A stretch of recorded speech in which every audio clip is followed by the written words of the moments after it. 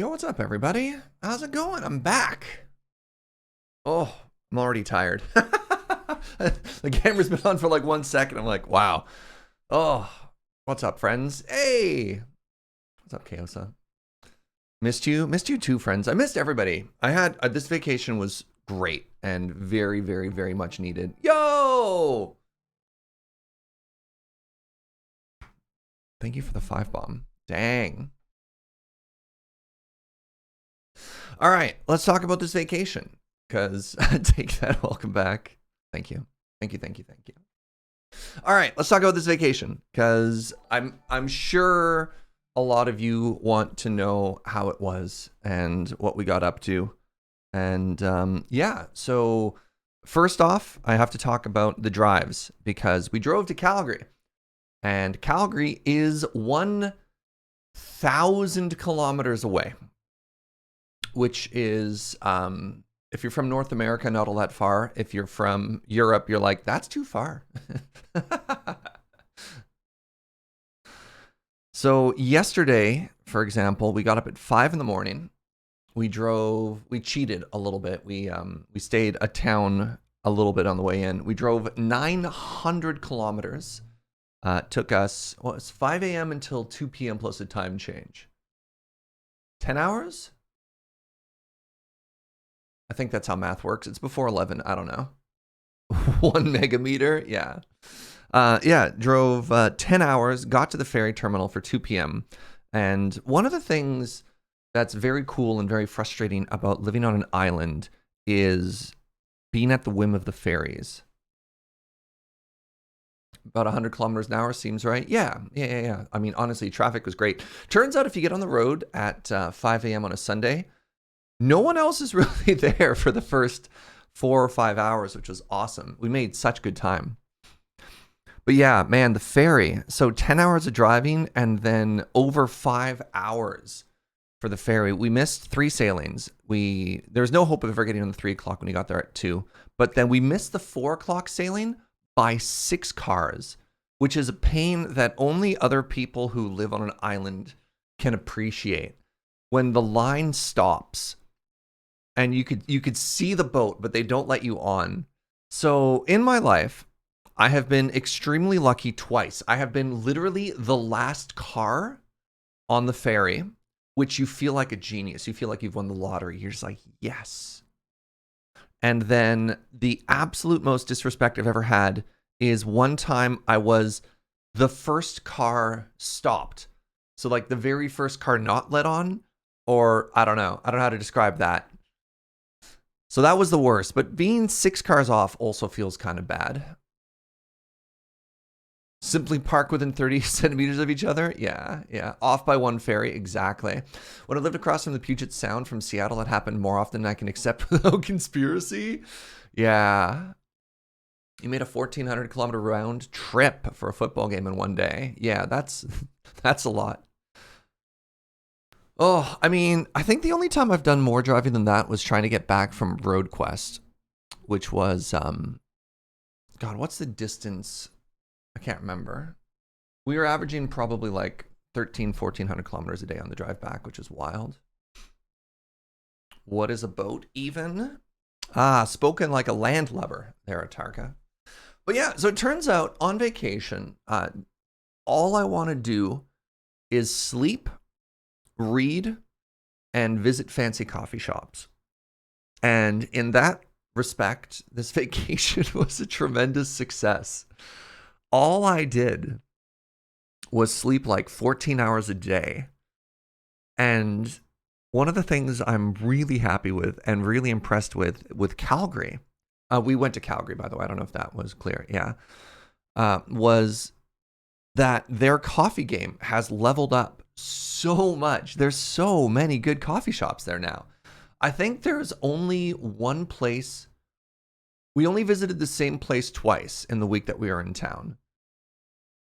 And we had like a new and exciting place to try. I drank some of, I kid you not, like the best coffee I've had in my entire life that week, which is, it's hard to state how good stuff has to be for me to praise it that high. It was phenomenal. Phenomenal. So yeah, spent a bunch of time with family. Everybody has babies now. I spent more time with like 2-year-olds to 8-year-olds this week than I think I have in the majority of my life combined. Everyone has babies. And yeah, drank a lot of coffee, napped a lot. That's the TLDR of my vacation. Which, on the one hand, I'm like, I didn't really do anything. But on the other hand, I was like, what I really wanted to do was nothing. And I perfectly accomplished doing nothing in the most relaxing way possible. Joe brought me tea. Oh, and we bought a new coffee grinder. Talk about that later. We haven't set it up yet. We've like barely even kind of unpacked. Everything felt weird, man. Like getting back into our place, it felt off. Grinder jack, yeah. Yeah, we got oh, I don't even know what it's called. Oh, I'm hold on. I need to know what this is. Joe, what's our grinder called? She's gonna go get it. Spending time with 2-year-olds to 8-year-olds, in my experience, is a very good recipe for low-level fever, but totally worth it. We're a little bit worried because basically since the pandemic, I think Joe and I have gotten a cold once, and we're kind of like, we love you, we love your kids. If anybody's sick, don't invite us over. And people were pretty good about that. So I think we'll find out in a day or two, but I think we made it through this with no like 2-year-old to 8-year-old runny nose or, you know, low-level fever. You're really excited? Wait, you've really dived into brewing coffee, so I'm excited. Wait, really? When did you become a coffee nerd? This is my jam. Oh my God. I would, yeah, we can talk about coffee whenever you want. All right, so Joe's going to bring the coffee grinder in just a second. Ah, there we go. It's the Ode Brewer Gen 2. I'm very excited about this. Could we unbox it? You know what? We're going to do a live grinder unboxing. So, thank you, Inkslayer. We have, since 2013, been using a hand grinder for every single coffee that we have at home, which it's done a great job, but like, I don't know. I always have a hard time describing how much coffee we drink to people because in my mind, it's not a lot. We have 2 coffees a day. We have a morning coffee and we have an afternoon coffee. And it is a cup. It is like 250 ounces, which to some people, they're like, that's a lot of coffee. I don't drink any coffee in a day. And some people are like, oh, I have 3 pots a day. And so trying to figure out where we are in the grand scheme of that. No, I'll zoom the camera out and close the door a bit. Ounces? 250 milliliters. Somewhere between 6 and 8 ounces, I think. An idea for your next vacation, just leave the stream on with Chair and host a 7/24 subathon. I mean, it'd be very generous if people just gave me money while I was on vacation. All right, very recently I got a mocha pot and I just recently acquired a V60 and a nice grinder. And so I'm doing some hardcore experimenting to find out what experts already know. Awesome, I love that. Oh, I said 250 ounces, sorry, I meant 250 milliliters. Yeah, I drink 250 ounces at a time. Good Lord, I would die. All right, yeah, that's very funny. All right, let me show you this grinder. Yeah.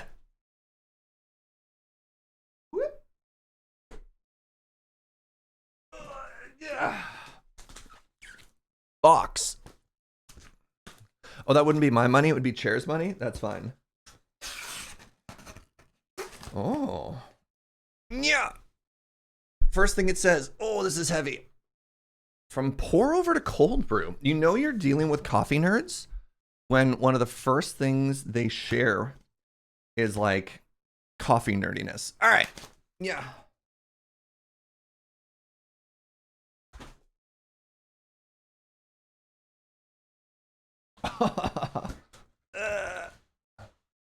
Oh. Ooh. This is a nice looking box. The fellow Ode. What do you think? Ode or Odie? How would you pronounce that word?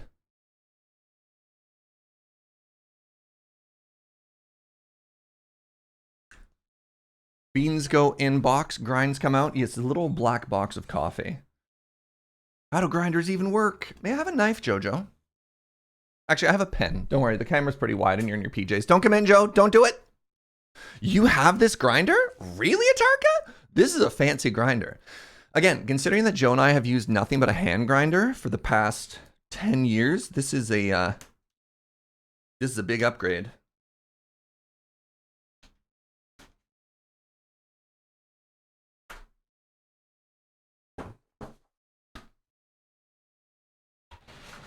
Whoa.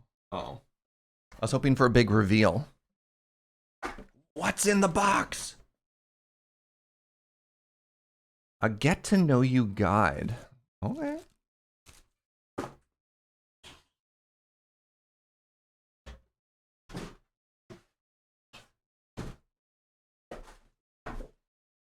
And then it looks like this. All right, how old can you see what I'm doing here? Oh, yeah.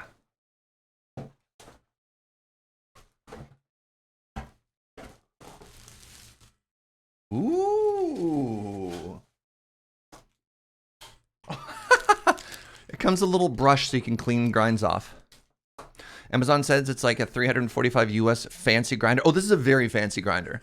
Again, this is the first grinder we've bought in 10 years, and I'm not going to... So what I really wanted was the Malconic EK6, which is like $2,000 to $6,000. And I can't justify spending that kind of money. So I'm very much looking forward to this. Oh, hold on, chat. You ready for this? Oh, it's... Oh, I thought it was the plastic. No, I was going to peel the plastic off together.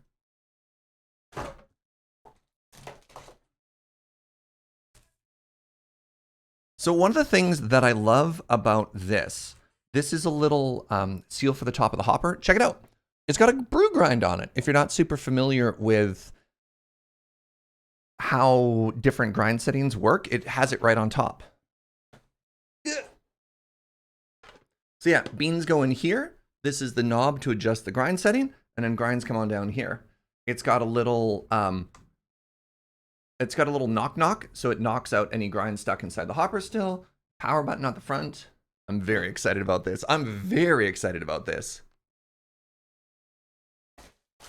All right, let me put it in the box because it's actually really heavy. Gah. Oh, I'm so happy, Joe. All right, give me 1 second. I need to put stuff away. I just left. Joe's like, how dare you not open that one last thing? Yes, fair. All right, be right back.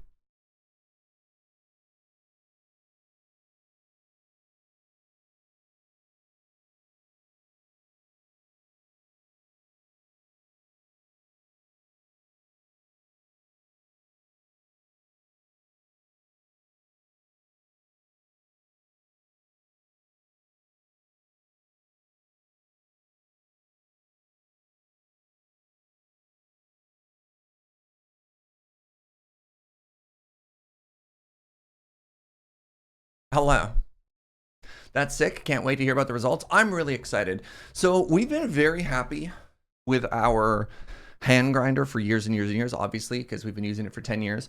But one of the limitations of the hand grinder is it's very hard to accurately adjust it between different kind of grind settings for different types of coffee brewers.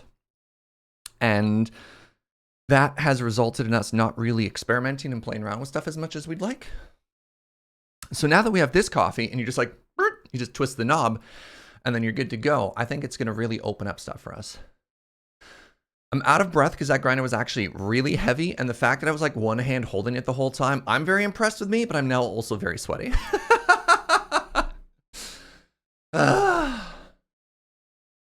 Hey, everybody, thank you so much for all the welcome back wishes. I really do appreciate it. You're all delightful. So someone that likes coffee, but I'm definitely not an expert. Can you talk about the thought process behind the hand grinder versus this and why you decided to make the switch? Oh, I kind of just touched on it there. A lot of it had to do with basically wanting to brew with more than just one brew method. For a very long time, we were happy to just have it dialed in for V60 or, you know, every coffee is slightly different, so we might have to do like very fine tuning, but this is really gonna open it up. Yo, yes! Oh my god, Inkslayer, I should have showed it off. Yeah, if you look at a picture at the front of that grinder, so that's the Ode Brew Grinder Gen 2. Yeah, let's go to images. I'm so happy you noticed that. So, if we're here,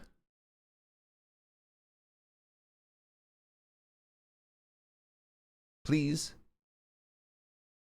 If you, these are all too small. Yeah. Never mind. Oh, you have a photo right there? Nice, nice, nice. Yeah, look at that. The the grind setting goes all the way up to 11. And that was so funny to me because I don't know how many of you follow the This Is Spinal Tap reference that you have right there. Yeah, why not just make 10 go bigger? Well, our grinder goes to 11. I don't know.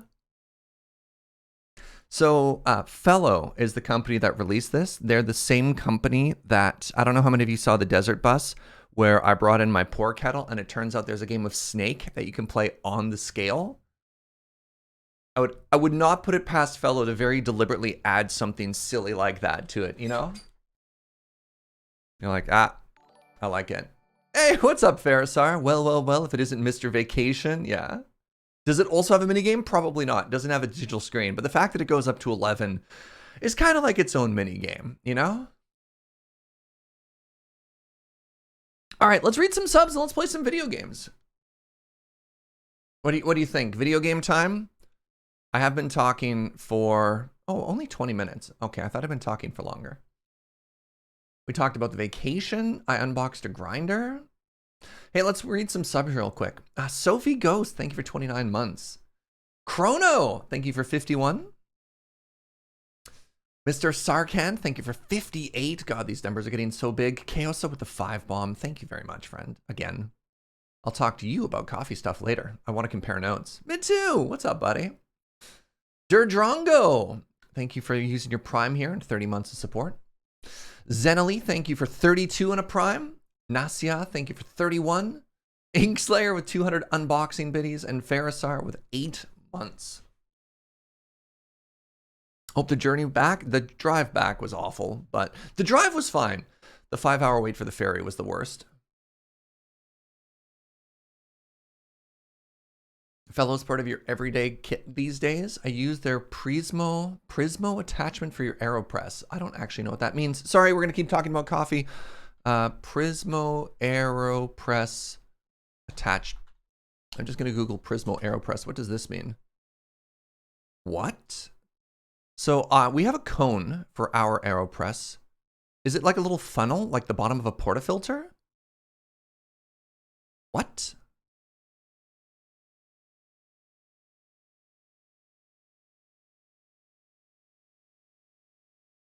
Prismo is a pressure-activated valve designed to be used with the AeroPress. This attachment allows for buildup of pressure to brew espresso-style coffee. I mean, that's very funny to me because... Do you know that the AeroPress was originally pitched as home espresso? And then that was quickly abandoned in favor of just making like a cup of coffee with it? Evil Clock! Thank you for 54, by the way. By the way, not by the way, just thank you. Yeah.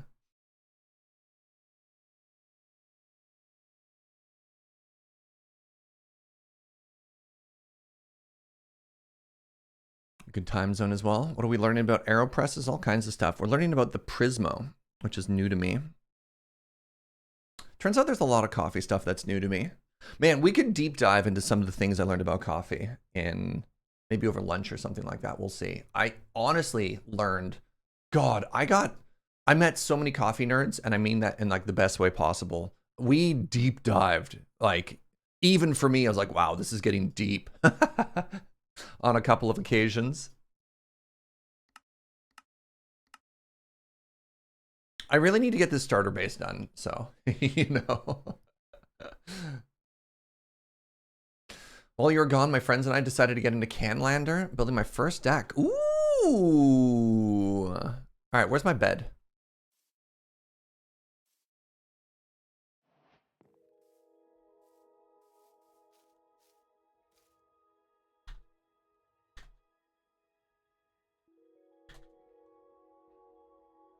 All right, my stream has been off for a week. Anytime I turn my computer off, it yells at me. So let me know how everything sounds. Let me know if I sound good. Let me know if the game sounds good. Like, how's that? Can you hear the clicking? Is it a little quiet? Is it a little bit loud?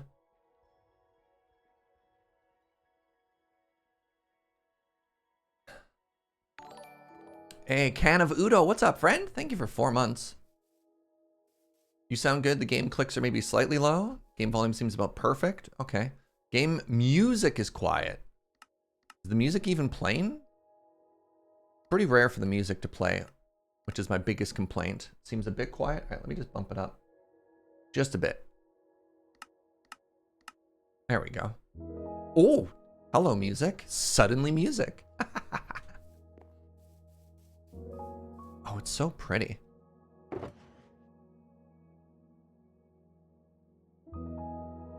God, that's so pretty. Oh my God. Popping in to say happy to have you back. Hope your vacation was everything you wanted it to be. And see you in the VODs. I appreciate that. Let's do a little flyaway. What's up, Pills? Thank you for the 41. So welcome to... Don't fall in the snow? Good. Welcome to... Oh, wait. Shoot. I installed Optifine. I'm so sorry to interrupt you, Song. I installed Optifine, which means I should be able to launch with Optifine, which means dynamic lighting and zoom key. Hold. Hold.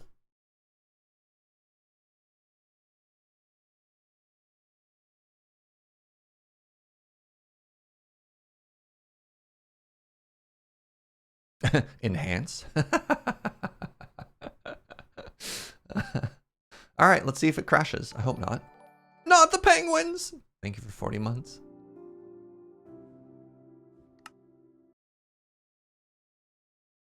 Doing some Grand Theft Auto RP last week. Nice. Hold on. Yes! It's back! Oh, I'm so happy. Reaper Titan, thanks for using your Prime here. All right, next test. Next test. What's up, Tygon? So if I walk... Yeah.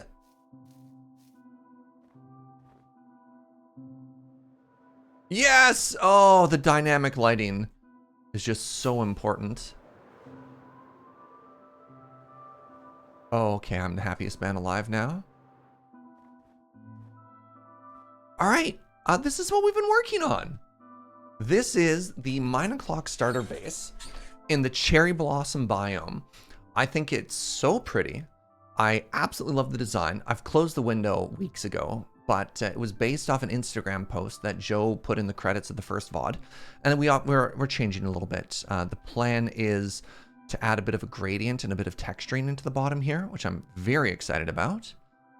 And, oh, buckets. What else do I have to do? I think I could probably just wing the rest of it. We need to add some, maybe some dormers and maybe a chimney or two. But otherwise, I think... Oh, wait, and they have like a side window. Maybe I should try and find the Instagram post. I'm going to check. I'm going to start by checking the YouTube. Unless, Jojo, do you have the link handy, my love? Joe's going to find it for me. Can we get some thanks, Joe's in the chat? Yeah, bunch of detailing. Yo, Nibbles! Thank you so much for the $10 dono, friend. Man, my week off was so good, friend. My week off was so good.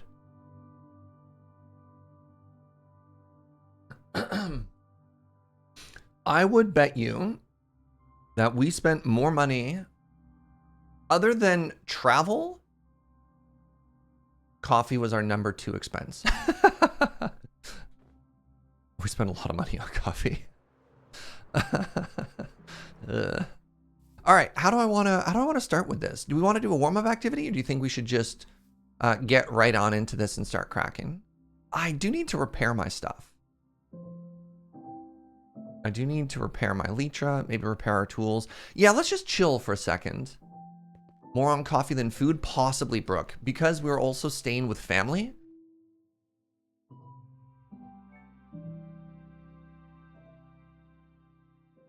Should be an Instagram post and a Twitter post, sweetie. Yeah. All right. Joe is absolutely amazing. So we are doing...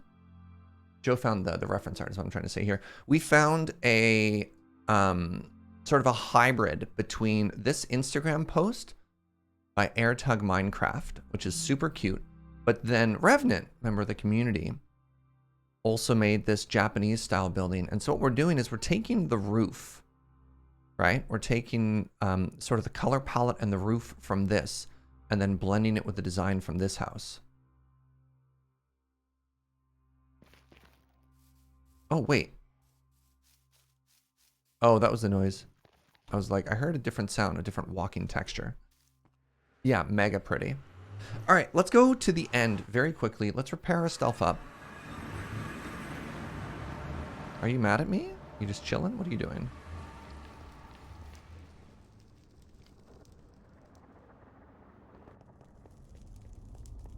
Are we bringing back science? Maybe.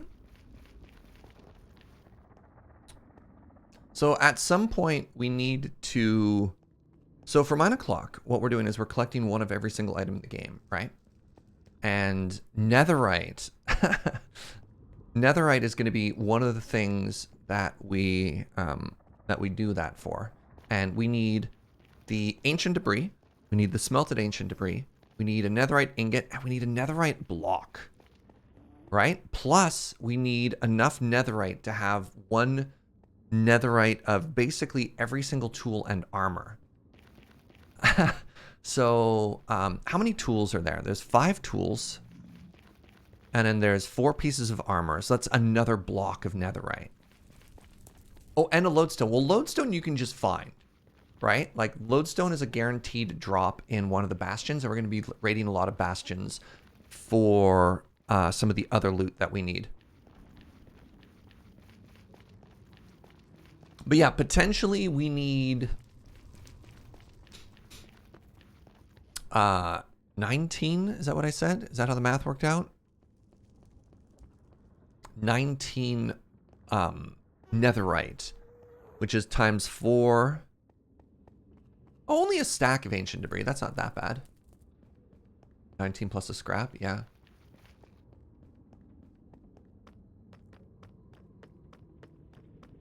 What in the world is going on here? What is this? What is this? What? What in the world is this?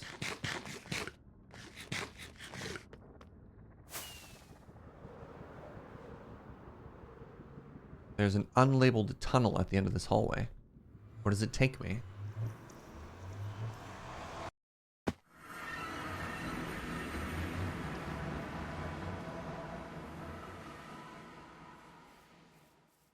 Dan's castle. Oh, okay, interesting. So it looks like Dan is fairly committed out here. All right, all right. What's up, Patiota? Thank you for the 4 months.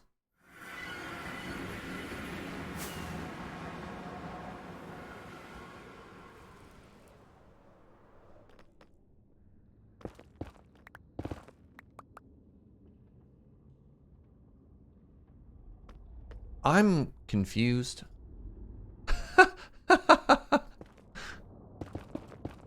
Just put that back there, and I'm sure... Yes.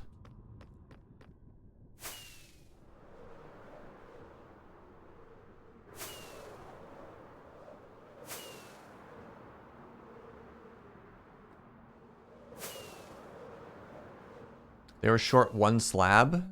That's the running theory right now. That's fair. Wooga chaka! Thank you for 29 months. 29 months, kind of flabbergasted, but glad of it. Thank you. All right, we go this way. Yeah. Portal noises. Oh. So how have all of you been? I was gone for a week. Have you been good? Have you been chilling and partying like rock stars? Pardon me.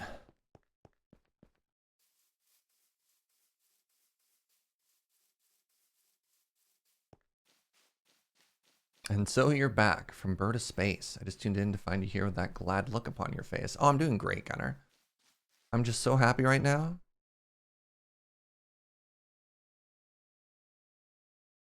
Wait, you stayed up and watched all of Le Mans? Dang. That's some dedication there. On new meds to beat your insomnia? Oh my god. Insomnia meds sound so good. As somebody who suffered most of their adult life. You got to see Jimmy World. Yo! That sounds like it'd be a really fun show.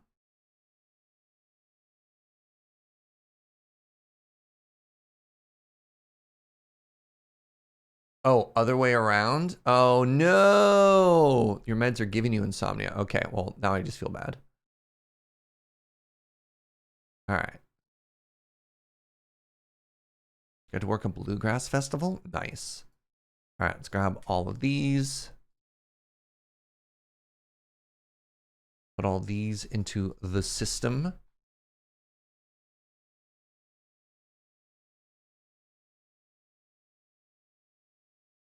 You've started seriously thinking about redecorating your apartment? Exciting. What's my oldest Minecraft world? Probably this one. I don't really hold on to old worlds, which is maybe a bit of a shame. Like, there's some part of me that wishes I had a little bit more history or like a local save of a lot of the things that I've done, because there have been a couple times I've gone back, but realistically, I don't really revisit my old stuff all that much. Honestly, sometimes it's because it's modded as well, and having to find that exact version of whatever the modded thing was when I played it isn't going to work either. Pew. Instead, we just have to live with the memories, you know?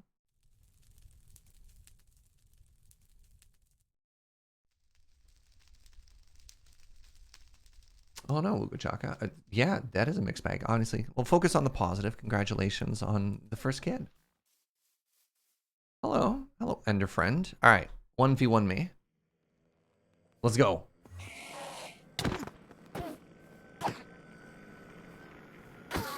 Got him.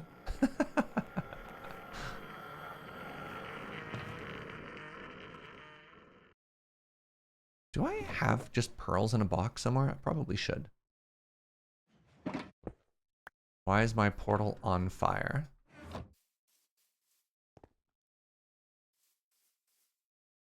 Joe says she got attacked, and I think...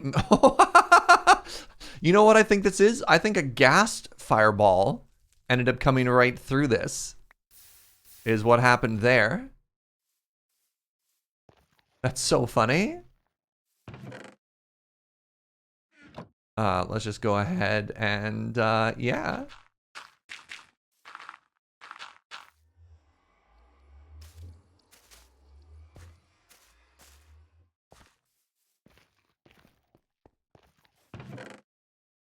All right. Need to, it's been a while. I need to sort of like ramp myself up and get ready to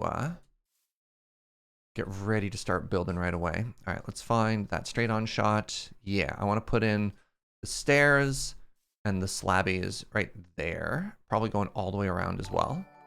The Zensible one. Thank you for that Prime in 6 months. I really appreciate the support. There's definitely always that fear when you come back after a vacation and you're just like, hello? Anyone still here? So appreciate the warm welcome back, everybody. You're all delightful.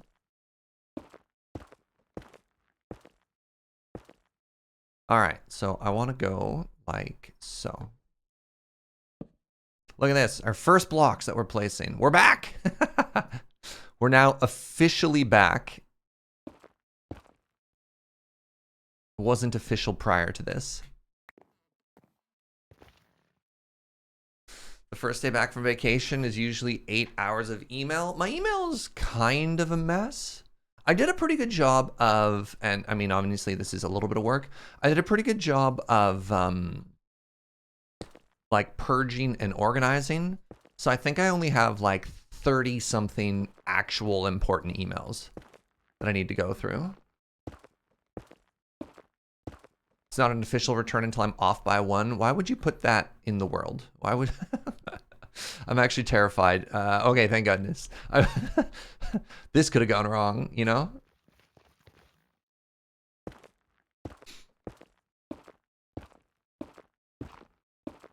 Minus the ferry frustration on the way back, it sounded like a lovely vacation. It was so good. It was, yeah, it was very, very, very, very good.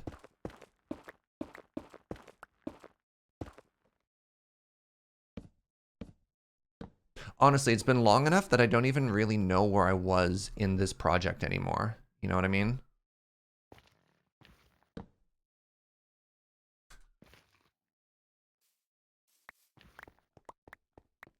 But my brand. All right, so that helped a bunch. Joe said she was going to be running me some stuff, which is very sweet.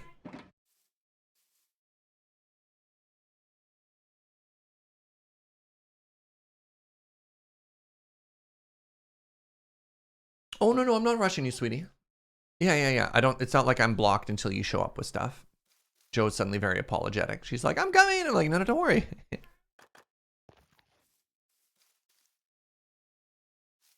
So Joe's going to be grabbing us some moss. She's going to be grabbing us some tuff, as well as one of the cool things this build uses is it uses, what's that block called? Lecterns along the wall up there, which is pretty cool. You are blocked because it's Minecraft? All right. Hold on. Time out. Should we start trying to put in our first dormer? Oh yeah, the dormer and the tower are all so cute. So let's do that. And you know what? Why not? Let's just follow exactly what they did because their build is very cute.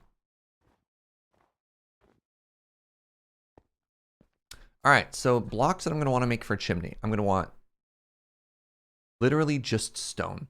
What do you think that block is? I feel like that is...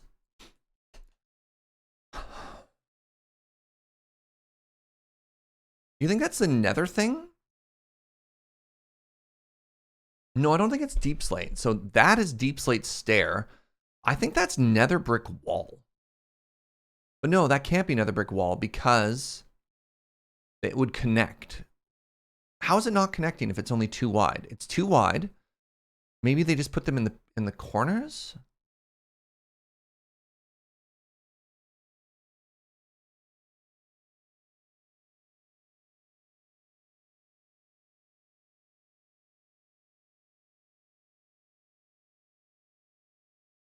Can I save the image?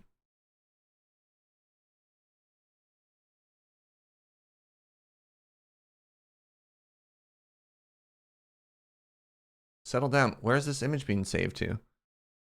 What in the world? What?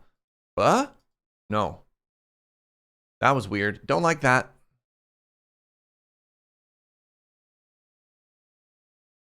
Oh, if we go from the sides, if that's... It must be alternating. It must be alternating dark oak and nether brick because otherwise it would connect, right?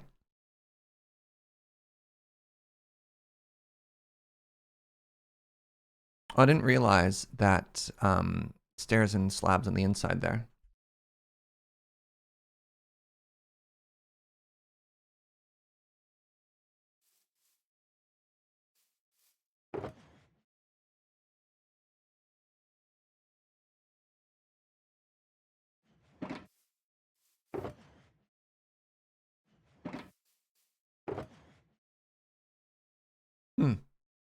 Need to chop some trees at some point too.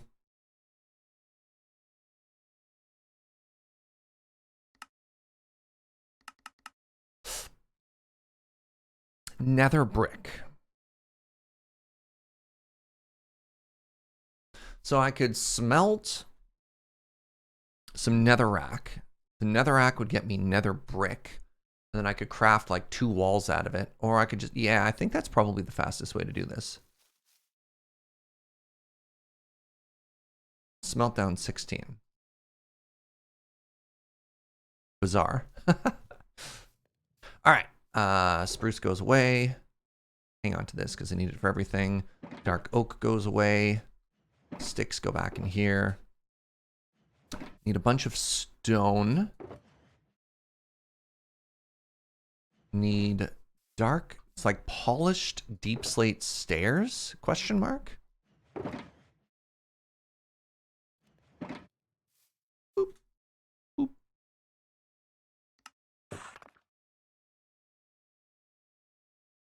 I love that they're using gradients. We will not be using gradients, but I appreciate that they did it.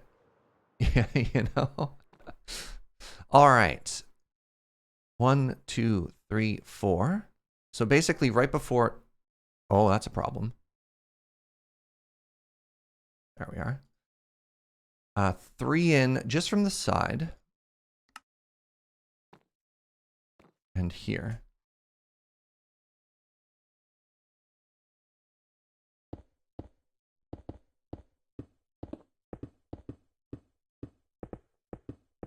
Let's confirm that that's correct. That's such a good spot for a chimney. Oh my God. All right, is good.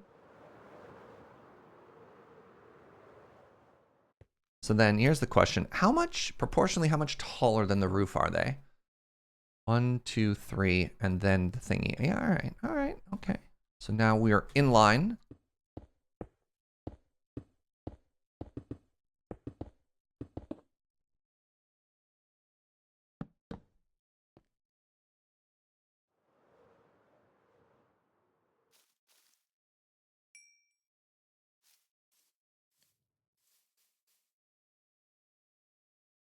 How do you even make nether fence? Is nether fence just, no, it's a wall. So you'd need 6 of these, which means I don't have enough nether brick. Which means maybe it would have actually just been faster?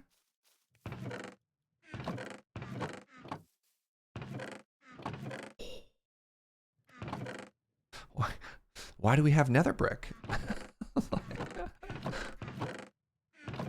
That's so random to have. I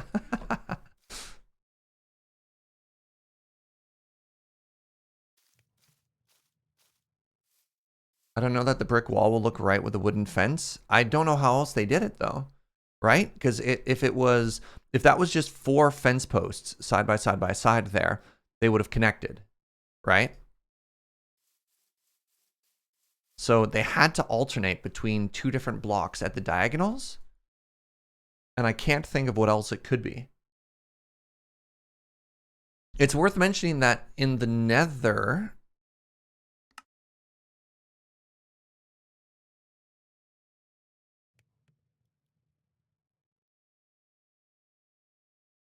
I think the nether one is like a thinner block anyways.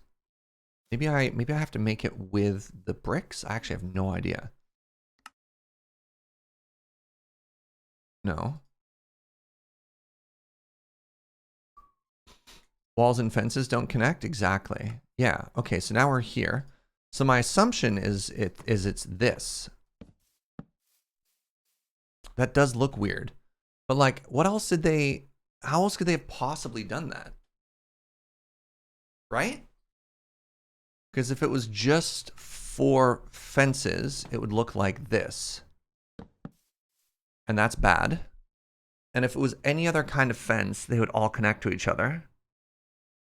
You think it's nether brick fence?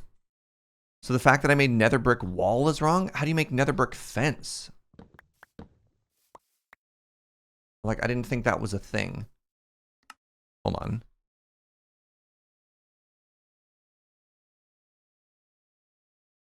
Oh my God, there is nether brick fence. Oh, what's the recipe for that?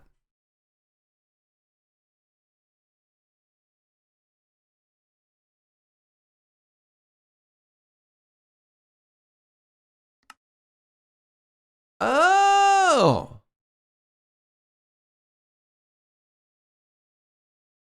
Isn't there some nether? Well, we decided before this whole conversation, J-Girl, that we weren't going to bother going to the nether, that this was going to be faster, ironically. Can I smelt this back down and get brick out of it? No. Interesting. I think that's enough anyways. No, it isn't. Oh my God.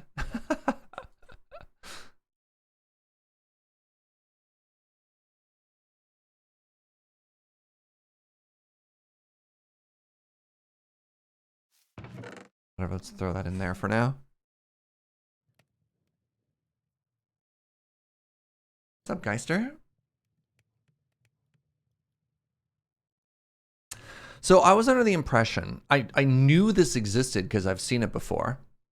But I was under the impression that it was wall because it starts from stone and stones don't have fences. I don't think I've ever actually built with this block before. All right, so that's the 4 block. And now I just need 2 more. If I only need 2 more, I can do this then.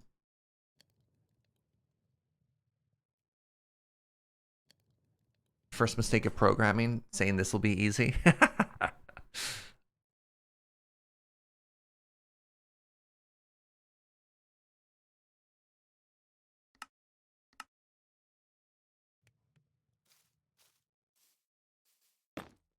That's exactly what it is. There you go.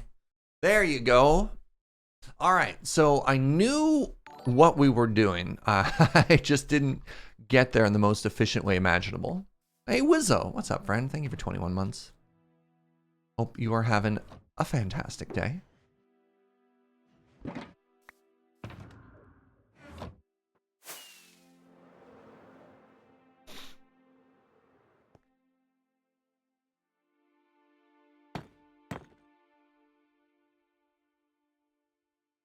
You only knew that because of the most recent building with B-dubs? Huge fan. More people should watch that. He's so good at everything he does. Bloop, bloop. Ow. Alright, so the chimney, and again, it's kind of basic right now, but we'll fix it. Turning into quite a fight to make these blocks. I'm not saying that it's uninteresting, but I do want to see what comes after. Just want to see what follows the nether brick row. Oh, Gunner. I'm back. I sure am back.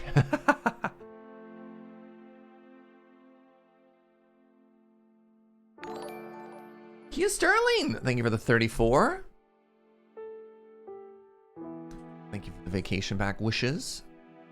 Wait, is that how that sentence goes? All right, next thing I want to do is I want to make this dormer. Oh, so this is somewhat, no, it's not. I was going to say this is somewhat challenging because it blends in with the gradient they have there, but that isn't at all correct. All right, so let's start with, let's just make it all out of the calcite. Nah, you know what? I changed my mind. We'll make it out of the same combination of blocks. Green stuff, white stuff. White concrete powder. Oh, right, I'm calcite poor. Joe? Joe's like, I'll add it to the list. My love.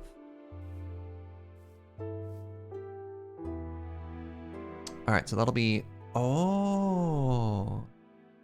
That's fine. If it's just, but it, So we're back to needing to have a trim on the exterior. Are we? This pops because it has the trim. So my thought process here is their roof is a gradient, which is very interesting, but their gradient also has a strong outline border, right? And we have sort of a similar thing going on, but we've made it flat, right? So instead of everywhere that they have the outline color, we just have the block, which is fine because it looks kind of cute, right? And if we want to, we can eventually go in and texture this just with other colors of deep slate, just to make it so it's not so flat and just so it looks a little bit more interesting. But as a consequence of this, we won't be able to get that really nice pop that they get from, but I think it'll still look good. So we'll have the white and the calcite to sort of make this stand out here. So like that'll be at the very least somewhat interesting. You know what? Let's just give it a try and see what happens.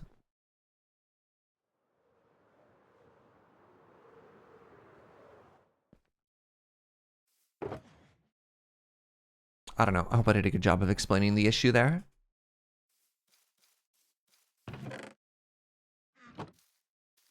So I need deep slate stairs and slabs because I was using brick for all of that, right?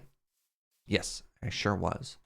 All right, and then the other thing that I want is going to be lots of spruce slab and fence and gate. That's the other word. Lots of fence and gate and slab. Trapdoor, not slab. I lied. I think another thing to consider is that shaders make the roof very shiny, almost glossy. Nothing you can't overcome, though. It's just a case of mind over matte. I'm not using shaders, Gunner.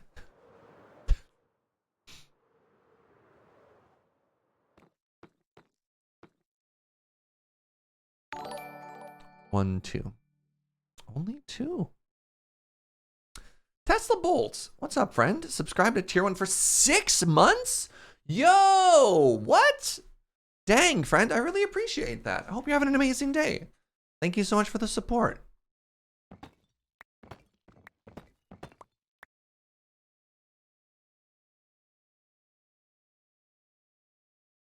Five. Do you need leather, sweetie? For books? Go to the villager area instead and use emeralds to buy bookshelves. Well, you need bookshelves for lecterns. Okay. Okay. Arteris, thank you for the 59. Anyways, back to work. Thank you, Gunner. No work, Gunner. Only pun. You can't just come in and leave when you want like that. How dare.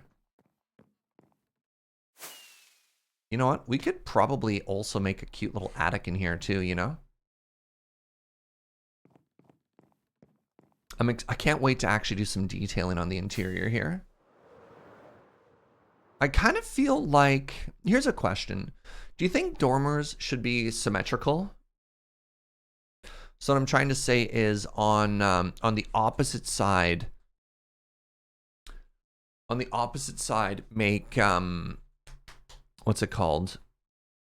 Make a window. That's what symmetrical means. Join the community Vault Hunter server through the Triad Gamer sub, but too lazy to keep switching back and forth on Discord. Yo, thank you, Tesla. In a straight line? Yeah. So what I'm saying is we'd have a window here and we'd have a window symmetrically on that side. And then on this side, we'd have the little tower, but no tower on the opposite side. So if you viewed this roof from the other side, it would be plain everywhere except for that little dormer and the silhouette of the chimney and the tower on the opposite side.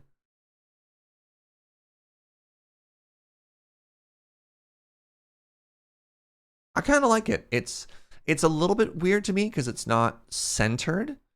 These are actually really well spaced out from each other. There's like good weight balancing here. There's a little bit of tallness there to balance out the shortness on that side.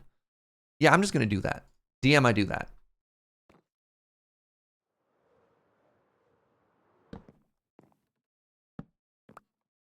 What if 2 smaller dormers? Maybe.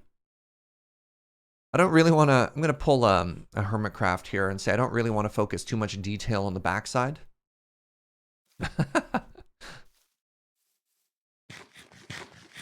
So if we know we're going to want to put it in the floor,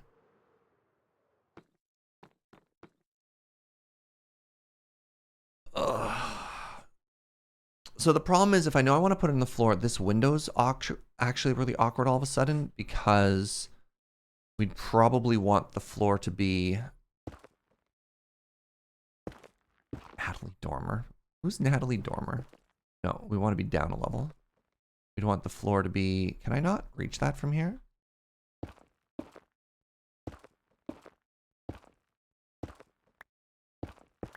Do we have a shulker box full, sweetie? As much as you can grab. Yeah, so if I wanted to make a floor here, right, because that's the correct height for this window. It's a little awkward. Is it? Actually, maybe it's not because it covers that perfectly. Oh, that might be really interesting. So the floor goes there. We just have to rethink how this window goes because this window doesn't have to be there like that. And actually it's at the wrong height for that side. Natalie Dormer is an actress from Game of Thrones. I've never watched Game of Thrones.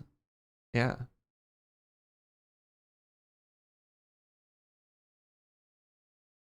I like this. We do it that height. It covers the deep slate from down below. And then let's just go down one block for like cross beams and support. Okay. Okay.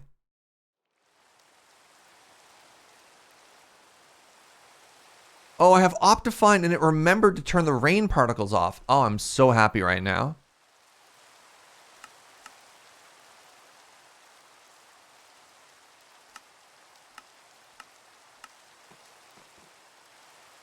This is the greatest moment of my life. So here's the next question. Because I'm building with concrete powder and I know things are going to fall, should I put in the floor first? Should I put in the floor first so that the concrete powder doesn't fall? I think the answer is I have to, yeah.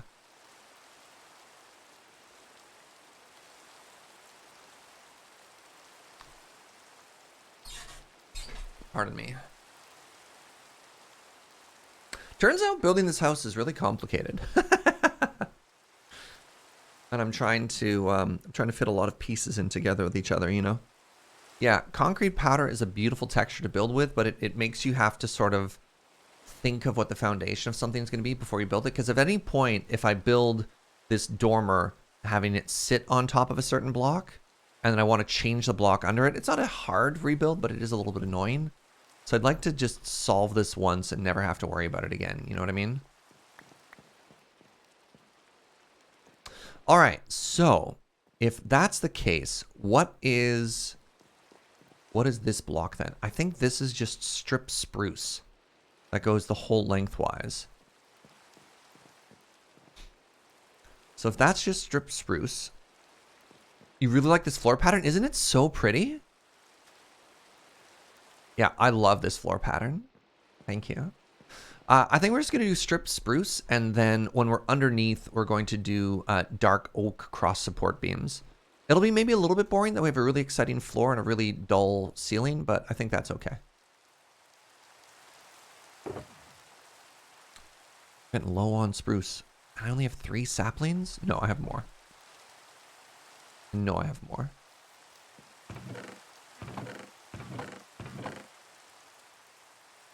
I do have more, so that's good. I could go somewhere and grow and chop a bunch of spruce.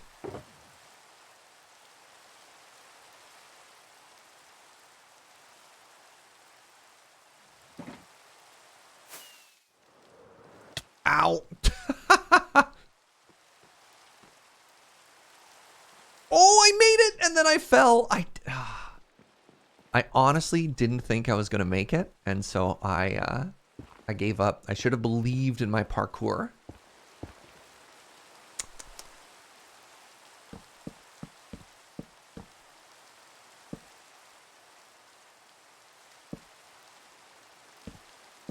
What's up, Teen Troll OG? Is everything good? Everything is so good.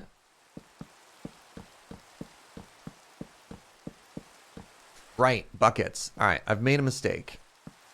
And do you know what that mistake is? I need to strip that before I cover it. Everything else is easily achievable after the fact.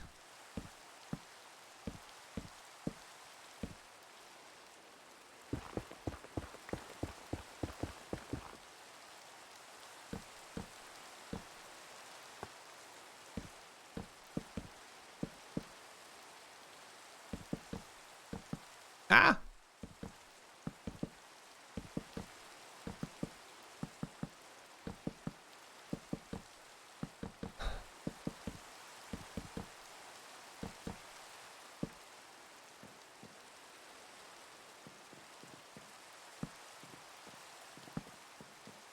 Oh, that is central. Central, pardon me. Nice. Maybe I'll do the floor I always love to do, which is base spruce, but then I texture it with a little bit of like plank and also some dark oak. Just something I pulled directly from building with bubbles. B-bubble. B-bubble-bo. B-double-O.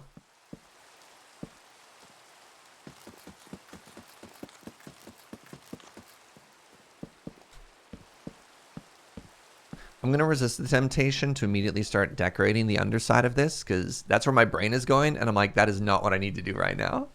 Yeah, like this is a good sized attic. And then when we put the wall in here, so probably what we're going to end up doing is we're going to fill this all with concrete powder.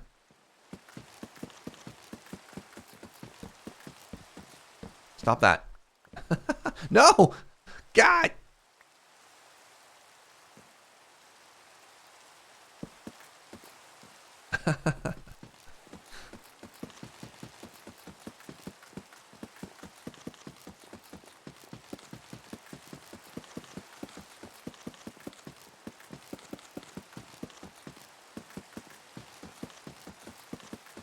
All right, here's a question for those of you who have company or spend time with extremely small kids. And by extremely small kids, I mean old enough to like have interests in hobbies, but still like, let's say 2-year-olds to 8-year-olds, hypothetically, who also have an interest in Minecraft.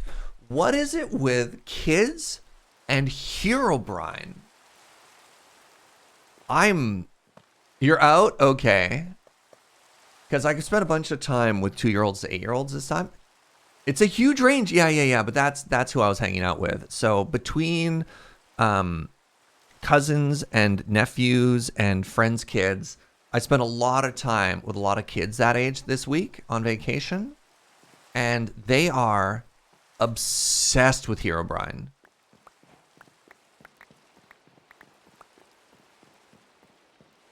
And there's apparently a whole bunch of YouTube videos just specifically trying to be like, Herobrine added, like, Herobrine, is it actually removed from the game? Who is Entity 303? And I'm just like, what is going on? Like, it honestly feels like conspiracy content material directly targeted to kids about, like, the story and the legend of Herobrine. It's really bizarre.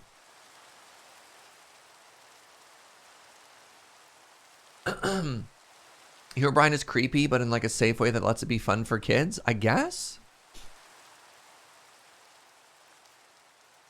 Currently, my friends' kids are capping at like 2.5 years old, so they've not discovered Minecraft yet. But when my sister's kids were that age span, it wasn't a thing yet. Interesting. Yeah, I know 2 and 8 are pretty different, but yeah. You asked your 7-year-old and he had no idea? Okay.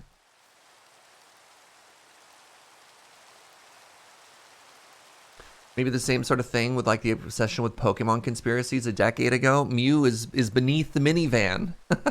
Wake up, people! So this is really funny. One night when we had dinner at our friend's place, and they have a 2-year-old, a 6-year-old, and an 8-year-old. They have the whole range themselves. What's up, Revenant? Oh my god. Thank you for 48 months. Enjoy the netherite bean. So we're hanging out, we're having dinner, dinner's done, and it's time to sort of just like, I don't know, chill and wind down before bedtime. And my bud was like, yo, you should talk to my kids about Minecraft. Because, you know, obviously, he didn't really know what I do. This is funny. Look, my friend's a doctor, and so he's kind of offline. Yeah, not very cool if you ask me, just a doctor. So he's like, yeah, maybe you could talk to my kids about Minecraft. And I'm like, you know what? Sure. Why not? And then suddenly, when the kids were told they're allowed to talk about Minecraft, I started hearing about 2 different worlds at the same time in stereo, which is the sort of incredible ability that 2 kids have to talk over each other at the exact same time. Oh, throat goo. Thank you, sweetie.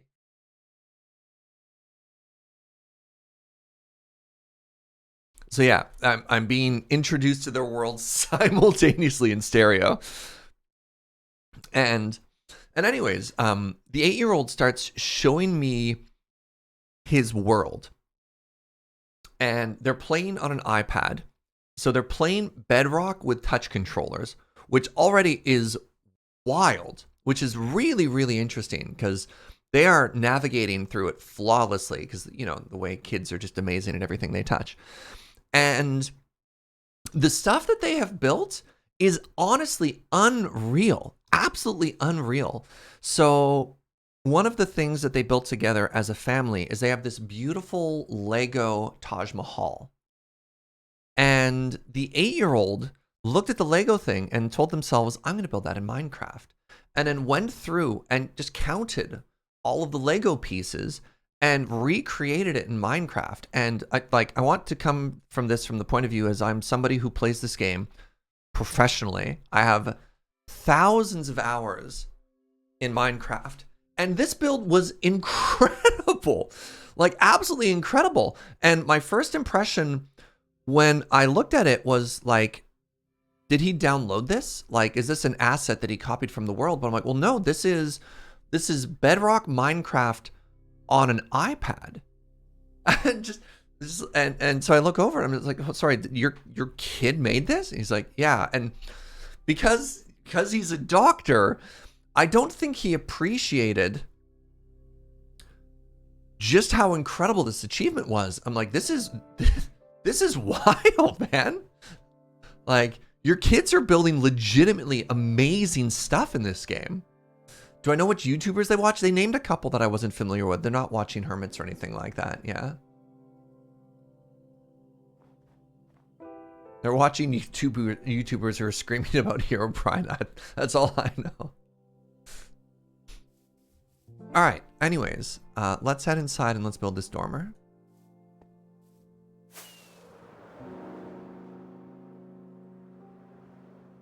Oh wait, no, I need more white concrete. Do you know I wrote this song for you, chat? Oh, I'm out of white concrete. That's interesting.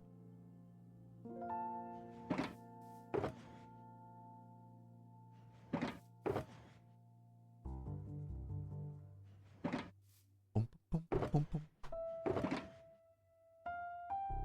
Oh, I love this song.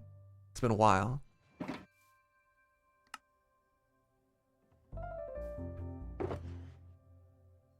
It's been a while since I wrote it. Minecraft on a touchpad hurts. No, I've got concrete, sweetie. Thank you. Minecraft on a touchpad hurts you? Yeah, I don't think I would be able to... I don't think I would be able to navigate a touchpad like that. For sure. You assume Hermitcraft is mostly for the Earls these days? I don't think Hermitcraft specifically... targets a young demographic. I think I'd agree with you on that. But I don't know if it's necessarily for the olds.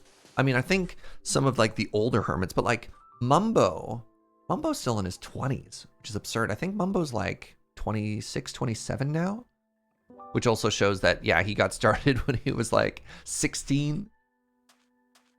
Actually, I think I might have to go in even one more block from this. I think we carve this space a little bit smaller like this.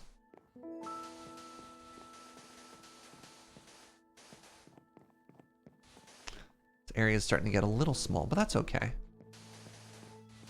We just have to be aware of this when we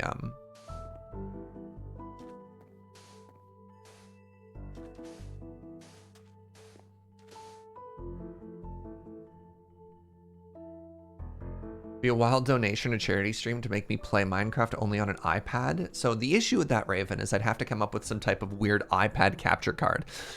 But that's honestly something I kind of want to do at some point anyways, is Jorbs, a streamer I often talk about, has an amazing setup where he has a stylus, and when he's doing like literal mental math, he draws it on the screen so people could see it. And there's a lot of times where, I haven't done it in a while, where I'll take a step back and we'll kind of draw on the screen together to take a look at to sort of take a look at like what things would look, and so I could express my ideas and brainstorm, is like literally just doodle.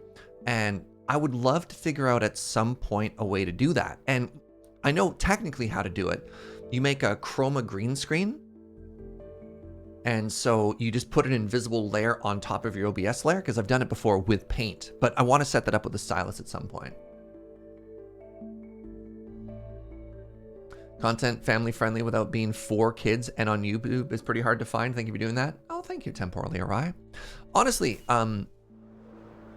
spending time with my friends this week, and especially the number of friends that I have with kids who say they watch my content with them, is so humbling and so flattering. It's kind of hard to put into words, just knowing that my friends are like, yeah, I put you on and I watch you with my kids, and then my heart kind of melts. I'm like, oh no. What's up, Revenant?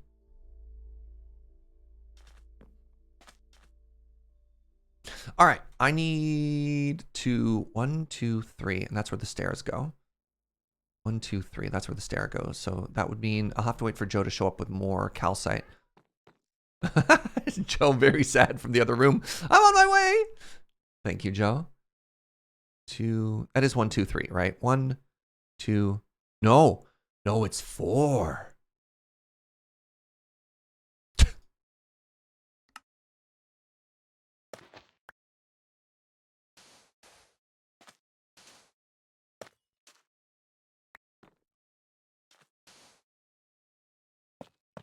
Yeah. So then I do this and this. Does it have an overhang, do you reckon? Signs point to yes, it has an overhang.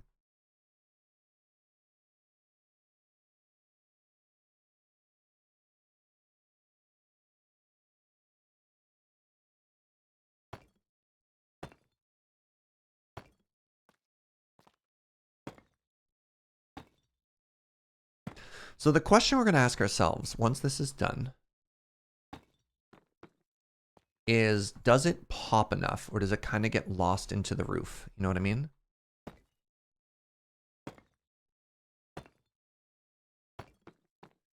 Because our roof isn't a gradient. What's up, Inquisitor Gaia? My vacation was phenomenal in that I did absolutely nothing, slept every day and read, and also got to try a bunch of world-class coffee.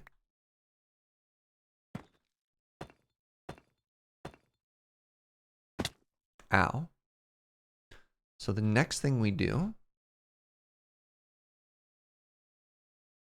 Oh, I don't even use stairs. Oh.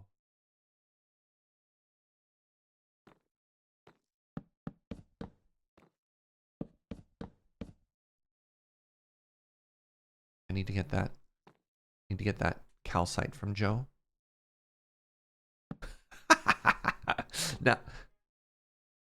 Now I'm just teasing her. She's like, I'm on my way. How dare you? Wait. Oh, that's so clever. Oh my God. Chat.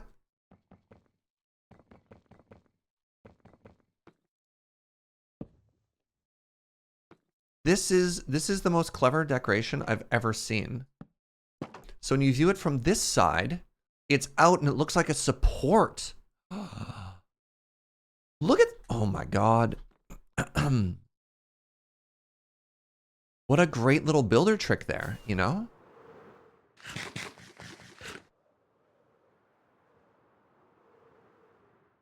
So this will pop even more once we get all the calcite.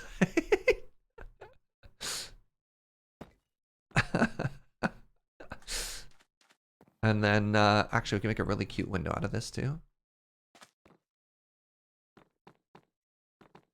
My definition of nothing is drinking awesome coffee and reading. Considering how much I normally work, it was a very nice break. Brian Bacon, thank you for the 22 months. Just over 2 years. Close. Close.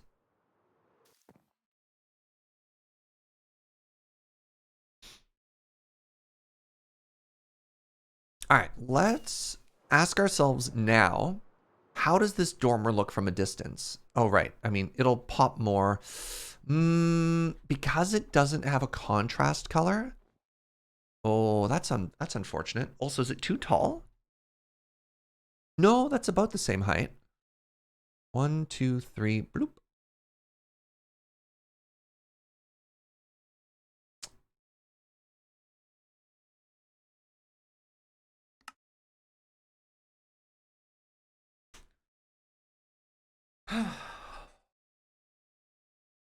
Here comes the James's peoples. Thank you, Ave. Brace.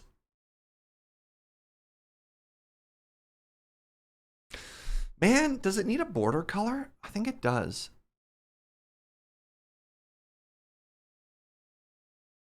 I think it needs something that pops just ever so slightly.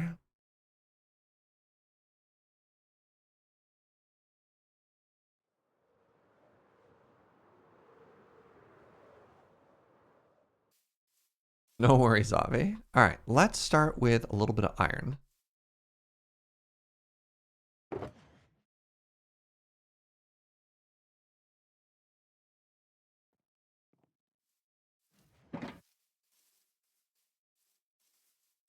So I need 9 anvils. Hello? Oh, Joe! Hi, my love.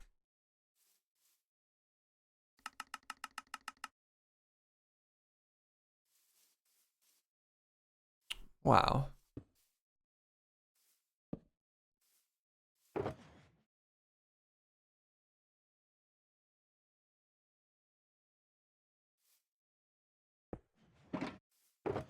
Oh my God.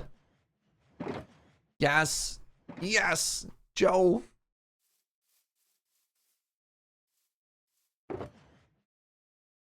What's that question, sweetie? Yeah, just throw the lecterns at me, please. Oh my goodness, I squeaked.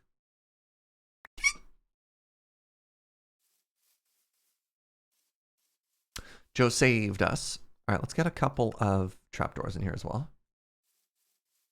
Goodbye, Joe. When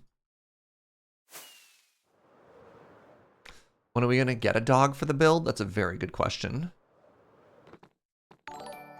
Hey, what's up, Weekend Jedi? Thank you for the 20. All right, so we want it every other one. Bong.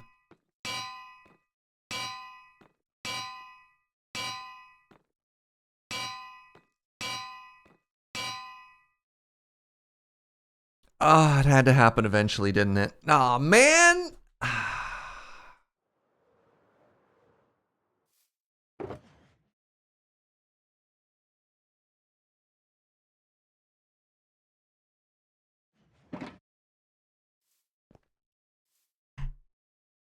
I was off by 1, Joe.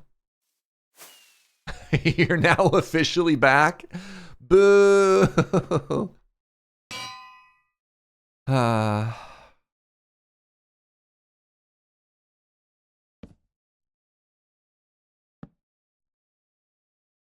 Scripted?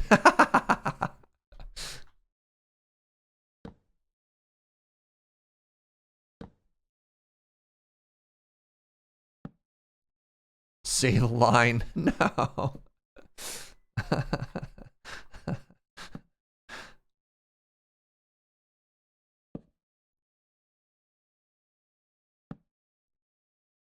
I like that Nibbles waited until that to say welcome back. How dare you? Hey, what's up, Monoceratosis? Thank you for using your prime here. Oh, look, there's more anvils. Okay, good. I was supposed to make 2 more. All right, I feel better about this now. I knew, you know what? In my head, I was even thinking to myself, I should make a couple of extras just in case. And I was like, no, I just simply won't be wrong. What am I going to do with these extra anvils?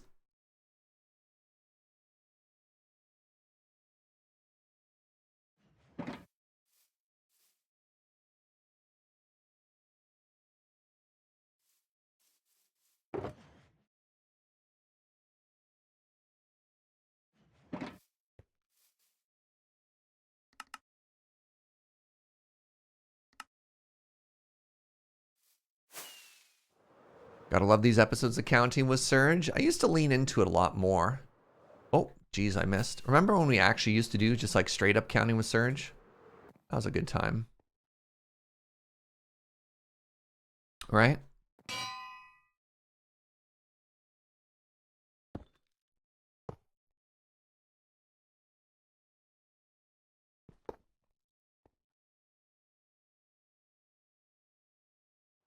Did I? Oh, hello?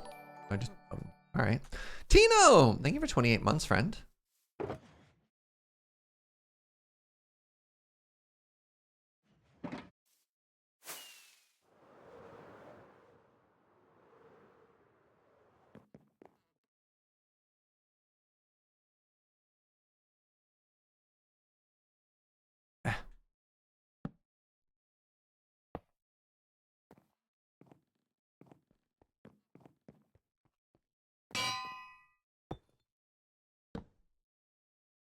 Nope.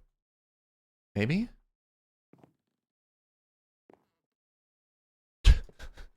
I didn't know where it gotten.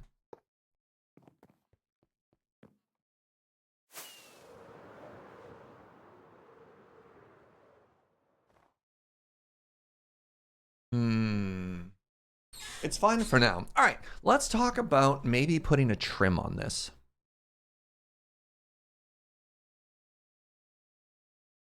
Oh, but I just put an anvil down? Oh, yeah. It's fine. It's fine. Hey, what's up, Sammy? Yo! Prime and a butterbean. My goodness. Congratulations on the Imperial 1 year. Indeed. All right, so if I put this away, and I put those up there, and then put the dark oak away, that's fine. Put all the spruce away. Dark, yeah, put this in here too. Tupperware, hey, thank you so much for using your Prime here. Really appreciate that, friend. Welcome. Okay, let's go into here now. Let's get rid of all this. So here's the plan. Here's the plan. Let's just do a little test on one side, just a little test. And you tell me if you love this or hate this.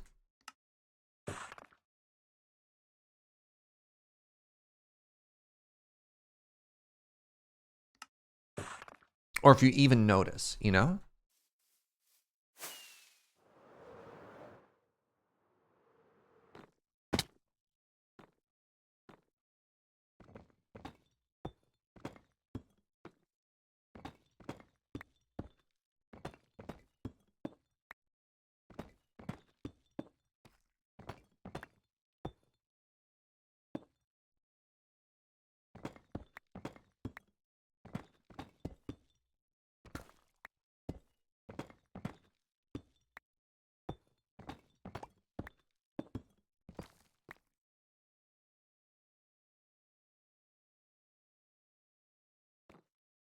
All right, is this even noticeable? Because we need a bit of a border.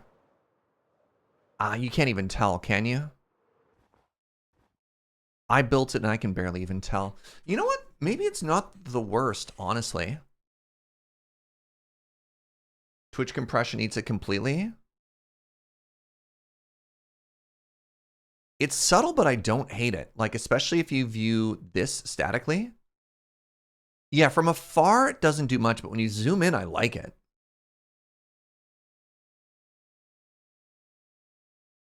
What if we added Blackstone? What's up, Virgil? Blackstone's very black, though. Like, very, very black.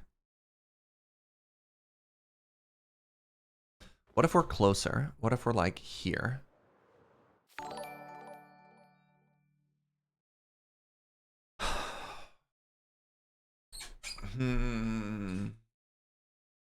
Virgil, thank you for 39 months. Welcome back. Hope your vacation was restful. Thank you. I see what you did there. All right, let's leave that for now.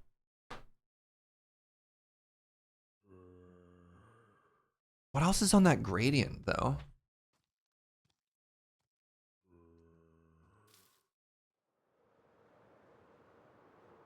So when we're here, I really like it from here. All right, builders in chat. I mean, you know what we need to do? I know what we need to do.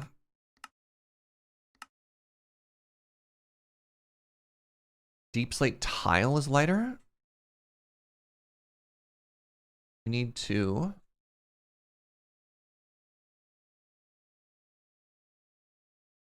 We can only pick blocks that have slabs, though.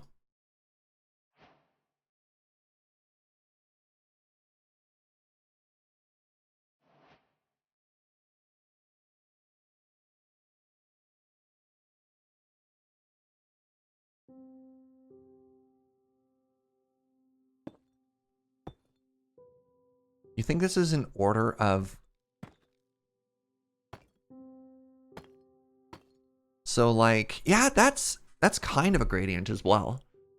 So deep slate tile, I think this is the last one here, is darker, which is interesting.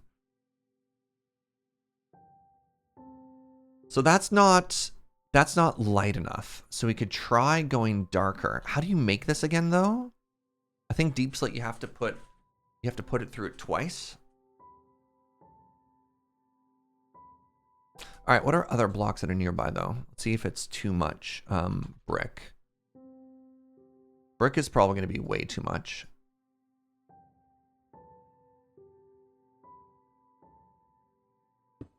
Yeah, that's way too light. You can go directly from tile to cobbled via the stone cutter. Thank you, no smoke fire. I thought you had to go 2 steps. Yeah, I think that's too far of a step from here to here. What other colors are there? Polished andesite.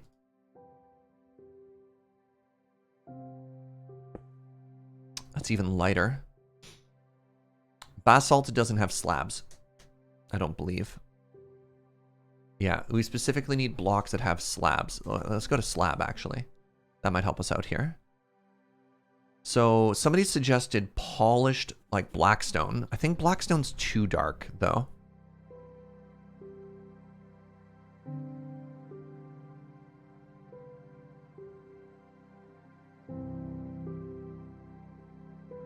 I think if we're here, yeah, it's so dark, right? Which I think it's gradient-wise, it's like this.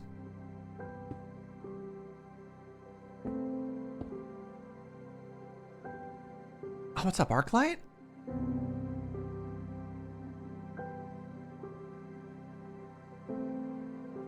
So Revenant, I've actually got your thing open there. So you had dark oak sort of behind it. What we need is an external border color. Blackstone's also a warmer tone. Yeah, that's fair. Specifically looking for grayscale? Yeah, we want it to be subtle. I think we want it to be subtle. So I was thinking at some point maybe dark prismarine, but that's way too bright.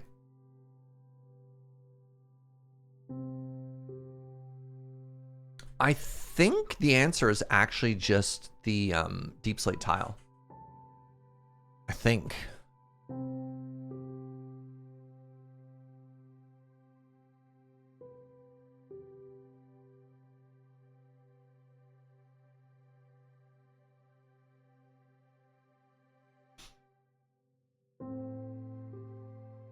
Test the tile in creative before committing.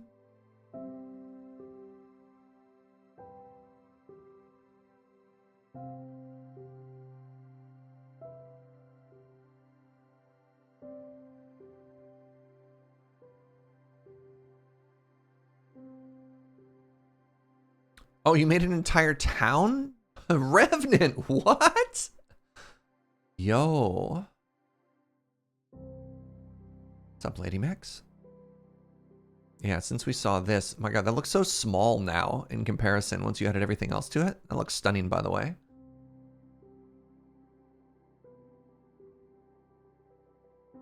Here's a mega block gradient. Oh, that's really cool.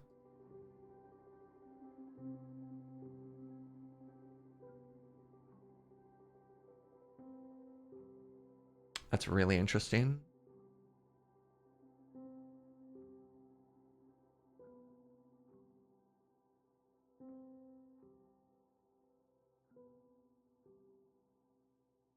I like that it goes from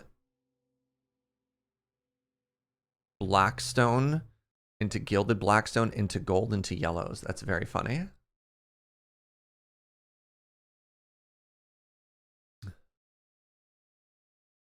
Also, notice how shulkers, a lot of people have been building with shulkers lately. That's a secret tech. Works great as a light source as well. Now, notably, this doesn't have brown gradients in it because the background is brown. It's got a little bit of dirt there, but like a lot of the wood tones are missing, but still nice.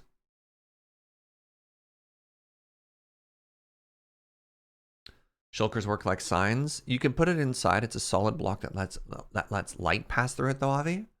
So what you can do is you can trim the interior of rooms with shulkers and put light sources behind them, and then have invisible light in builds, which is kind of cool.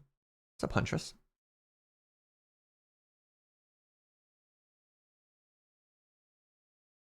I still think even this is amazing, by the way. I still think we're just going to try this out. So let's try real quick here.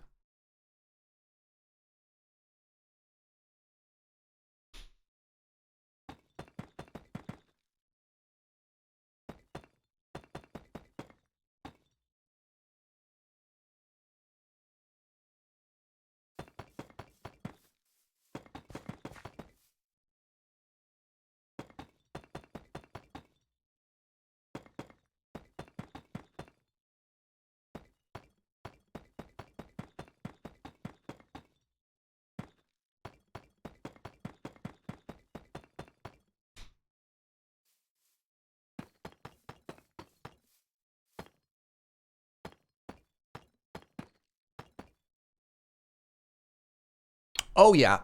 Oh, yeah. Oh, no, that's perfect.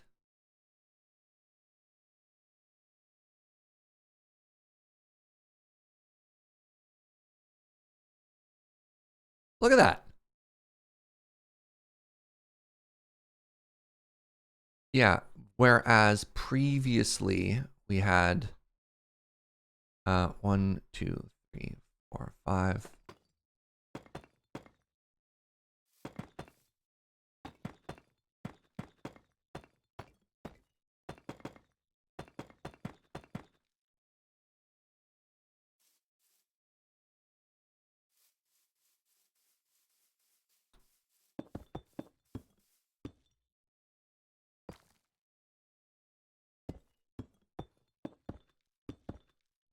So that's what we had on the opposite side. 1, 2, 3, 4. 1, 2, 3, 5. There, now it's balanced. So yeah, I think the left side works.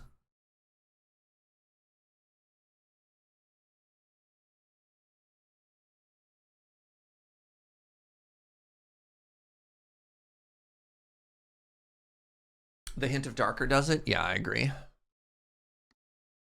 Thank you, Creative Test World. You've saved us once again. And then the other reason that's going to be nice, and the whole reason we're doing this, is the dormer needs to pop. Can somebody tell me how I can make this never show up? Because I hates it.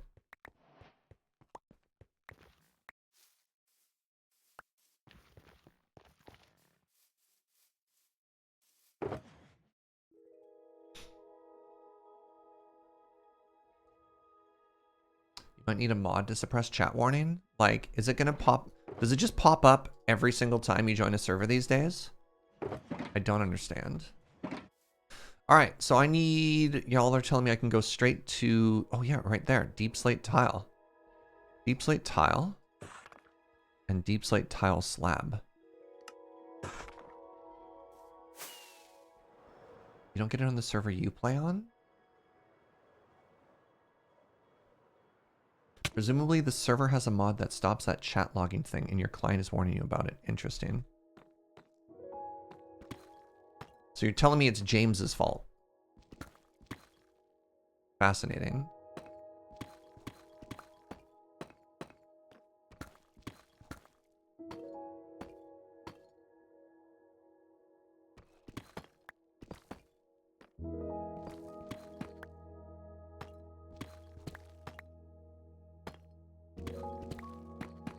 You'd personally blame Microsoft, but the meme is funnier? Yeah, agreed.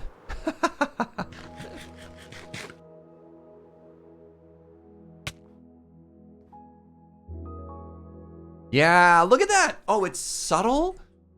It's subtle, but I love it. And I think that's why it's so good, right? Look at that trim.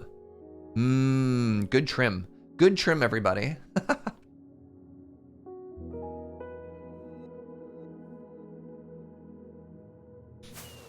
When that trim is just right.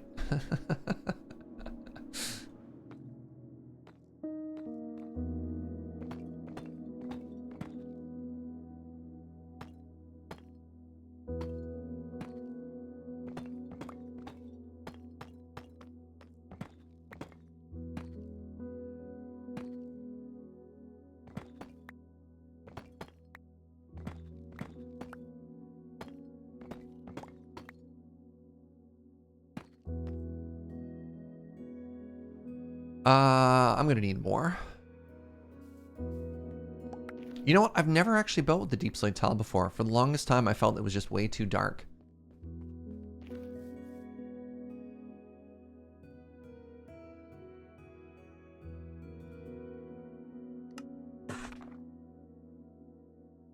Ah, 45 ought to do it. Ah, whatever. Let's do another 16.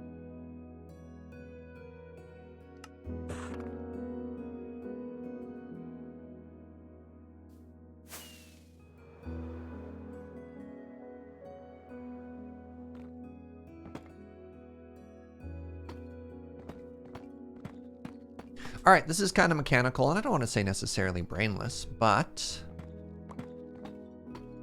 not thinking too hard here. Ooh, actually, while I'm up here, let's also put in the lecterns, which I think I put in this box. So the lecterns, I believe, need to be facing in this direction. Oh, no, that's wrong. Yeah, so if I do like this, how do I put this in here?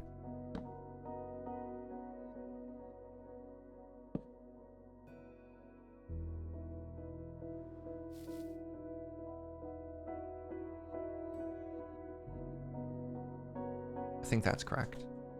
Just ignore it if it's wrong. You know?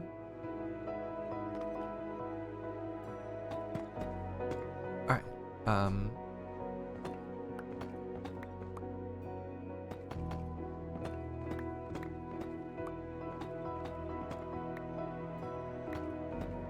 Love putting in roofs. It's an ablative state grinded in old school JRPGs. Interesting. So, speaking of old school RPGs, The Realm. I don't know how many of you played that. One of the old school, like, precursor MMORPGs is closing down. And I actually used to play it. It was my first experience. This is actually kind of a weird story, to be honest. So when I was in maybe like junior high or high school or something like that, I had a friend who was like super into that MMO. And so he basically like, he had 2 accounts for whatever reason and let me play on one of them, which was very cool and like very generous of him because, you know, MMOs even back in that day had a like a monthly subscription fee, which I don't know, I couldn't really justify at the time, but that's neither here nor there. The part that was, oh right, shoot, the anvil. The part that was kind of weird about the story is he had built this like alternate persona online where he wasn't in grade 9. Instead, like he was basically pretending to be his older brother on the internet. Because he didn't want people to know that he was 14 or 15 and dismiss him. He wanted people to think that he was an adult and be treated as such, which, like, fair enough. But then I had to participate in this weird lie where, like, oh yeah, I was friends with his little brother, but like he would still hang out with me on this. I don't know. It was kind of shady.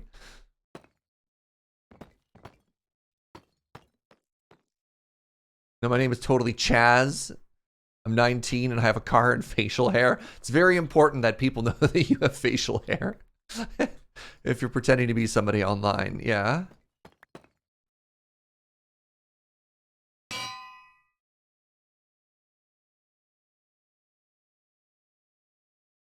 Imagine that's still somewhat common. Yeah, I mean, yeah, I don't know if necessarily trying to pretend to your brother, but just like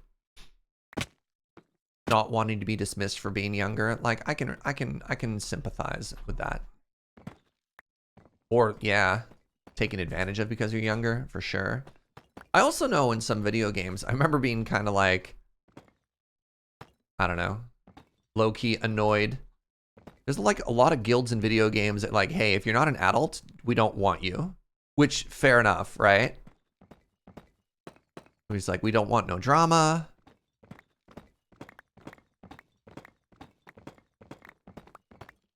Raid leader as a 17-year-old, many 30-year-olds is super hard. So I played in like the old school days of WoW, like actual classic, like OG WoW. And on the server I was on, one of the top raiding guilds was actually led by like a 16, 17-year-old and had a bunch of adults in it. And again, I don't want to be like super dismissive, but I remember one of the big reasons why the guild was so popular was the kid came from a very wealthy background and would just buy gold and would just like routinely basically like finance the guild. Like they were very, very well off back in the days where if you had 5,000 gold, that was a big deal. That was like a big, big deal. And so this kid being willing to like buy tens of thousands of gold and put it into the bank coffers. But yeah, there was also some drama at the time too. Sometimes the kid would just make some really unpopular decisions.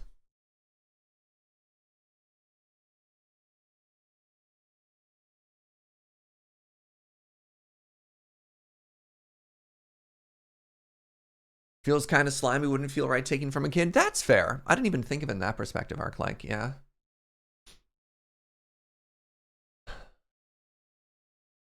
You had a financier in our classic guild as well, but he was an adult.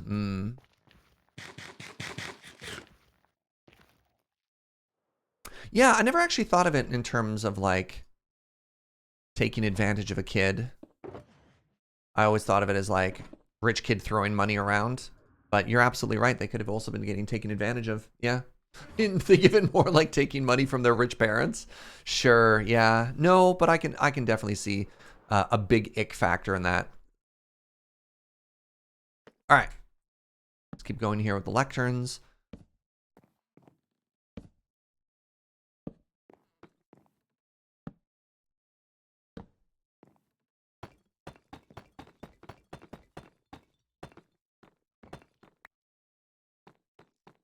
A nice guy used to own the company that hosted the biggest LANs in the UK. Got a pretty healthy payout when he sold the company to GameStop. Yo, interesting.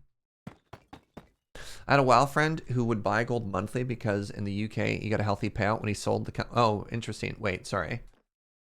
I just mixed two things together. I had a WoW friend who would buy gold monthly because it was cheaper than the other habit. Nice. Okay. Just so I had somebody I played with who would buy gold, which was interesting because like when I was playing WoW, I was in university. So I was like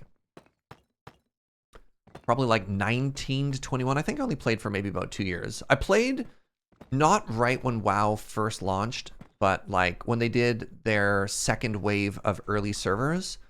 And then I stopped when the first expansion came out because I felt bad about having a raiding character who was no longer powerful. So that was kind of like my bounce off point. So I don't know, you can use those years for whatever internal math you want to do.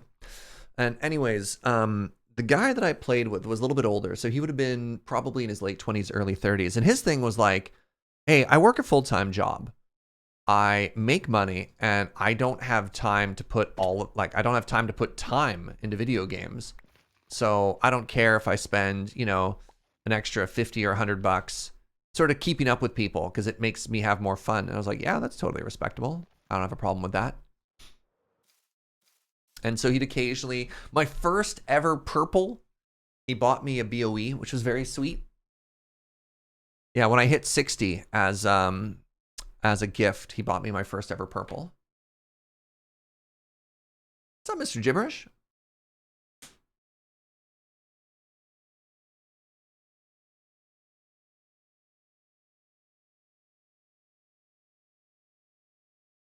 Actually, we raided with a professional gold farmer back in the day, which was pretty illegal at the time. Blizzard was not a big fan of gold farmers back then. But they were a sweet guy. And they were doing early multi-boxing sort of stuff where they had 2 frost mages. And what they'd do is they'd have like one character grab all the aggro, grab a huge amount of mobs, and then like drop AoEs on top of themselves and then ice block. And then they would just kind of chain the aggro back and forth. And by having 2 accounts, what they could do is they could have one character sit and like be eating or drinking to refill their MP while the other one kept farming. Doesn't having a lot of gold make a difference now? I thought all the best stuff is raid drops. No, I mean, everybody has a lot of gold in WoW now. I feel like gold is actually kind of meaningless at this point. But what you can do, Pharmacist Judge, is WoW has built-in gold buying now where you could trade gold and buy... you could trade gold as a way to pay for your monthly subscription, which is kind of interesting.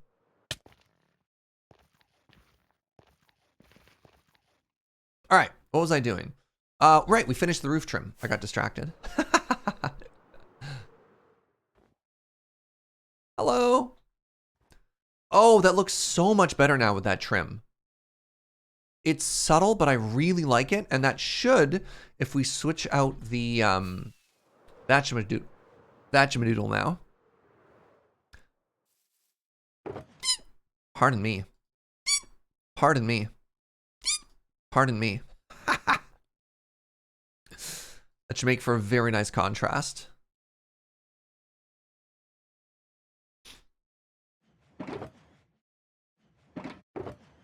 That trim makes it look a lot better. It's amazing what a difference it made, eh? All right, so I need polished deep slate. Yes, polished deep slate stairs. No, just deep slate tile stair. I was so scared for a second that they didn't have it. Deep slate tile stair.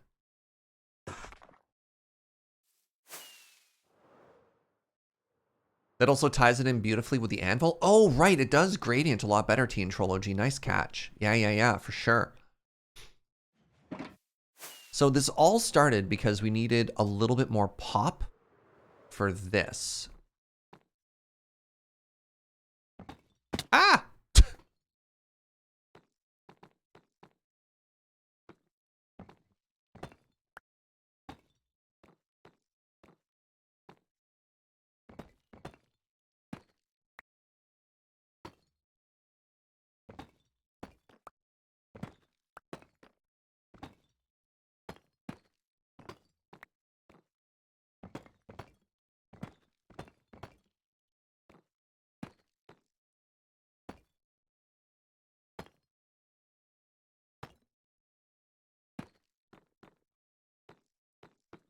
All right, so after all of that work, let's look at the dormer again and see if it's... Oh, actually, I have more calcite now, so I could use the calcite to sort of fill in that too, which I think will help a lot.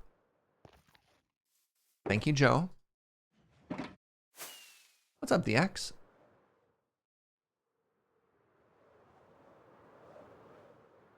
Ow.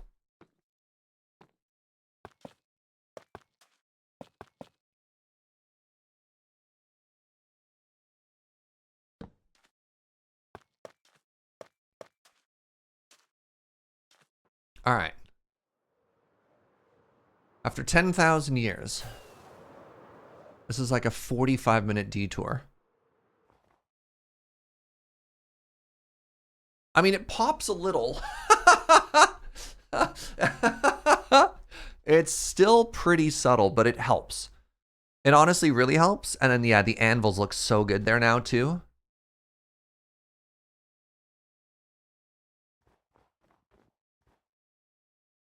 Wow, you kind of lose it. Ah. I don't think we're going to go through and change it again.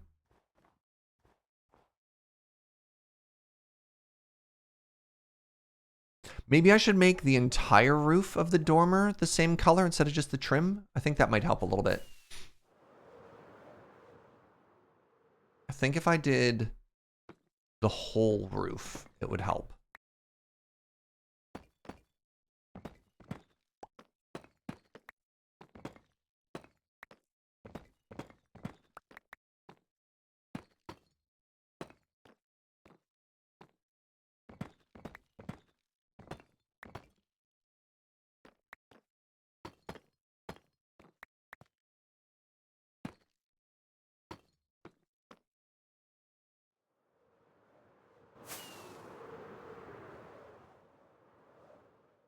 Do the entire roof a little darker. Yeah. Yeah, you know what? That makes actually a huge difference. Okay, there we go. And again, it's subtle, but it just, that little bit of contrast makes that dormer look so much better. Right? Oh. I would love more coffee, Joe. You have no idea. Brightstorm Rising! Yo, thank you for using your Prime here, friend. All right, so let's go back to... All my references need to be in the same tab now.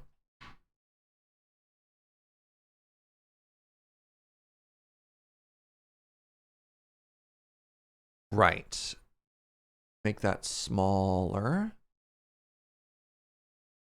Slab. It's only too tall.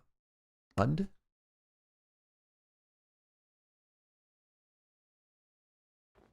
No longer fades into the rest of the roof? Yeah. No.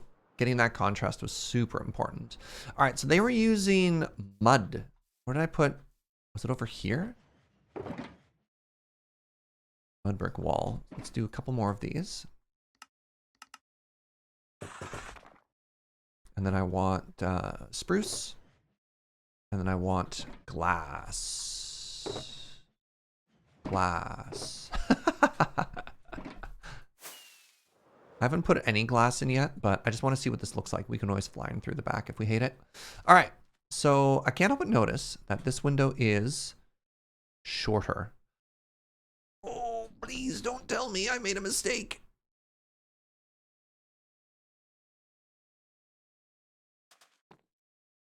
Oh, my floor might be off by one. No, I refuse. I refuse to accept that my floor might be off by one. Oh, buckets, this might be the worst day of my life.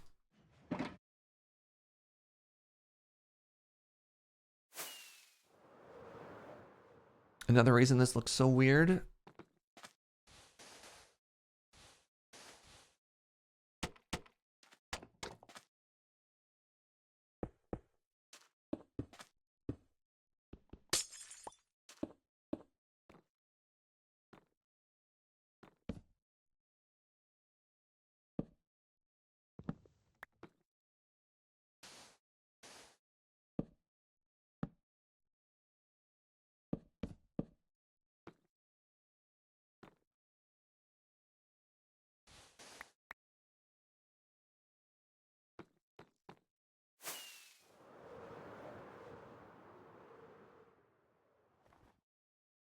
God, that window looks so cute now, though.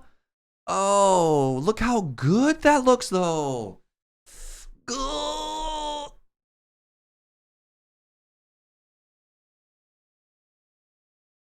Actually, something we could do again, because we don't want to do exactly the same thing they're doing. We can make this a flower box like the other ones. So let's switch that up right now.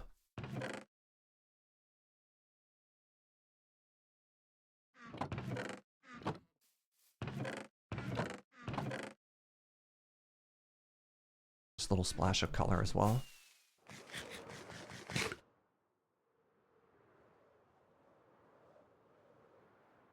But the problem is if I do this, then it attaches. Maybe that's fine.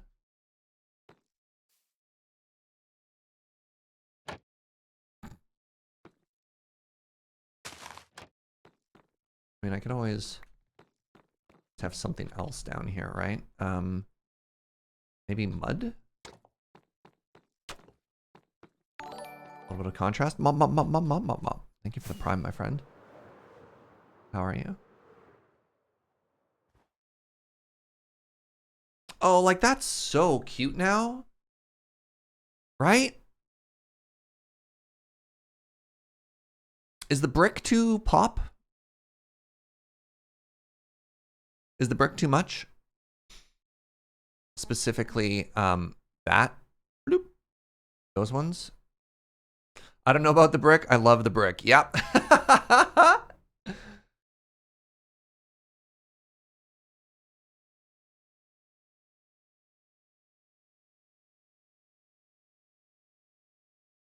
Would I add the brick to other levels? Well, I don't need to because it doesn't have that vertical up and down, right? So on these levels with the vertical,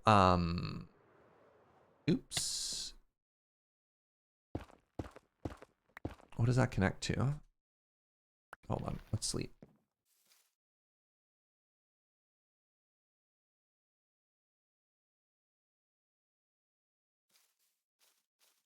So currently, well, if we wanted to use more brick, we could put it there, or we could do spruce plank, which is a lot more neutral.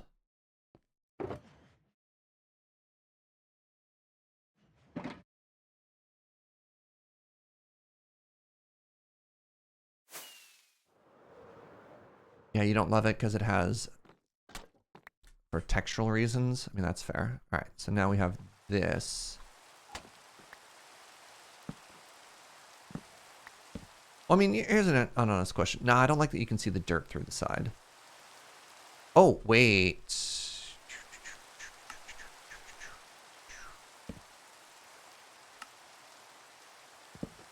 Tell me if you hate that.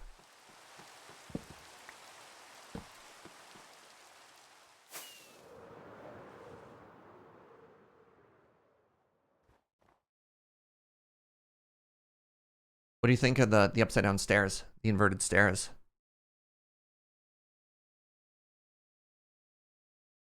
What do you think of that dormer?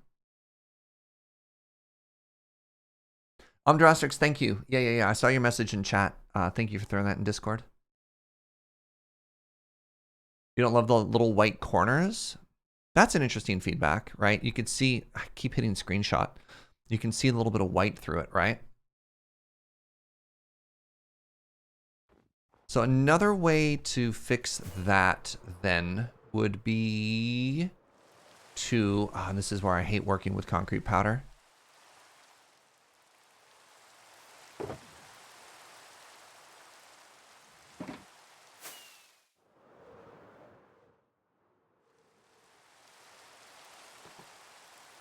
Wait, maybe I'm the fastest man alive.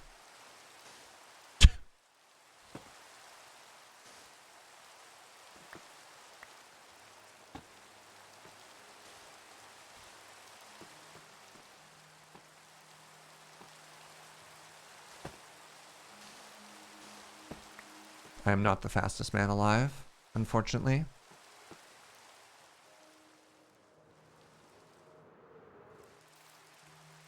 There. How about now? Oh, it's so cute, though. Oh.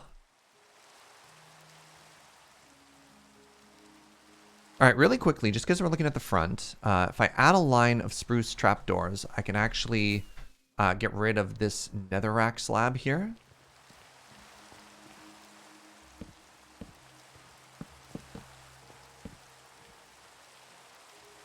Have I seen the Flash movie? No. Speaking of Barry Allen, what do you mean speaking of Barry Allen? Where did this segue come from? I've heard really good things about the new Flash movie. Specifically from Matt Wiggins, who is sort of my go-to for reviews on all things superhero movie.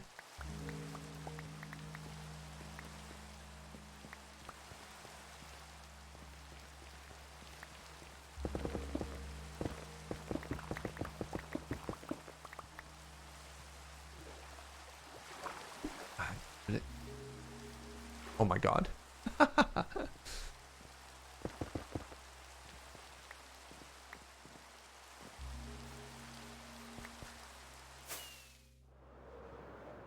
Yeah, I've heard a lot of not great things about Ezra Miller, for sure.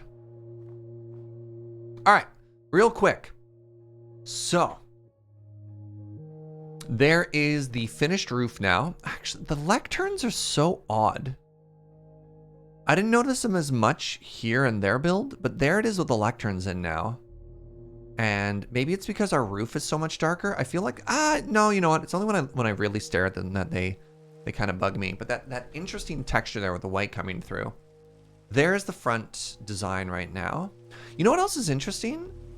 There's like naturally some kind of weird gradient light going on those bricks too. It makes it kind of look like it's textured already, you know?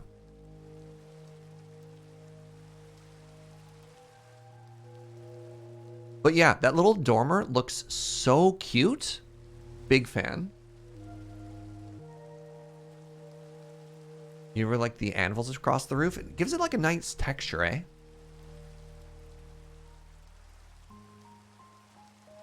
Also, we haven't put in the tower here yet either.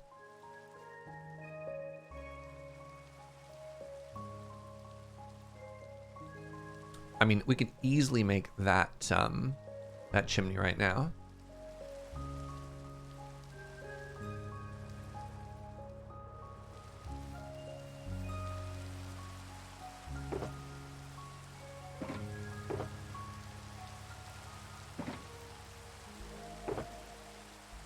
And if we're happy with all of this, then we'll go and we'll build the dormer on the opposite side.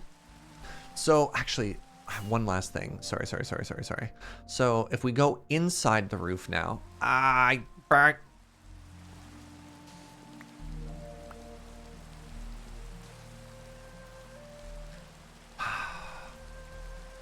it's one too low. Right? That bothers me.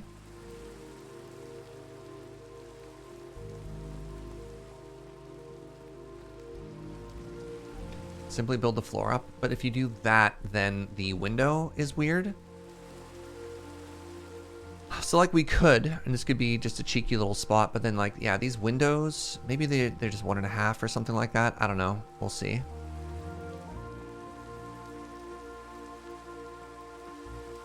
Slab floor is too low. It needs to be a full block to use the window properly.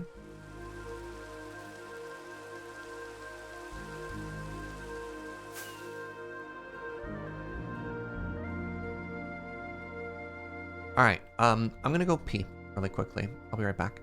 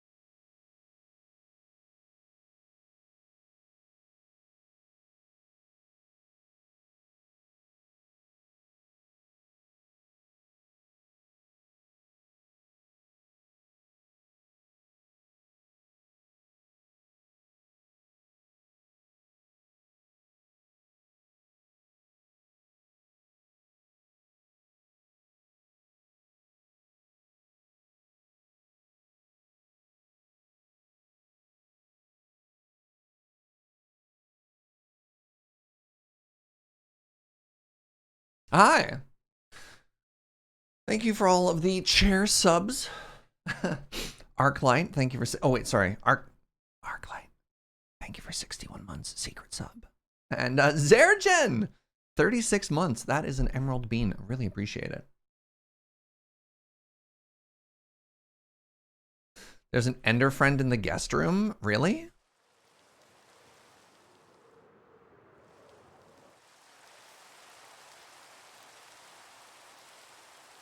What's up, Frostbite?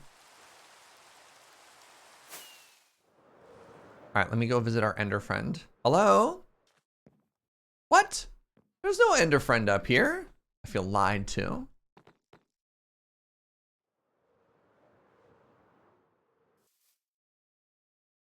Okay, so I need to put all this in again. So what's happening here?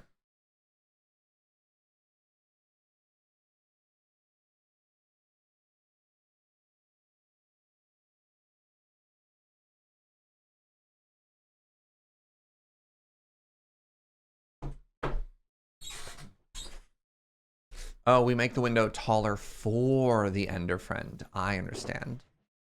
I understand. All right. Deep slate tile stairs. We don't have enough. The slabs are fine. So let's make another 32. Why not?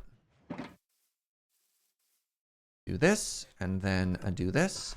Oh, shoot. You know what I'm going to do finally? I swore I was going to do it before we started the stream. A lot of people were telling me that the beaver is still available. So I think if I do this, there we go. I'm sorry for everybody who kept reminding me to do it and I forgot. In my defense, I did take a week off. Okay, so I've got deep slate tiles. I need the tough. Nope, calcite. There it is. I need calcite. I need spruce fences and gates. Yeah. Good. I have glass. I have 4 walls.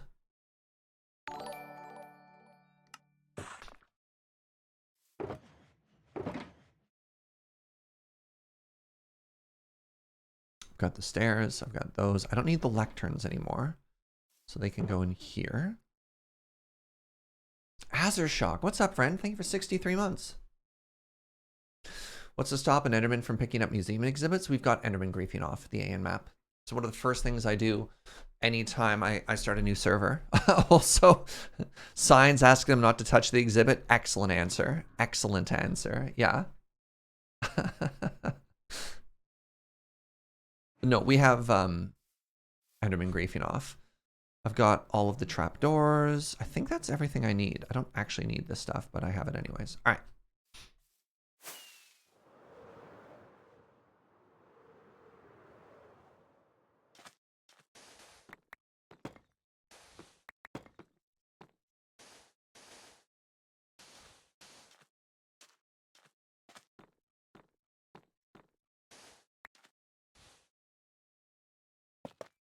Yeah.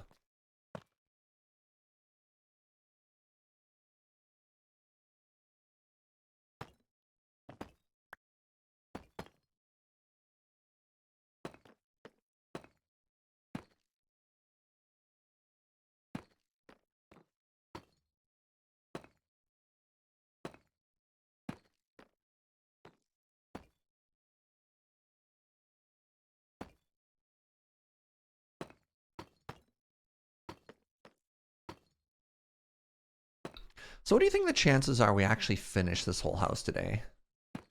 I don't... I'm being as optimistic as I can. I don't think I can get this done today. This is so big, especially with all the detail and you know, the fact that I'm very easily distractible. It's ambitious to say the least.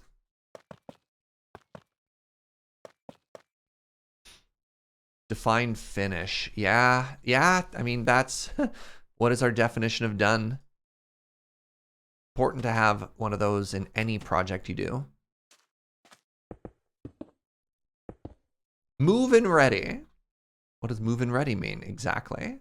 All right, so now we have this, and then we have one of these, boop. Then we have one of these, boop. Then we throw in some of these. And we throw in some of these. And one of these. A whole bunch of D's. Let me guess. 50-50. It either happens or you don't, you know? If you don't have a definition of done, you can't have scope creep, man. So things that I think we do need. I think we need to know where stairs go. Right? Like that's going to be a big part.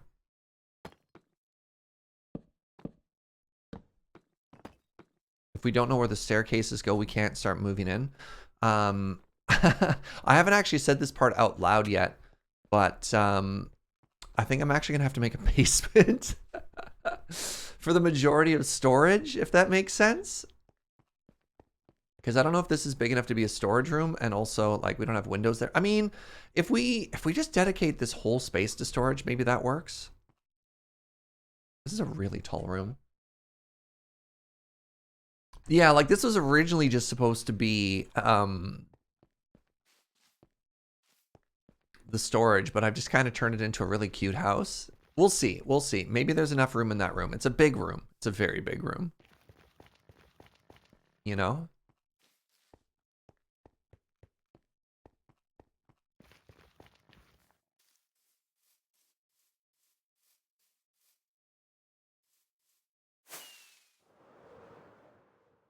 All right, finishing the dormer on the back is also really cute. Oh, it's so cute. Look at it from this. Look at it from this angle. Oh, I love it. I need to put a flower or two up there though. So let's do that, and we can call that dormer complete. Let's do one of these, and I'm out of literally everything else. Wow, wild. Congratulations, you also get a dandelion.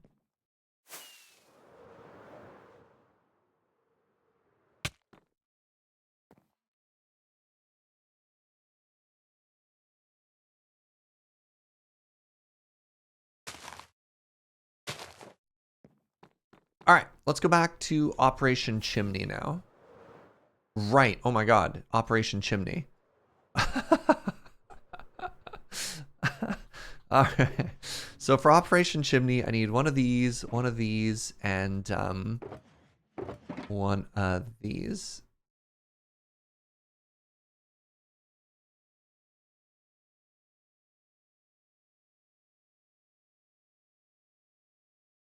This is very funny to me.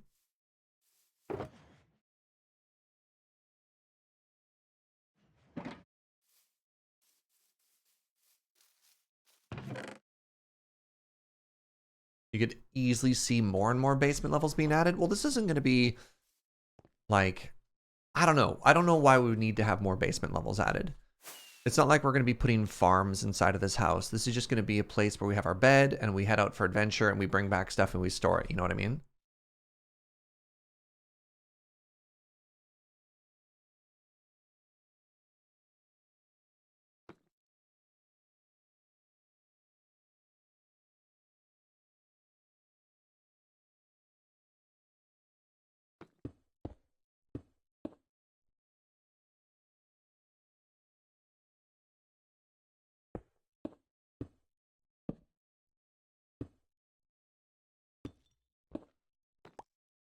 All right, we'll get some gradientification going on at some point, but also, like, that's also just really cute, you know?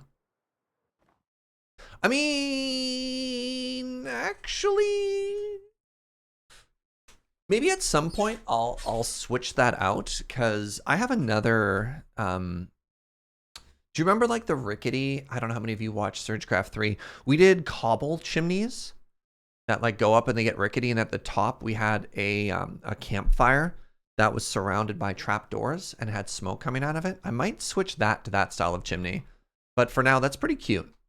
That's quite cute. All right, next thing we want to work on is this window, which is a 3x3. 1, 2, 1, 2, 3. Okay. I need more stone. Actually, let's see how many of these materials I can have on me just right now. All right. So I need all of that, and then I need a bunch of wood, and then we give it its own roof after, which is pretty cute.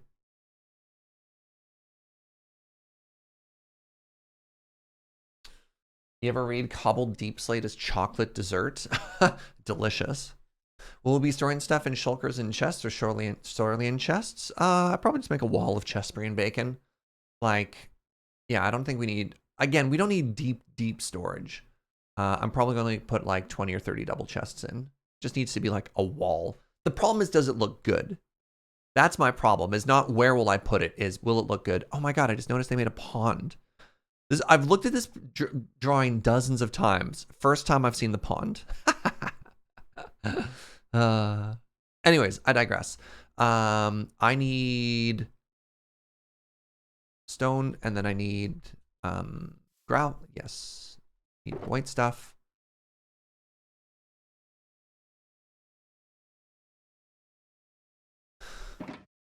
I need lots of spruce, so we actually need this and this and these and these.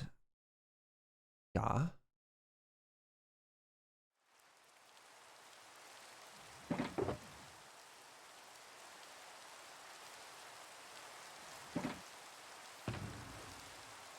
Just in case. And actually, it looks like I should probably just make some more spruce gates real quick. Good. Good. Now I want chocolate dessert. Oh my God. We ate just like absolute garbage on the drive back. It was great. So prior to this vacation, Joe and I hadn't had fast food since like, man, since February of 2020. Hadn't had like a fast food anything. Not to say we eat well, because, you know, we just get the bougie fried chicken instead of the fast food fried chicken, right? And so yesterday on the drive back, because when you're on a road trip and you're kind of miserable and you're like, okay, you're eating to keep yourself awake. No, poutine's not fast food because I'm going to nice places. Again, I'm not saying I'm eating well. Just specifically, I hadn't been to like McDonald's or anything like that. But yesterday driving back, we had 3 donuts. We had A&W. Yeah, 2 of like the soda, cream soda, cold brews. And then I was also like, when we finally got home, I was like, man, should we order pizza? And Joe's like, nah. Yeah, only the most expensive bougie garbage. That's right. 1, 2, 1, 2, 3. Okay, so 1, 2, 3.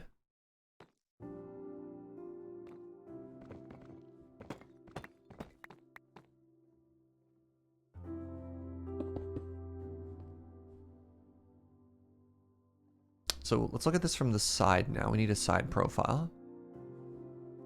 So that's got to be a 3x3 tower. Okay.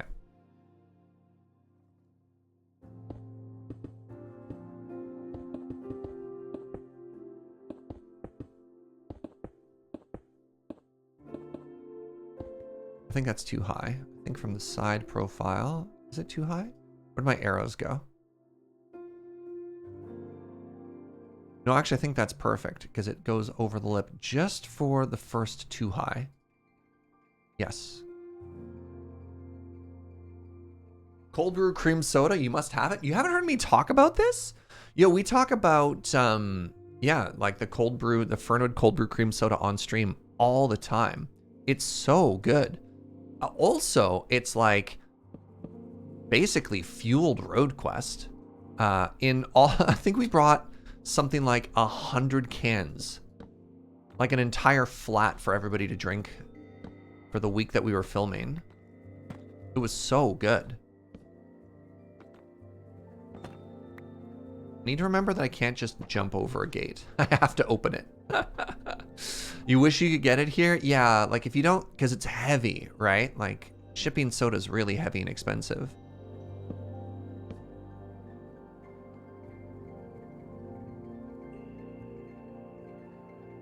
Does it have like the red and blue stripes on it? Something like that, yeah.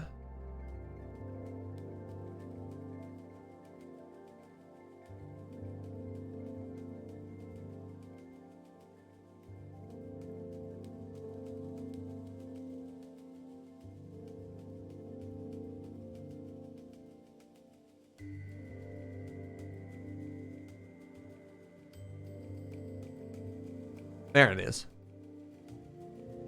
Bloop. That's the stuff.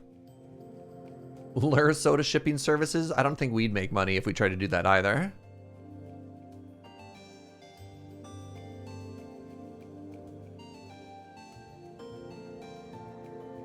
Planning cold brew on Wednesday. Pick up ground beans and then drive them home and start like a 24-hour soak. Interesting. Our whole cold brew, we only do like an 8-hour soak. But, you know, so it goes. Not saying that you're in any ways wrong. So we do stone now, and we do upside down stairs the whole way. Here's an interesting question. This is something I've been thinking about for a while. So a lot of times when I'm doing farms or when I'm doing builds, I go from like a reference image, and then I basically recreate it block from block for block. And there's a lot of guesswork, there's a lot of referencing, there's a lot of checking it back and forth, especially for like, you know, redstone contraptions. And it's been neat, and it's been a part of like how I've done builds on stream for years now. How would you feel if I did like do a world download for redstone, use a third-party tool like Limetica, and what it would let me do is import it basically, and it would put a blueprint in the world and show the blocks we need, and I just simply, like following Lego or something, like build it. And so on the plus sides, the build would go a lot faster, and we'd talk the whole time. I don't know. The downside would be I wouldn't feel like we'd add as much as a personal touch to it that we're building it, because we'd just be following it. Now, obviously, for redstone, I think that's probably fine. Limetica is such a good tool. Yeah, I don't know if I'd like it for a build like this, unless we were importing our own build from Creative, but for like redstone stuff, because there's a bunch of farms I want to do. Redstone, yeah. Building, probably not. Yeah. You love building in Creative and using Limetica to bring it into survival? Something I was thinking about, especially when we do like almost a 1-for-1 for it, you know? Okay, maybe I should look into it for, look into it one of these days. All right, how tall do you think this tower is? 1, 2, 3, 4, 5. Okay.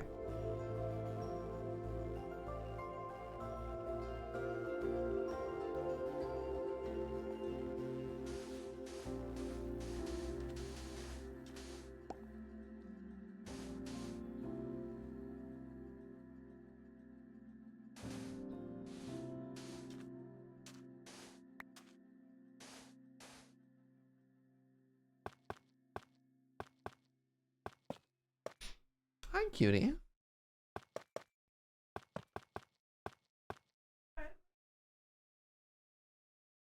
The new V60? You mean the Switch? Oh, okay.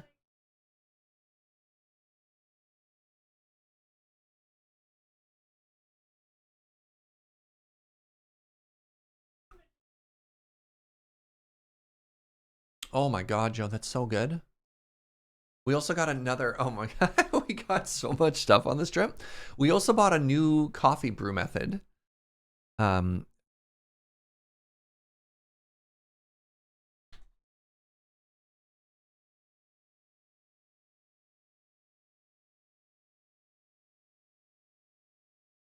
What's it called? It's called the Switch.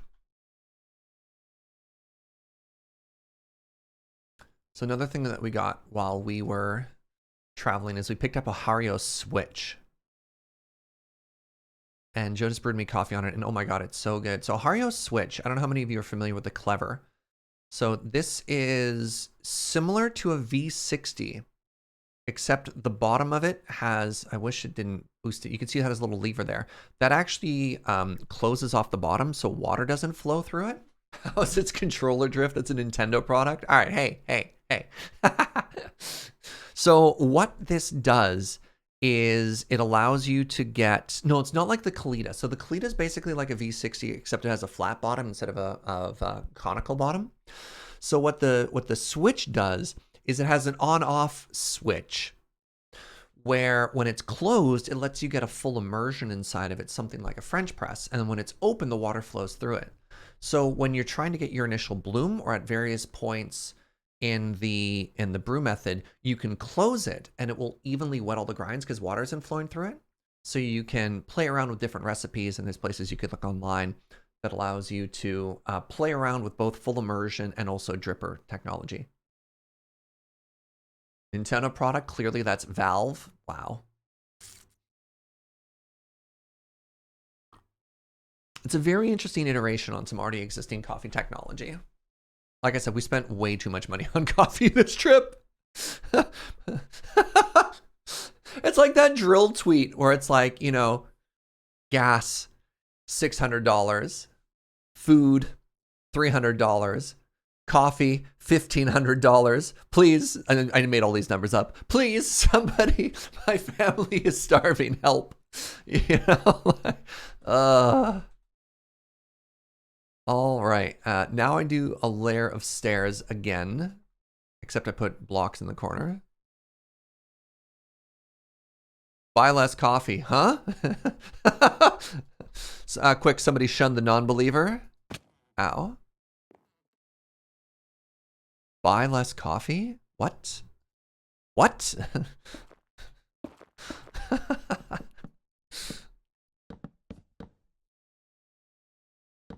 think I do this. I think that looks right.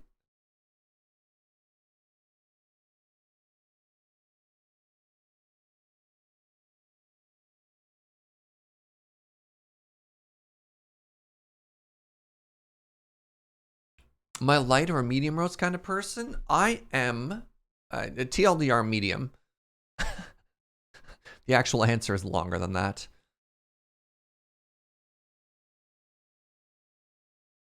How deep of an answer do you want on this? I'm trying to see what they're doing there. And I think those fence posts are going into stairs, and that's just a slab. That's what I think.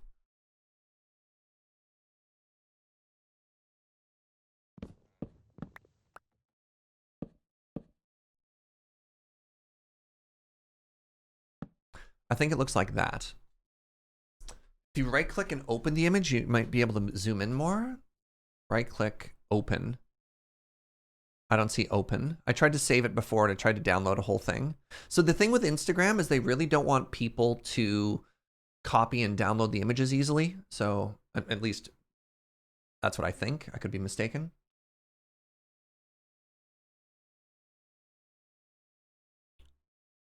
Yeah, Instagram and Pinterest block right click options. Thank you, Andrastrix. That's what I was under the impression that was correct.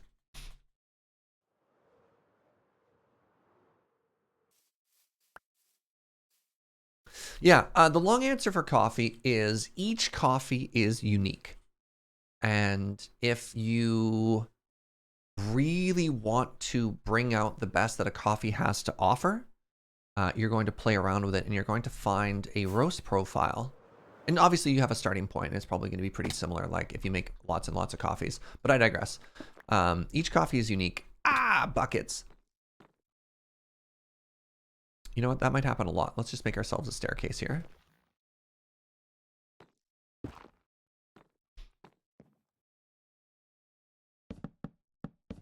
Now, that roast profile ends up being somewhere probably in the realm of, yeah, it's just a medium or not, but it's, yeah. So the short answer is just a medium. The long answer is it's complicated.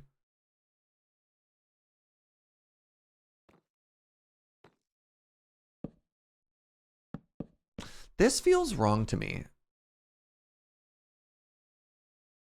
You know what I mean? Like when I'm looking at it here, obviously it has to connect. Is my height correct? So my height should be the slab's one above. No, it's not, because I think I need to make this taller because my roof is taller than their tower. If that makes sense. Trying to have too many conversations at the same time here. So currently as this stands,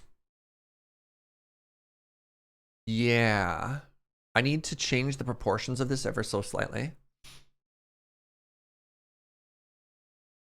So one of the things is our roof is Our roof is 2 blocks wider. Like our whole roof is 2 blocks wider because we wanted the footprint to be wider. So because the roof is wider, this is actually taller, which means this starting point is going to be slightly off in comparison. Similarly, I think our chimney is 2 blocks taller than theirs. I don't know if we exactly counted, which also means that this could be proportionately larger.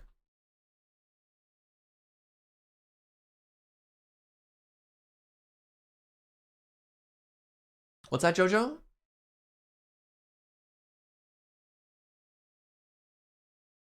Joe says she managed to snag the actual photo. Oh, look at her. There you go. So she managed to download it so we could zoom right in. All right. So we could change the proportions here. Push it back 1 block. Well, no, I'm fairly certain it's not flush. Because if it's a 3x3, it's sitting on top of this block, right? So 1, 2, 3, which means that it's, I think much like our tower, we have to get closer to give the comparison. Right, so if we view it from here, we can see how it goes. Like that looks correct on their side, right? The stairs go flush into it, which means that they have a gap there either way. So the stairs flush there, but there'd be a 1 gap. I don't think that that is flush. Right? Like if it was flush, those walls would be attaching. So that's not attached there. You could tell if it was. So there's a 1 gap. And the important thing to note is the stairs, the slab and stair level is maybe 2 blocks higher.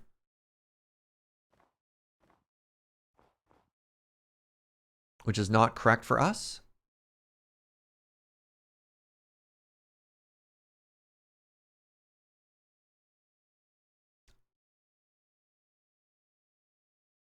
But that's so ugly. Man. So here's an interesting idea. How do we fix this?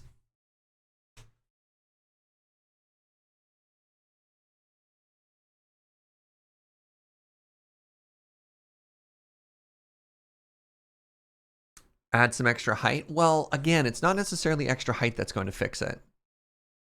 We just put no fence on the backside. I guess that's pretty easy. I think it might look a little bit weird, but that's fine. I think the stone base is the right height because I like how the wood connects there. Like that's a good level. I could make this taller, which is maybe fine. And just move all of that up 1 block. All right, let's do that in 2 ways. 1, no fence from the behind.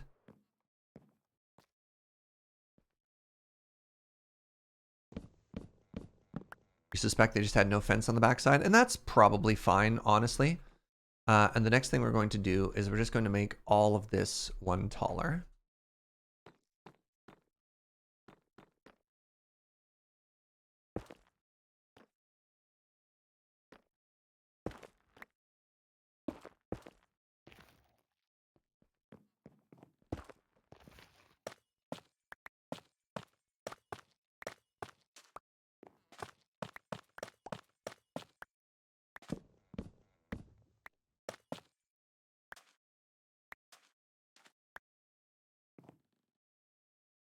Do you think James or Erica would sell me calcite?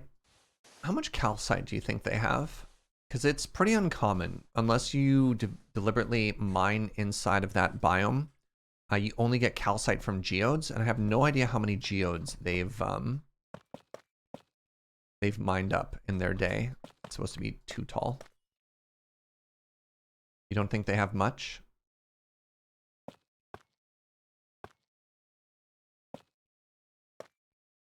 You can get calcite from mountaintops? Yeah, I mean, yeah, I think I said that.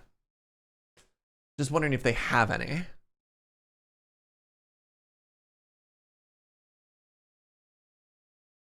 All right, so if we do that, now we have this. Erica used calcite in her build, so she wouldn't have any. Okay.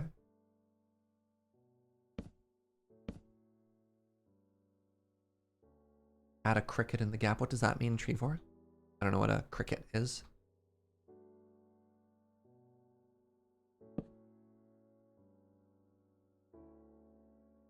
So if we do this now, stairs and then slabs all the way around. Yeah. All right.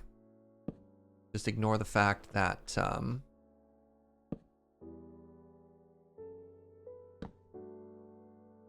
it won't have a backside. That's fine. This is everything is fine.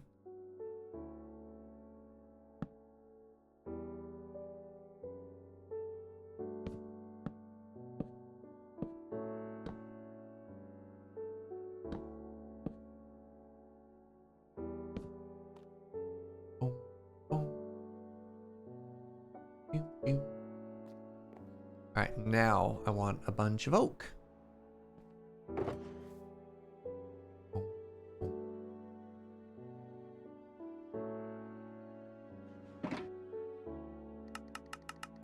No. No. Well.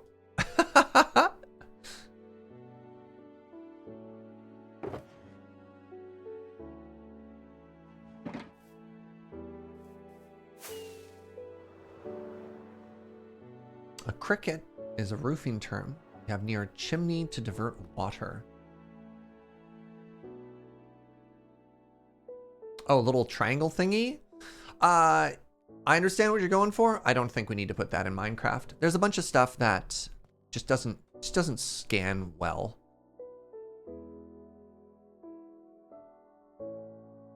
I actually love this idea that they're doing there. All right, so we have this and we're like this. You know? Actually, I feel like I need to grab a bunch of deep slate now. Yeah. So yeah, obviously the idea to add something like that is very cool and very interesting. The downside is it's like the meter by meter limitations of Minecraft means oftentimes small details just don't scan well when converted. All I ever try and do when I'm making a build is close enough, right? Make it easily recognizable.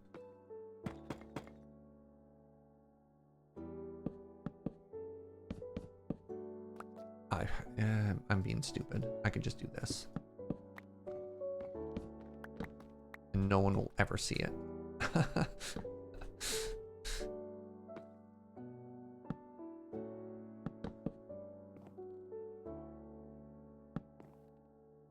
Actually, before I get too hard into building this all up, let's fly back and take a look at the height and make sure we're happy with it, right? Oh, it's cute. Oh, it's so cute. Right? Oh my God. Look at it.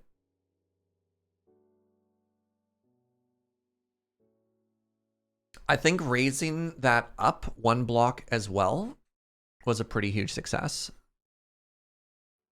Oh, sorry. I'm happy. It's a great height.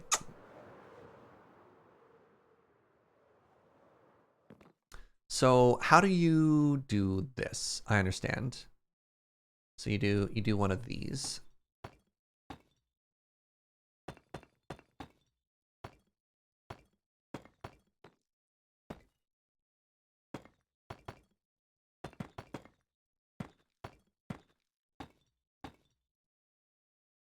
And then what did they do for the roof? They did wall, fence. Gotcha. Fence. Wall. Wall. Look who we have here.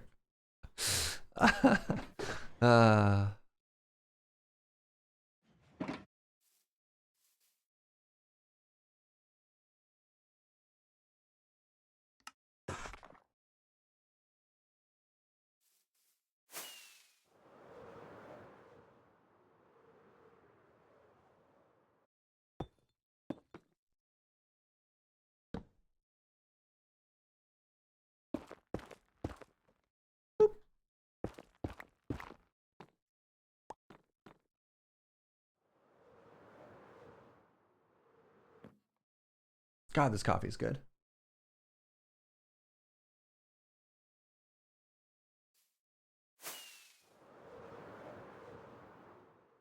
Yes! Wait.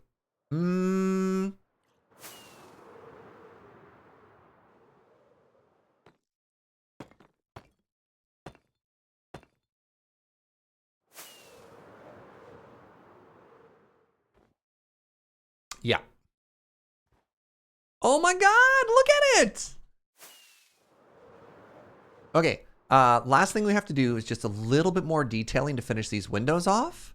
Oh, I'm so happy right now. Okay, so I want trapdoor, trapdoor, slab, slab. And then we probably just want glass on the center. So I only need like a couple of glass. Got the glass on me. I got the spruce trapdoors, yes. And then I need...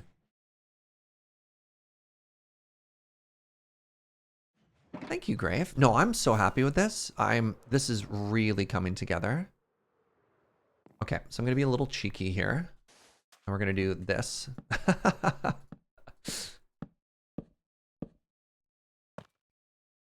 Then what we can do is actually sneak out the window. Oh, no, I need to do it from the outside, don't I? And we put the slab right there.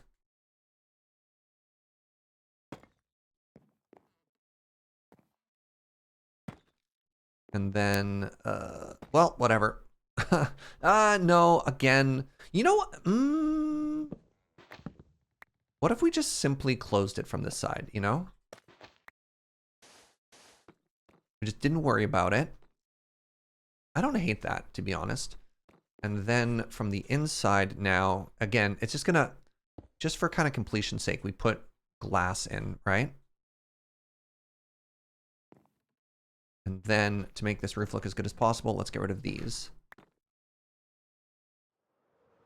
Be a real shame if somebody had a water bucket. Luckily, I don't think I'm playing with anybody who'd grief me like that. Yes! Hey! Come on! Oh my goodness. Sorry, I'm okay. That looks so good. James by accident?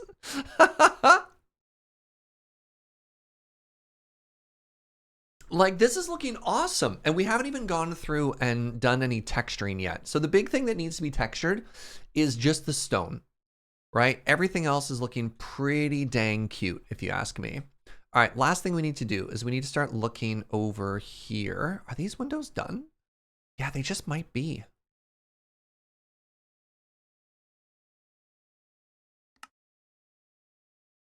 I think the top half might actually be done. Wow. So let's talk about other things we need to do. We need to put the building here. There's a cute little like whatchamadoodle shed. What would you call this? Would you call this a shed?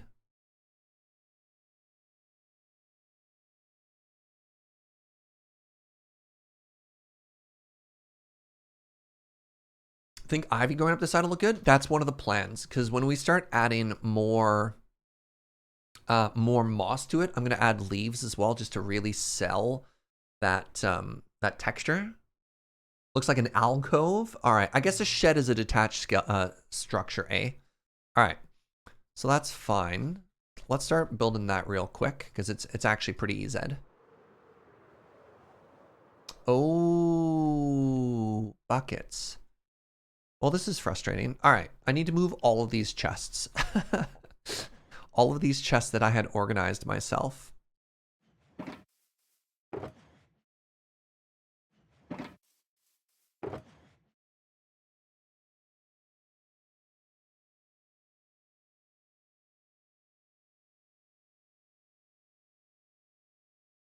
I used almost all of my spruce. Really need to make a tree farm. Like, really, really need to make a tree farm. In my opinion, a shed can be attached, but has an external entrance. Ah. I like the way you think.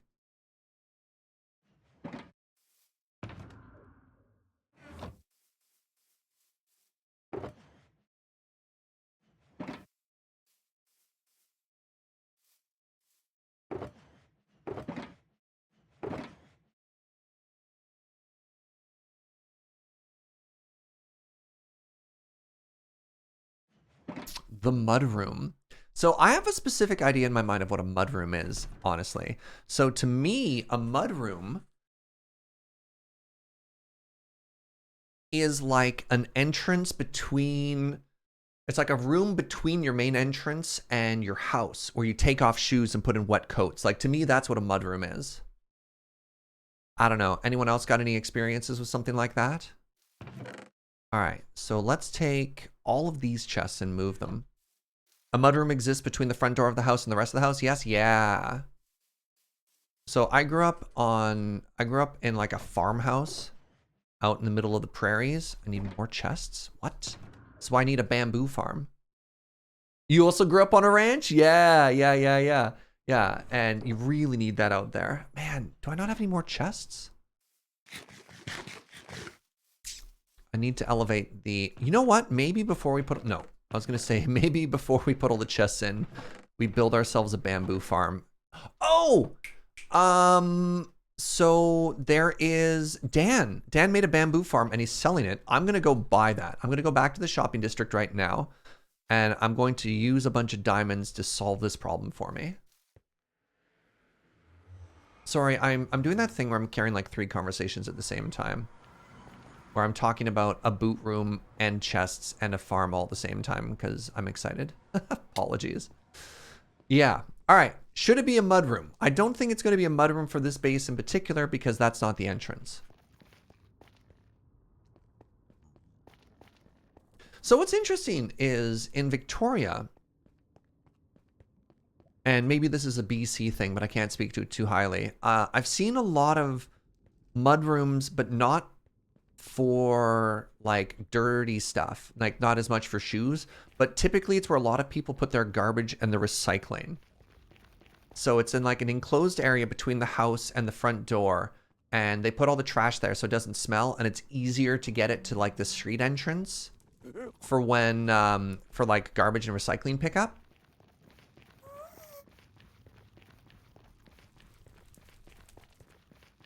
I don't know. Maybe that's still a mudroom. It's just like they use it. They don't use it as much for coat storage and shoe storage. Garbage goes in the garage here. There's not a lot of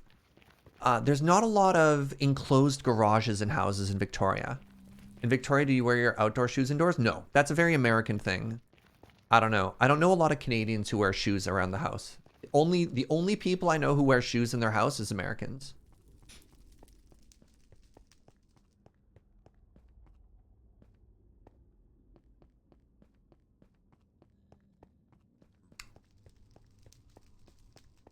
Also used to be called the workman's entrance. Interesting. I've never heard that before. Can you get to me?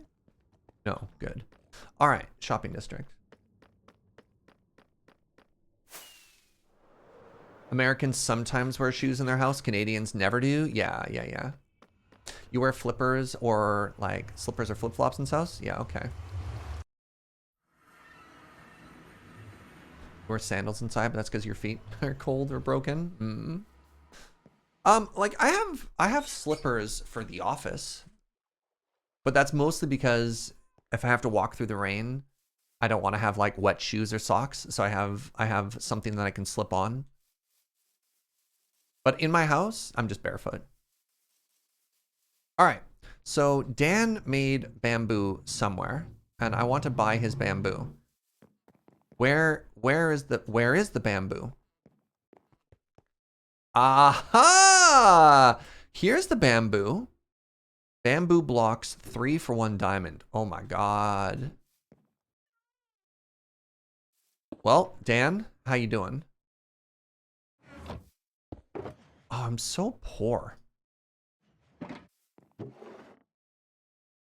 2, 3, 4, 5, 6.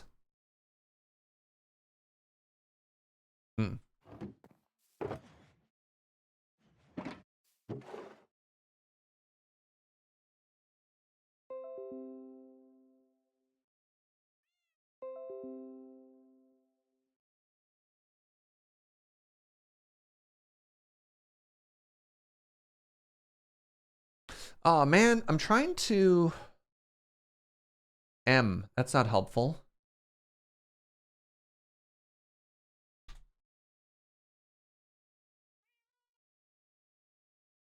So now that Discord is only like somewhat rolling out usernames, I'm actually having a really hard time finding friends and finding like old DMs on Discord because I don't know who anybody is anymore. And it used to be that you could search either their username or their name, right?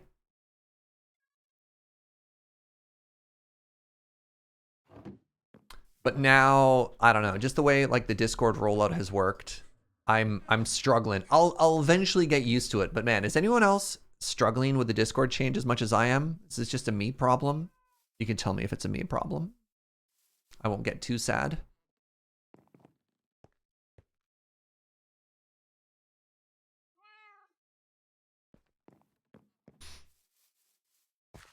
I thought about putting a torch there and ultimately talked myself out of it. Ooh. You've not had problems? Okay. Not just me, thank you. So relatable.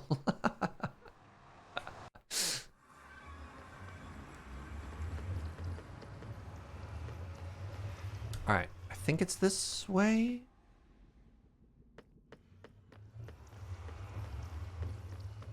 No, it's this way. There we go. I do not use Discord in that way, so it might be a use case thing. That's fair. So like,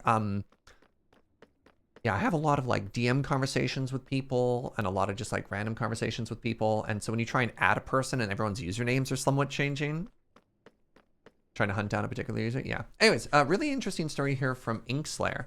So we're talking about like mudrooms and boot rooms.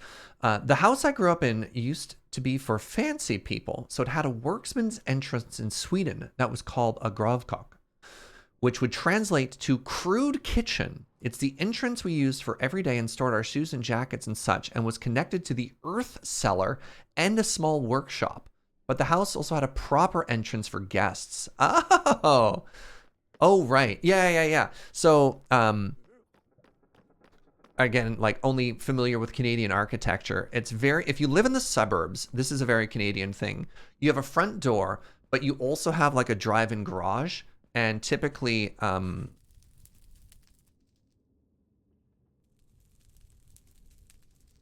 like this is a very Canadian.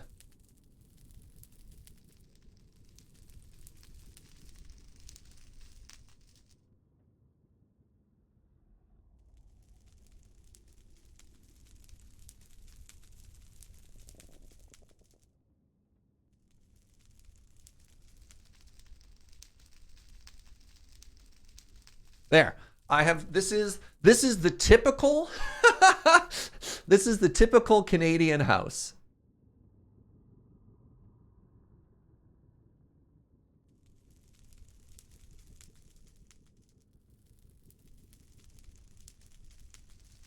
Wait, that's my house. This is the typical Canadian house. Costs $1.5 million.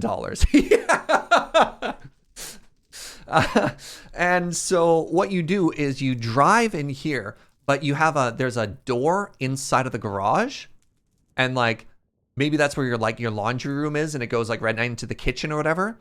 And so you drive into there, and 99% of the time you're going in and out of your house through the garage because you also commute, because nobody lives in walkable neighborhoods, you know.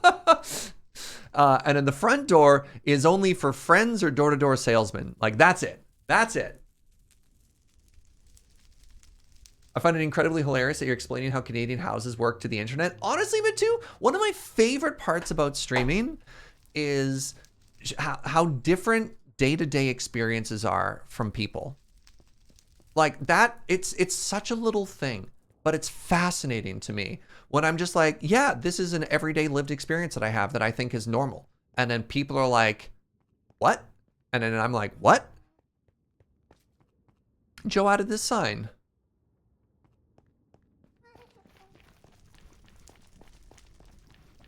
Yeah, and that's, I don't know why, but that's one of my favorite things about what I do here.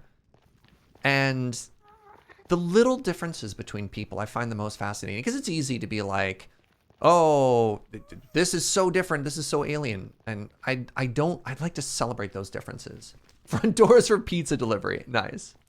Yeah. So in the rural southeast of the United States, the side entrance is for close friends and family, with the front door used for formal guests and occasions. Oh.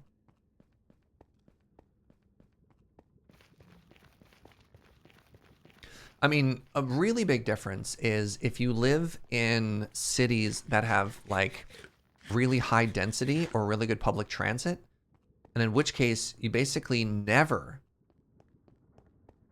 like the idea of having to drive everywhere could be like really alien to you, you know? I'd love to not enter my apartment via the front door, and then I would have to climb on the balcony. So for our place that Joe and I live in, the thing that she hates the most, because we live in a small apartment, actually give me a second. I want to talk about that more than I want to do Minecraft stuff. Sorry, one sec. Let's get to somewhere safe. Ow. And then I'm going to show you a floor plan of our apartment. Because of course I have a floor plan of my apartment.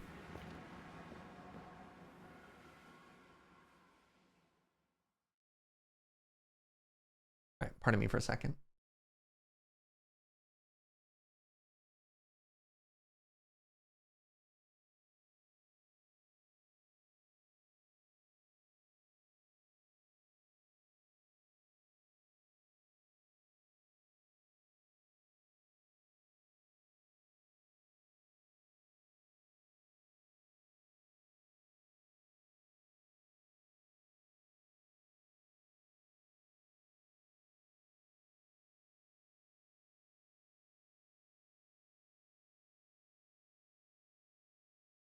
Aha. All right. So this is our current floor plan. This is for the apartment. This is my little streaming office. And one of the things that Joe hates about our current place, which I can respect, is that this is our little entryway and that's the kitchen, is every time you have to walk to and from the kitchen, you're potentially tracking stuff through the house. You know what I mean?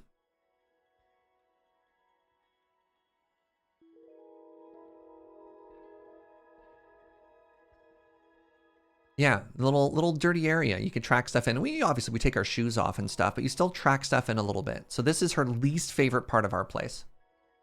By the way, Chad, if you find how Canada is with Surge to be fun and interesting, I highly recommend you go listen to the Vinyl Cafe. Interesting. Pardon me.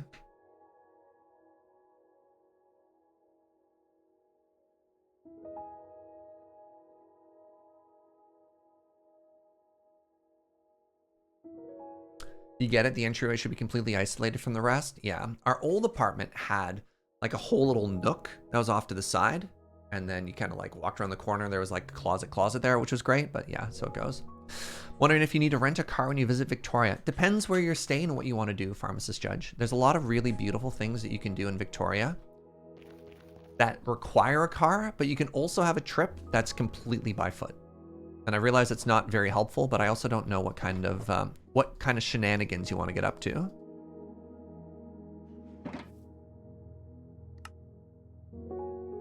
Oh. Oh. Oh my God, you double it? Oh, I bought way more wood than I thought I did. So this is going to allow me to make 2 stacks of double chests. Spectacular. That's going to allow... Oh my God. It's going to allow me to top that up. All right, now I do this. And now that this is out of the way, I realize I'm going to be moving everything twice, and that's okay.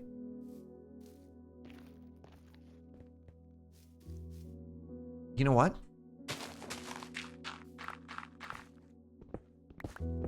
To make sure it's actually out of the way, I'm going to put it underground.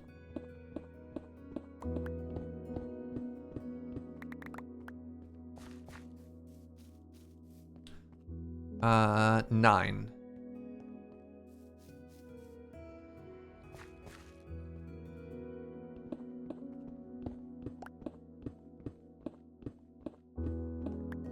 And then this way, I don't have to worry about seeing it and it being ugly.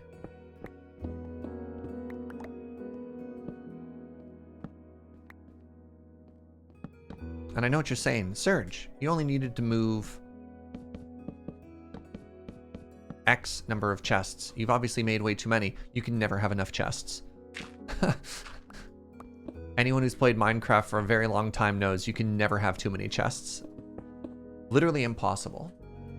So long as you have in-suite laundry, you're happy. Doesn't matter where it is. Can't stand shared laundry. Oh my god, our old apartment had shared laundry. It's the worst. The disrespect of when you come home and somebody is just like unceremoniously thrown your wet laundry. Ugh. Ugh. Never again. All right. Next thing I need to do.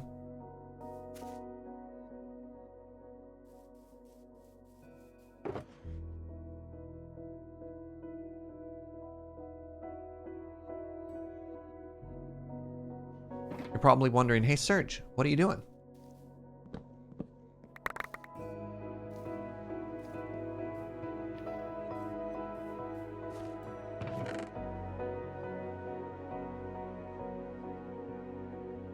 Well, you know. I think I actually have extra chests now, so I can do this.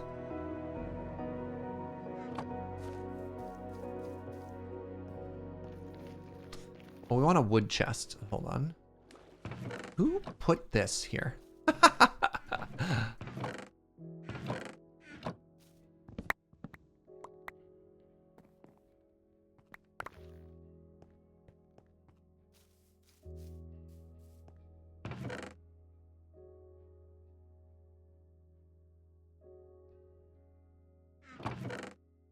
We'll make one for just the cherry blossom stuff and one for everything else.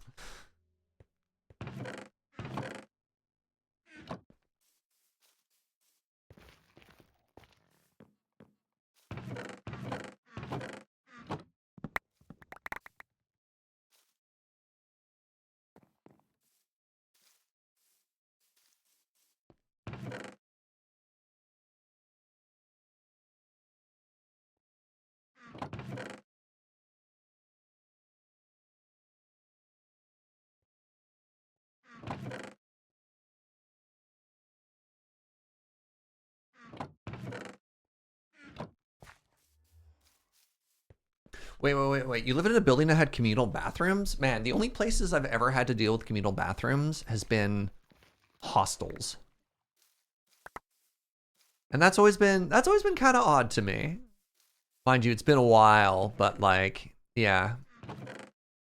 Oh, I'm out of space already, which is fascinating. All right, let's put this in our Richardy box.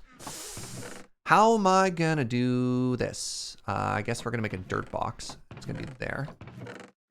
We just take all, simply take all of the dirt, forehead. Didn't expect to be having to come up with a brand new storage solution for everything, but you know what? Here we are. You only had communal bathrooms? Oh, right. I guess I also had communal bathrooms when I was living in university housing. That's fair. Yeah. All right. 1, 2, 3, 4, 5, 6. Do I have enough still? Oh, yeah. I got... What? No, I have exactly 6. That's fine.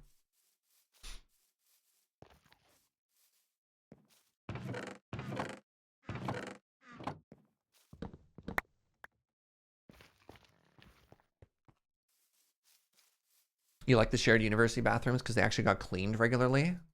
That way you didn't have to get into fights with roommates. Okay, you know what? I can respect that. That's totally legit.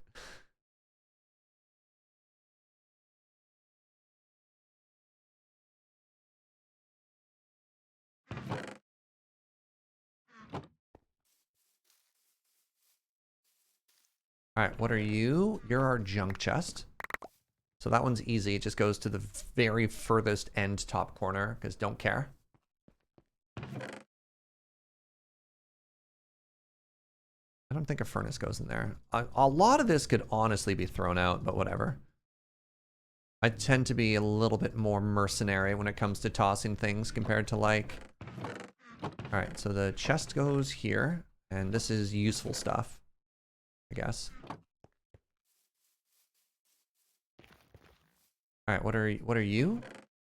You are flowers. and stuff. That's fine.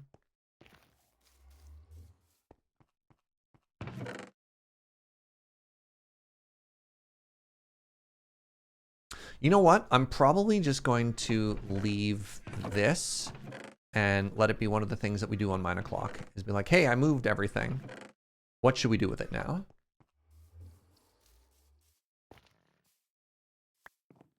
What are you? You're mob drops. Gotcha.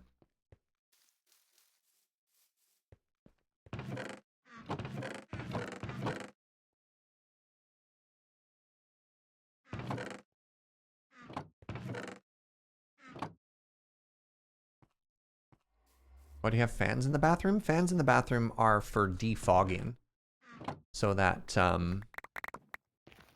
things don't get too steamy, because too much steamy can start to break down the walls and stuff like that. Yeah, remove humidity is an easy... Look at Arclight saying in one word what took me like 80 words to say. Yes, it's important to remove humidity. It's the easiest way to describe that. Thank you. All right, chest and crafting table will go into the wood box.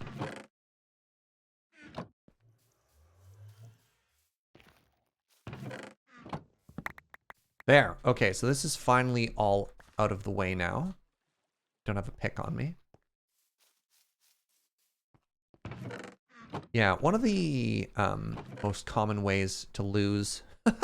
What an odd way to phrase this. One of the most common ways to lose a part of your house or your building in the Pacific Northwest is mold. It's like not uncommon at all to just be like, oh, great. The complete underside, backside of this wall is completely molded out now. Well, and then that's your life for the next little bit. It sucks. It's only happened to me a couple of times, but it's like not an uncommon story at all in the Pacific Northwest. What's up, Moggs? Another reason for fans, stinky roommates. That's also true. If you don't have poopery, the fan, very important. Something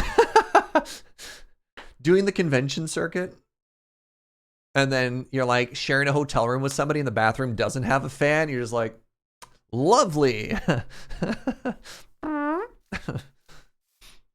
Okay, another thing I want to do is move all these furnaces in.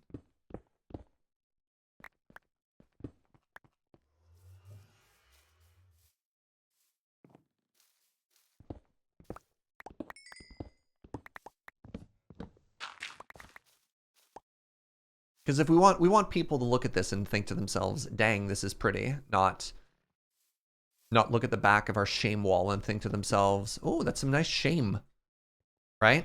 That's gonna go there. It's gonna go there. We have a system now: dirt, stone, wealth, wood. Yeah, there we go. And now this is potentially bad. I'm gonna move the beds, and you're gonna have to remind everybody on 9 o'clock.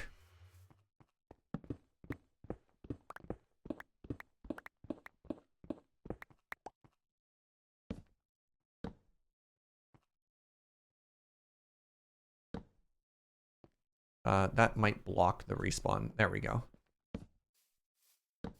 Actually, you know what I can do? That's actually really clever. I can hide the light there. Now that's a proper starter base, eh?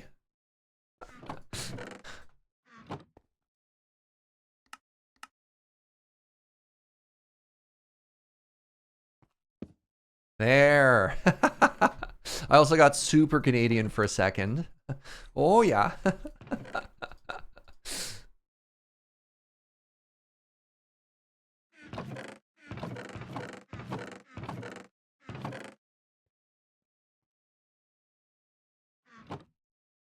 Shouldn't the beds be in the house? Where? We don't have a room yet. This is the problem. We need to move stuff out of the way so we could finish the house. The house is not ready yet. The house is not ready for beds. There are no rooms.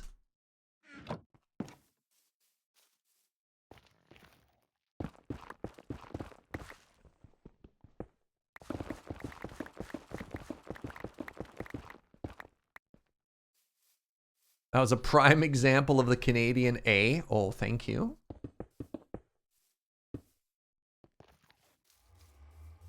You forgot the you know part? Well, that's... I mean, I think I recognize that Canadians and Minnesotans at some point are basically... what's the word I'm looking for here? I need to move that. Actually, I can't just... Yeah, never mind. Yeah, Canadians and Minnesotans. Two sides of the same coin.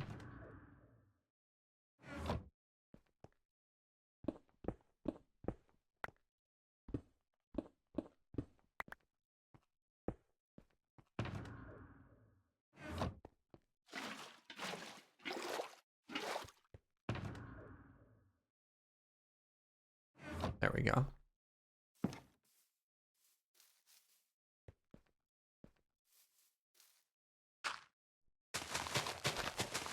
Okay, so I can actually build this building now. All of this was just so we could build this mudroom or boot room or what was it in Inkslayer? What was it in Swedish again?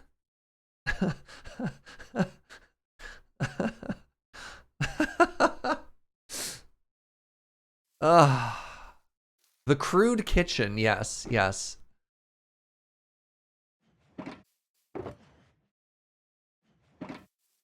I'm actually really good temperature, Joe. I'm not too toasty at all.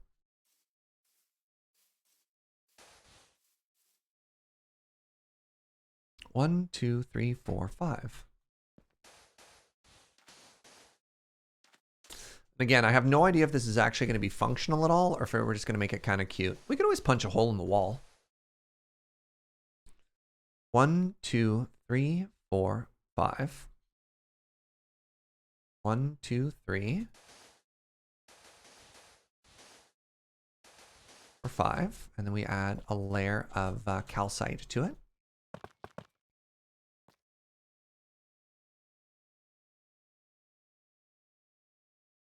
Something about this doesn't add up. How could that be 2 layers of stairs if that comes out by 2?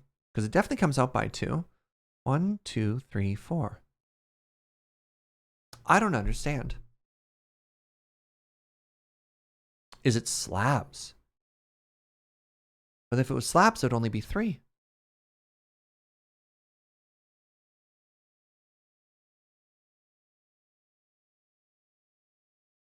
Nani?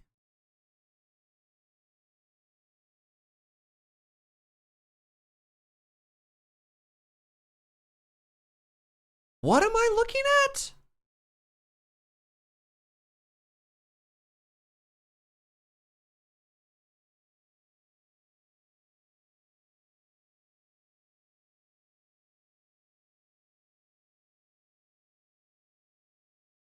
My head hurts so much trying to figure out what they did there. You think it's 4 slabs? There's the problem. Okay, I've discovered the problem. It's 3 deep, not 2. There we go. There we go. So the reason 4 slabs didn't make sense to me is because it comes out 3. I now understand the problem.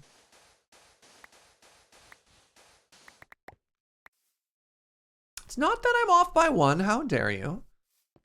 They were off by 1. Hey, what's up, kids? How are you doing, friend?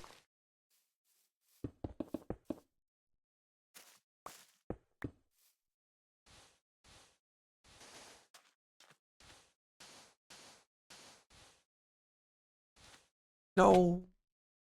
I had nailed it.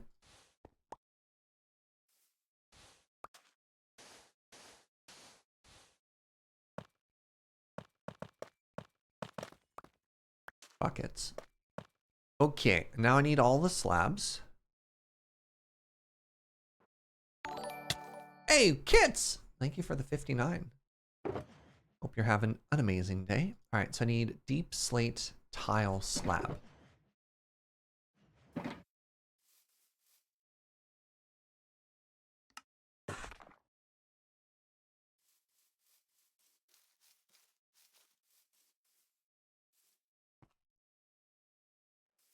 Oh my god. My love. Why'd they give us cookie?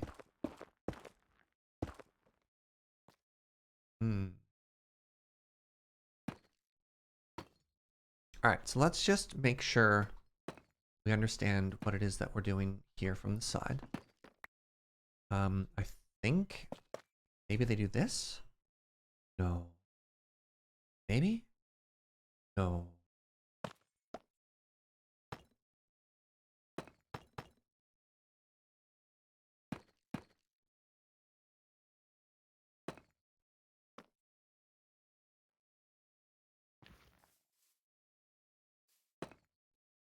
Yes.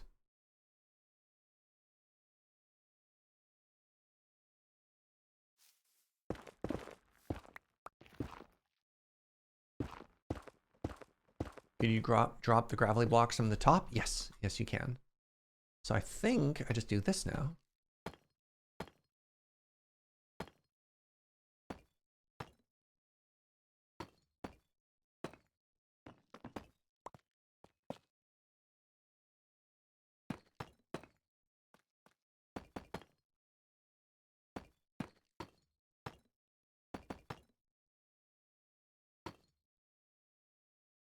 Ah.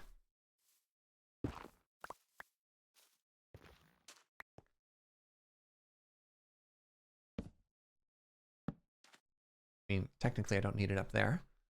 And then I do one of these.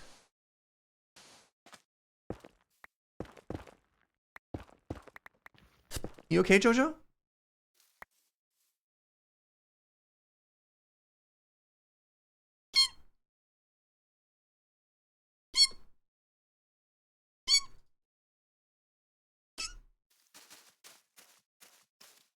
Please ignore those perfectly ordinary human noises. I'm getting the hungry hiccups because I'm very hungry. But, and I also have lunch in front of me, but I'm so close to finishing some stuff right now that I don't want to stop, even though I'm starving. You know that feel?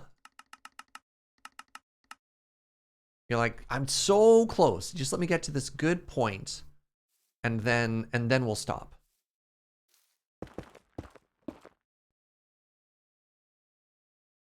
You literally thought that was a cat sunning itself out in your garden? Nice. 1, 2, 3.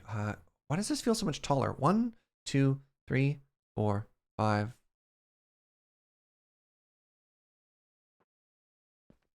1, 2, 3, 4, 5. I guess it looks taller because of the stone there too.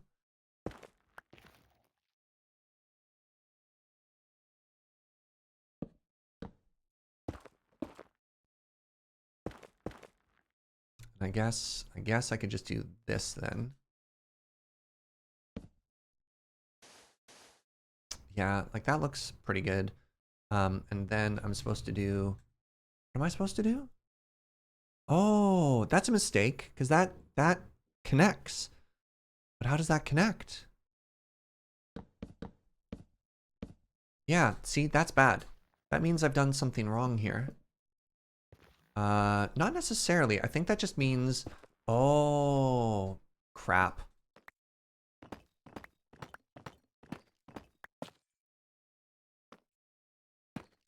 I know what that means.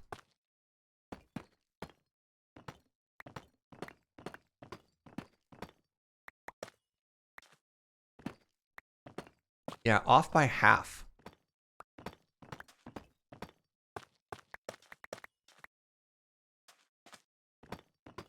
Which is actually really tough, because that means I need to... Well, no, if I do this, then...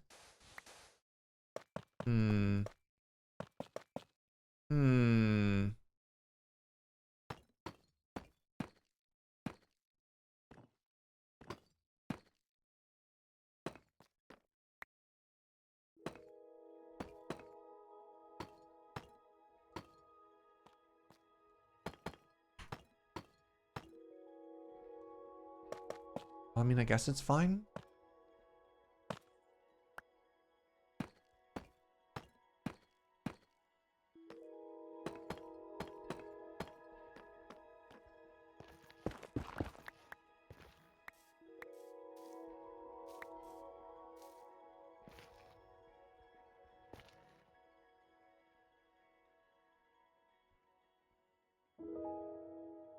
Those are oak trapdoors.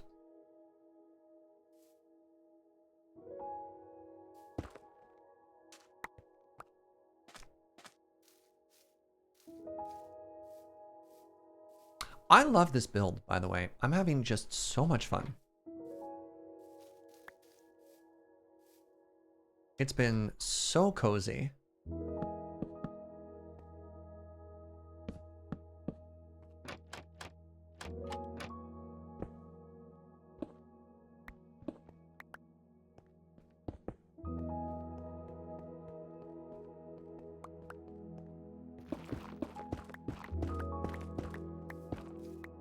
All right, you ready for another flyby?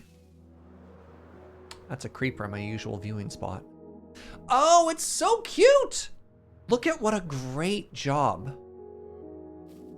that does just for breaking up the space, eh?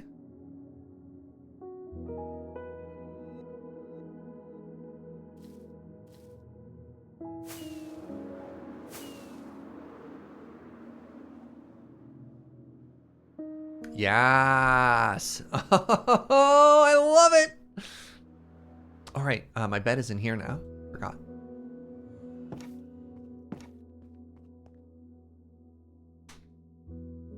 All right, hey, let's take a lunch break. First lunch break after the vacation.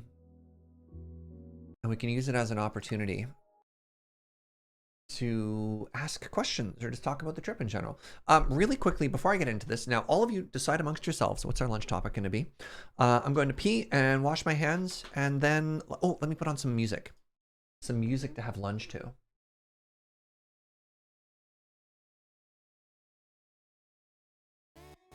All right, I'll be right back.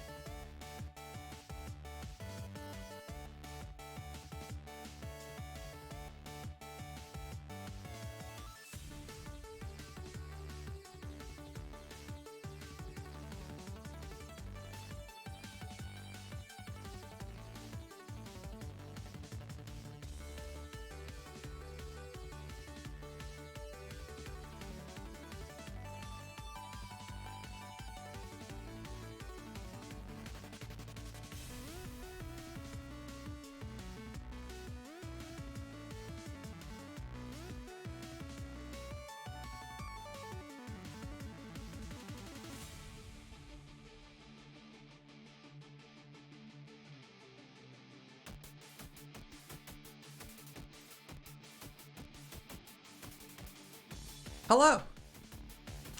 What did I read over the break? There we go. First question we got there. We can do kind of an AMA about stuff too. So over the break, I've been reading this wonderful, and it's not an isekai for once. I've been reading this wonderful light novel called, oh shoot, what is it called? I was talking about it in Discord. People are like, you're reading an isekai, and I'm like, I swear I'm not. The beginning after the end? Beginning of the end? I could just look it up. Anyways, I won't look at it.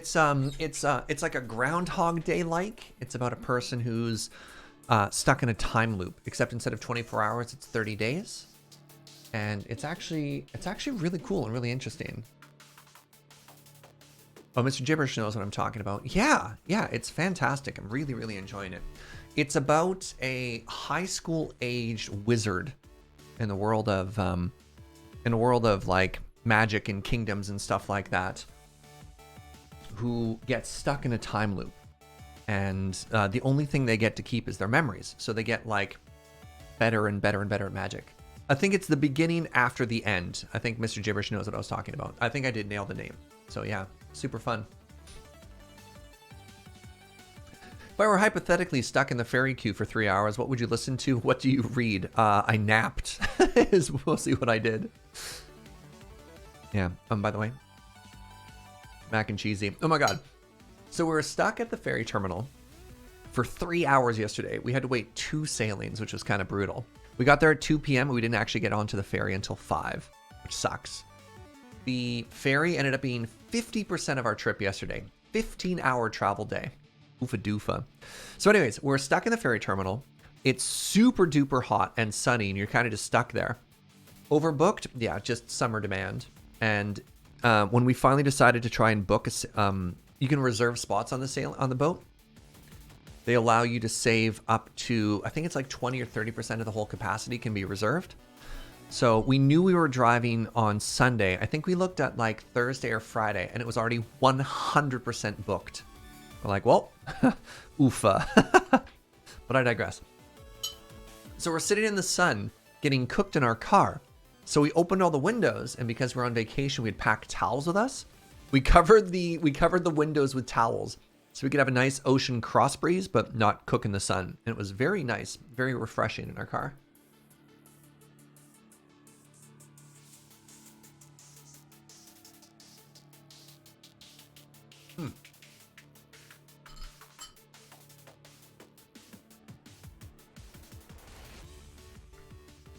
Yeah, the Swanson Ferry Terminal. Yeah, Swanson, Victoria was packed. All right, coffee story. Coffee story the first. I met one of the most passionate coffee nerds I have met in my life. They might be number one. I just haven't had an opportunity to like talk as much to the other people. So one of the places that we were recommended to check out in Calgary was a cafe called Cafe Jindo. And Jindo is a Korean dog. It's a species of Korean dog. And when we first went into it, we're just like, this is not the right place. Right? Like, this does not look like the type of place that you go into and is known for its coffee service. This is when it was empty, when it first opened. This just felt like every sort of Asian sort of fusion style. Like, it was busy, it was packed, it had sandwiches, right? It just didn't feel like a specialty cafe. And we're like, oh, that's fine. It's kind of cute. It's kind of busy, right? Like, just stuff everywhere, but whatever. And then, yeah, right? Like, breakfast combo. You're like, you're not thinking to yourself, this is the sort of place that is going to have bleeding edge coffee. And so I was like, whatever. Hey, I'll get a waffle. No, a cronut. We got a cronut. And I'm like, I'll get a cappuccino. And the guy behind the counter is like, well, what kind of cappuccino do you want? I'm like, I don't know. Traditional, 5.5 ounces. Again, not trying to expect much. This is the I'm sad and it's not good coffee, but I'll get an order and give it a try sort of thing. And then the guy's like, what kind of espresso would you like with your cappuccino? And I was like, wait, what? What do you mean, what kind of espresso would I like with it? He's like, oh, we have a bunch of different offerings, you know. What do you like in the flavor palette of your espresso? And I was like, hold on, time out. I'm getting really excited right now. I'm like, surprise me. He's like, oh, great. I have a geisha that I roasted in-house that has amazing notes of, oh, what was the word that he loved? Joe, what was that boozy word? Cognac. He's like, we have a in-house roasted geisha with tasty notes of cognac that pairs really well with milk and espresso. And I'm like, I'm sorry, what? And this is, for those of you who are like coffee nerds, this is like the most expensive sought after sub-varietal of coffee. It's like a unicorn in the coffee industry, and he had roasted it himself for espresso. And I'm like, hold on, time out.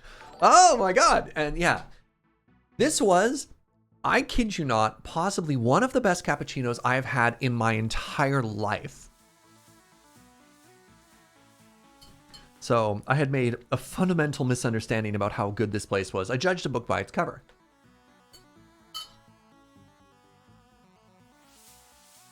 Yeah.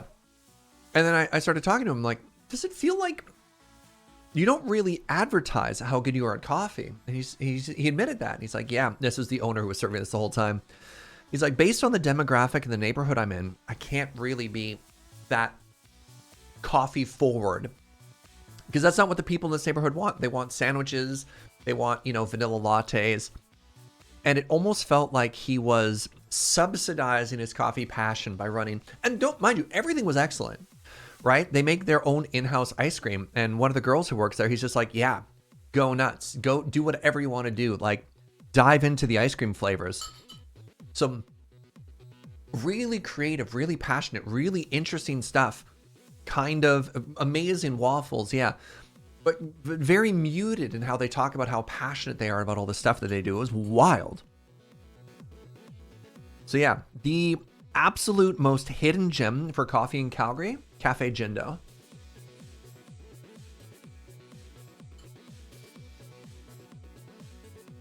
I cannot recommend it enough.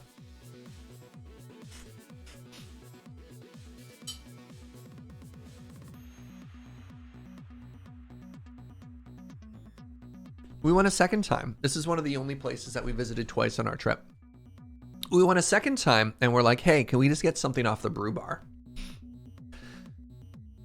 And it was kind of quiet. We picked a quiet time in the afternoon and the owner was like, yes. And then he's like, how familiar are you with the 2022 Cup of Excellence winning routine? I'm like, you're gonna, dude, no.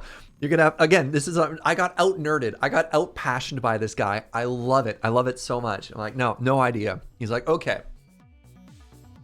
So the premise of this barista routine, of this Brewer's Cup routine was, what do you do when you have only a little bit of coffee left in the bottom of a bag? And because so much of specialty coffee is single origin coffee, much like wine, right? You have the individual farm, you have the terroir, you have the varietal of the bean, and that's it. Yeah, did I get like Final Fantasy 14 memed? Kind of, yeah. Was this in Tsawwassen? No, this is in Calgary. And so like the basic premise is you only have a little bit of coffee left, and you need to blend it together to bring out the tasty notes. And then of course, the person who did that in the competition routine threw it aside and said, sure, now this premise, except it's all $500 coffees. And the idea was you make your own blend and then you layer it inside of a pour over. So you have coffees layered on top of each other. And then on top of that, you have different grind settings for the different coffees. So at the very bottom, you have the finest coffee, and at the very top, you have the coarsest coffee. And I disagree with some of the ideas behind this, because I think, like, why couldn't you just blend them together? Why do they have to be layered? And obviously they tested it and stuff like that, and that's fine. I also got really distracted. I just want to say really quickly, Nuha, thank you so much for the quarter year. I appreciate you, friend. Yeah, so you're layering this stuff. And so, in the competition blend, I believe it was 6 different Gesha coffees that were layered on top of each other. You're like, that's absurd, but I digress. But in Cafe Jindo, he did a 4 coffee layered pour over, 2 of which were of the Gesha varietal. And I'm just like, this is absurd. And then to talk about how nerdy he is, I love this. So how to explain this? When you are, I have to go back a level to give some foundational information, and we'll go forward. When you are brewing coffee, when you're adding water to coffee, and let's say you're going to put like 500, let's say a liter. If you're putting a liter of coffee through, you're brewing a pot of coffee.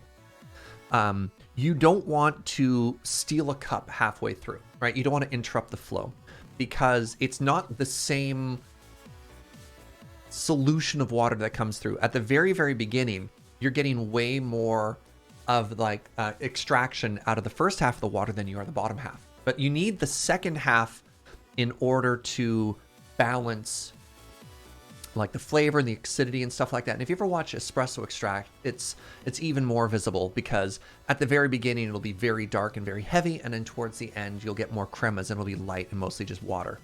And then figuring out that balance is really important to making sure that overall your whole cup or your whole pot of coffee tastes really nice, right?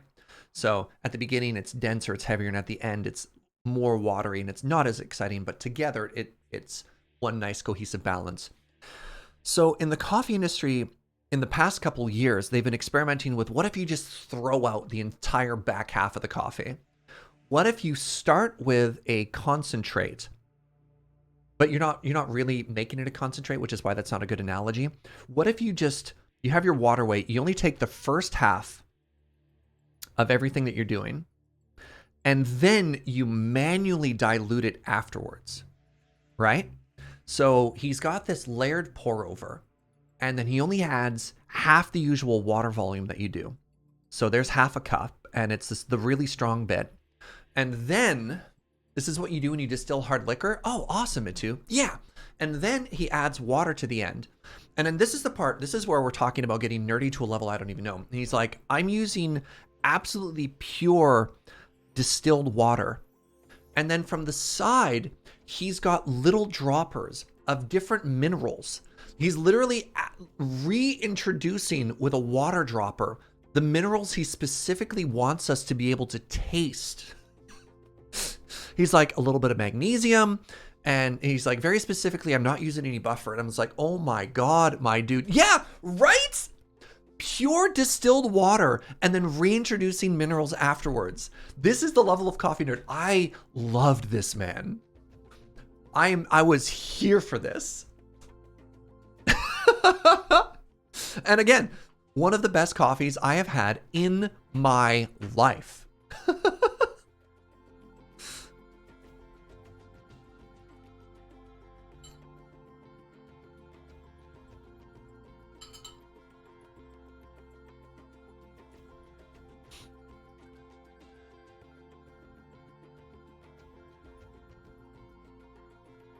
It sounds extraordinary. Just hearing that, I wonder if you could float different coffees on top of one another. Maybe. Again, you need to make it so that they don't blend in with each other. You need something in between. But yeah, I'm wondering how often a person like that gets a nerd out. That's a thing, Pharmacist Judge. I think he was finally like, oh my God, a kindred soul, finally.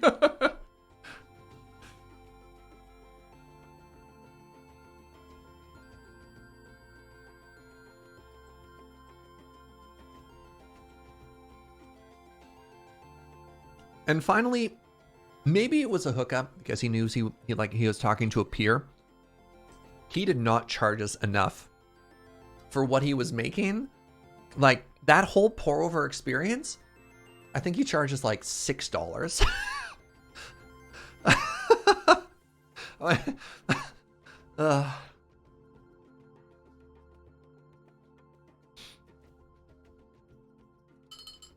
Yeah. This is what I'm saying. I feel like he's subsidizing.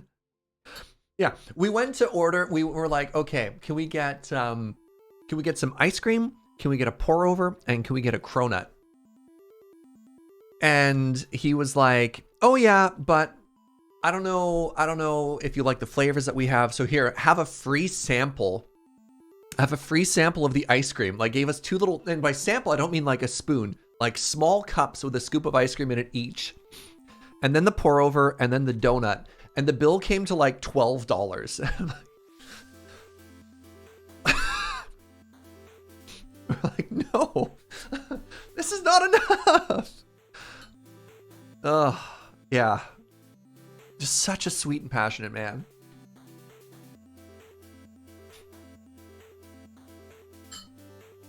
As Joe said, we tipped a lot to try and like make it up to. We're like, dude.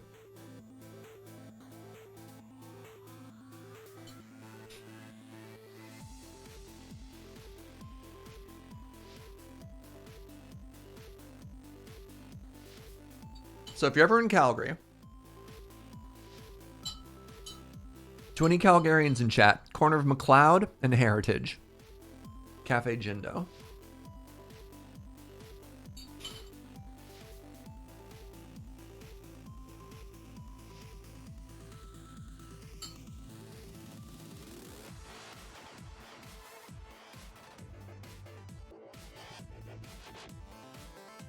You glad somebody's just that happy with their passion right now? Oh, no, absolutely. Absolutely.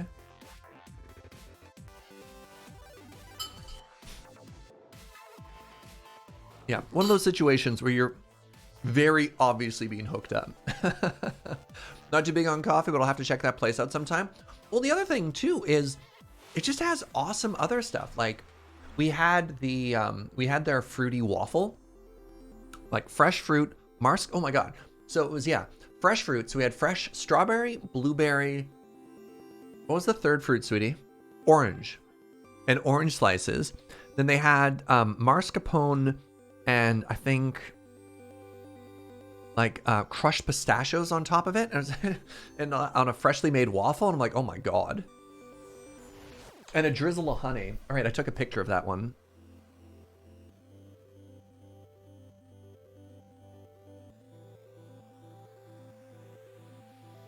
I'll show you my photo. I didn't put it on Instagram. I should have.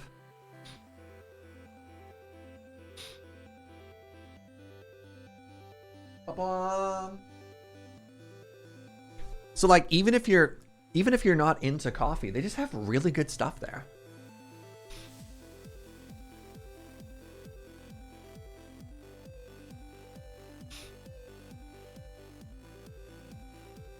You're mid on waffles, but you want that? Yeah.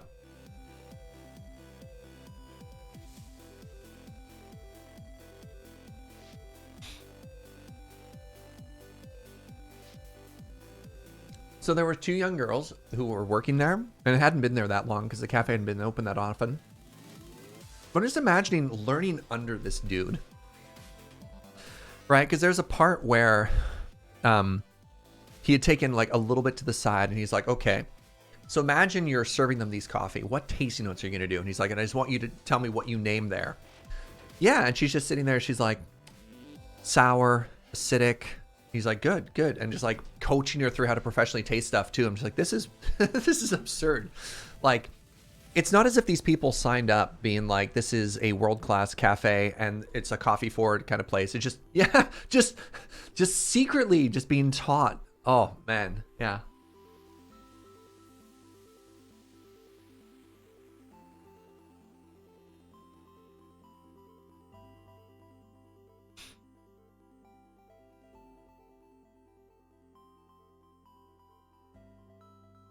This could 100% be an anime and you'd be there for it. Yeah.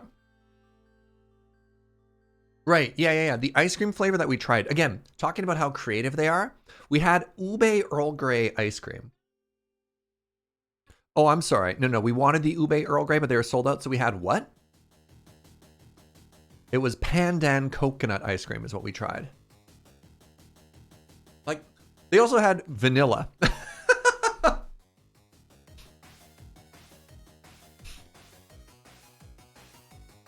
The 4 flavors of in-house ice cream that they had: vanilla, mocha, pandan coconut, and ube Earl Grey. Any tips for refining one's coffee palate? I find myself brewing too sour and grinding finer before realizing I went too far in that direction. I think you're asking 2 things there, Proto. You're asking how to refine your palate, but also how to dial in coffee. To refine your palate, taste 2 different things side by side. Because then instead of trying to taste one particular note, you can taste 2 things and be like, oh, this one is sweeter than this one. And that'll help sort of hone things in, because it's really hard and really intimidating to taste something in isolation and be like, blueberry, right? But if you taste 2 things that are very different side by side, you can be like, oh, the mouthfeel of this one is thicker than this one. This one is more acidic than this one. And then that can help you sort of start to learn what you're actually looking for. When it comes to trying to dial in coffee, only change 1 variable at a time, which is really hard. Like, you want to maybe adjust your grind setting just a little bit, or change your dose just a little bit. And that's obviously tough because if you're at home, you're not in like a professional environment where you can throw out half a pound of coffee and it doesn't matter. But yeah. Very small changes.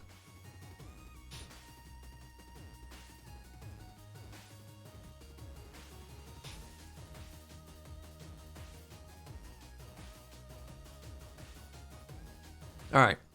I'm almost done my cookie. I got a cookie, by the way. Apparently they got part of our order wrong, so they gave us an apology cookie because Joe had to wait. But yeah, That's probably one of the highlights of my trip was discovering this cafe. And then we have other stories for other days too.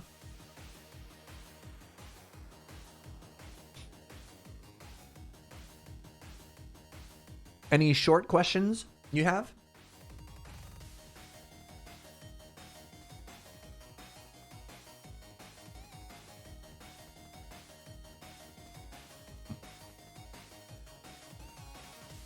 Questions that have like a half cookie in length of answer.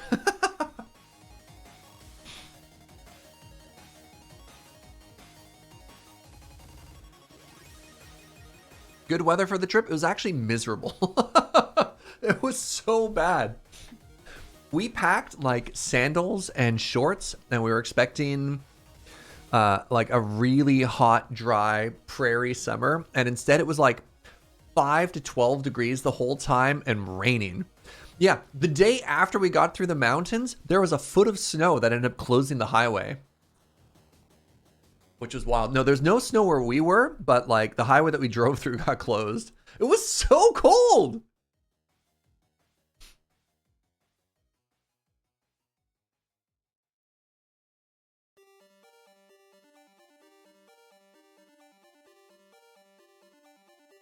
The heat has been so bad the past couple summers that both my parents and Joe's parents finally, after like 40 years, got air conditioning at their places, and we were freezing the whole time.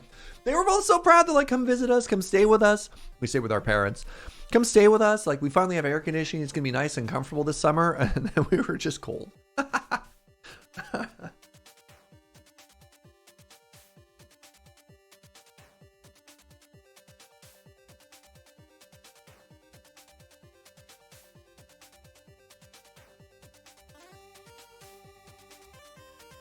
Oh, no. Like, they've been on fire the whole time. So really happy that it rained. Like, don't get me wrong. It's just really funny. Yeah. No, the prairies need the rain so bad. All right. I'm going to go wash up. I'll be right back.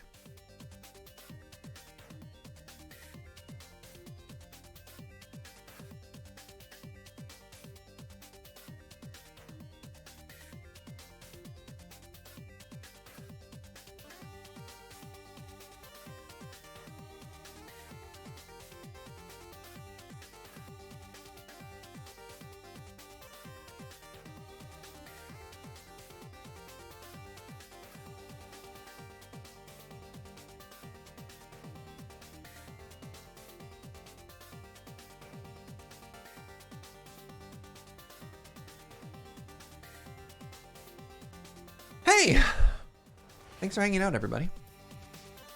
I always appreciate the cozy lunch chats. All right, let's see how much we can get done in the next 2.5 hours.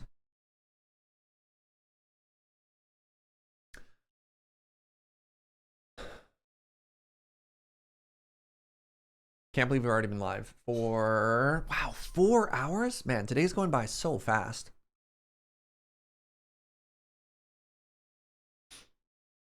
Holy moly.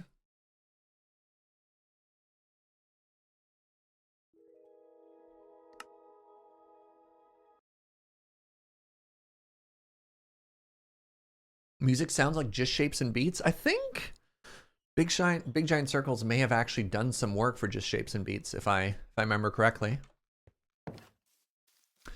Oh, Tato. So this is done and looking cute. All right, so there's, I think, 2 big things left to do. 2 big things left to do. Actually, that's not even true. I have more than that. I think maybe the first thing I want to do is... Is it even a good idea? I need to get into here and put some, like, under trim. So I believe for the under trim, right, all. Side view. Stairs and slabs, yeah.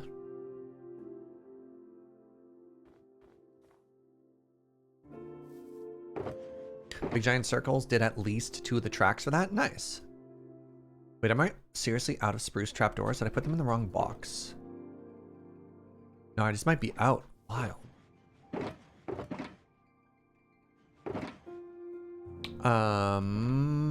Yikes.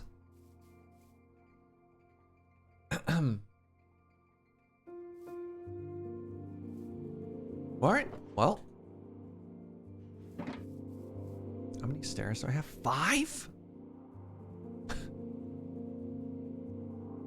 No, I'm okay, sweetie. I'm okay. You just chill.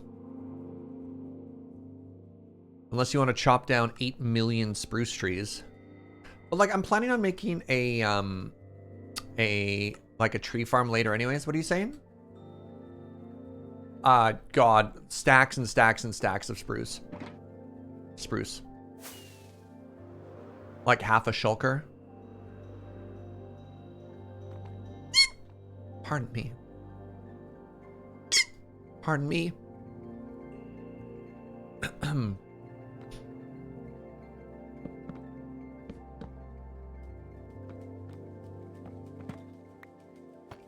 Joe's like, leave it to me. I'm going to get you your spruce. She's such a sweetie.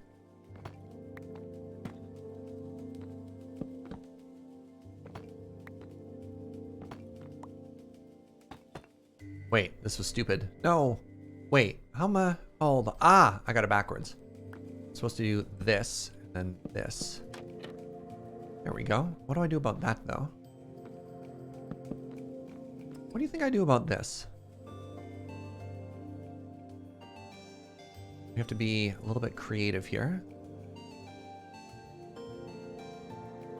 You know what? Do I have a thingy on me? I do. I'm just gonna do...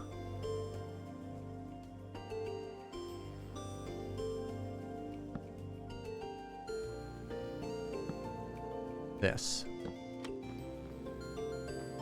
Love that. Love it. Now I need to do the same from the side.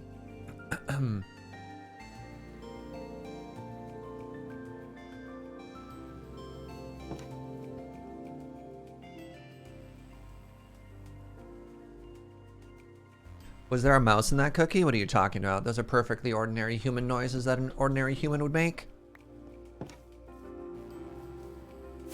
Duh.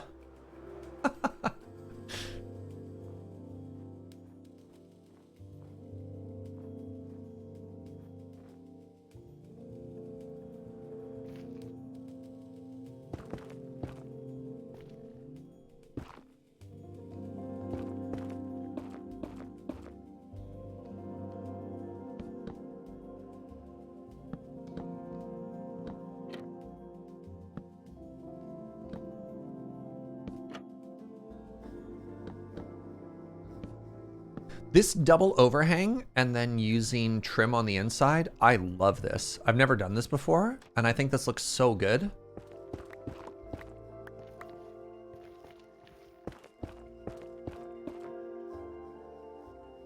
Right? Look at that.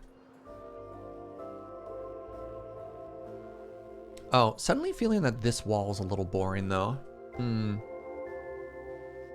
Yeah, like look at that overhang if we just ignore that blank wall. And just focus on the roof right now. Also, yeah, that chimney is a little plain. Oh, there's a zombie on my roof. That's exciting. I was wondering what that was.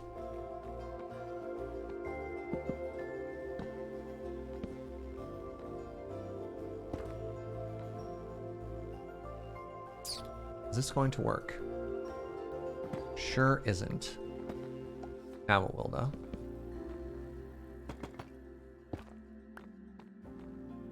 Yeah, we're gonna have to do some stuff to get some spawn proofing up in here, but that's a problem for future us. Yeah. Yeah, that won't do.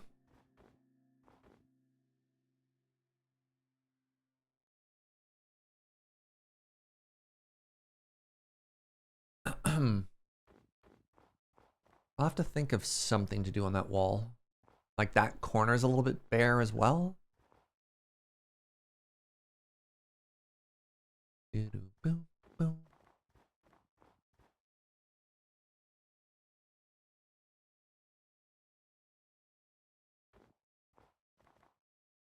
It's just, I'm just staring at it and being like, they didn't tell me what to do here. I think I'm just gonna do this. Nope. Ow.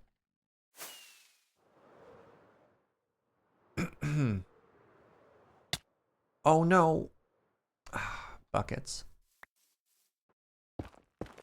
Another planter, a mural, a clock face. No, not enough space for either of those things.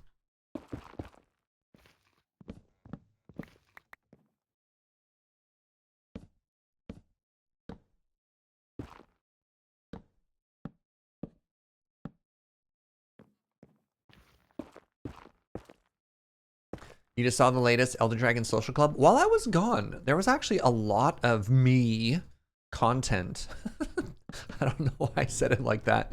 A lot of me content that went up. So I was in Elder Dragon Social Club. I was also in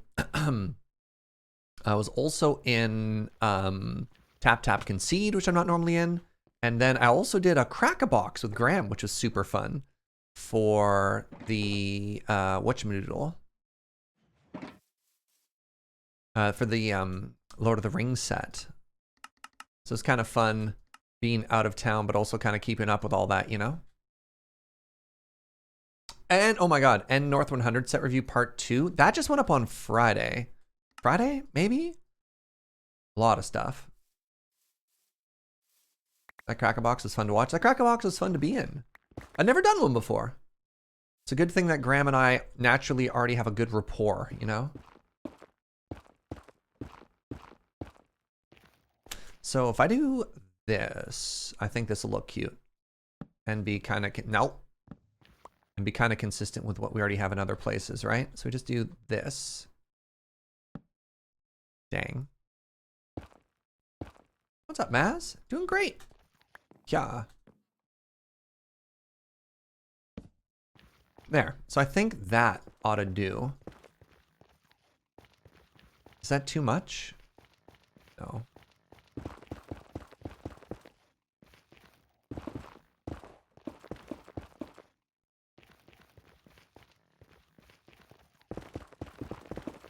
God!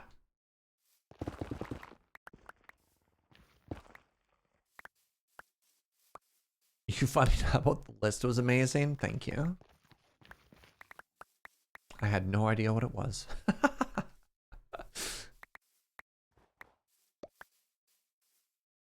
It's a good thing I'm so good at parkour, I know, right?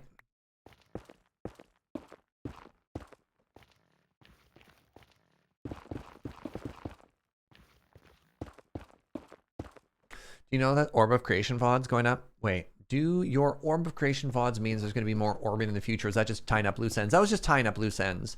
But I would not be... If there was a giant Orb of Creation content update, I would orb again.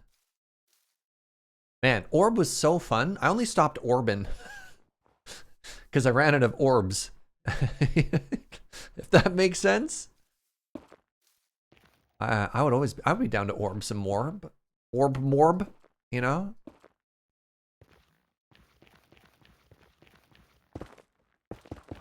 I've actually been rewatching some of the parkour episodes at 9 o'clock. Minecraft parkour is actually just really good.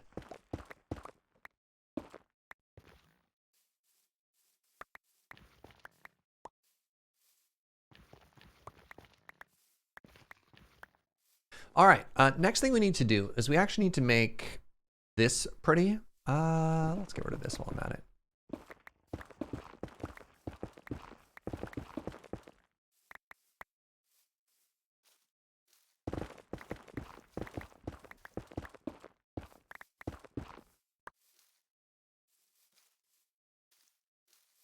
That map maker, Halki, yeah, oh my god, they're amazing. So now that I've removed this, let's actually take a second and look at the left side of the building for that sort of improvised decorations I just did, and ask yourself, did that fit in or is it too busy? It's pretty busy.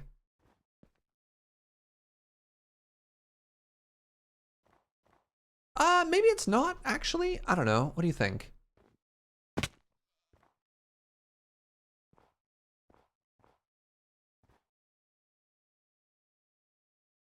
Tell me honestly, what do you think of that side there?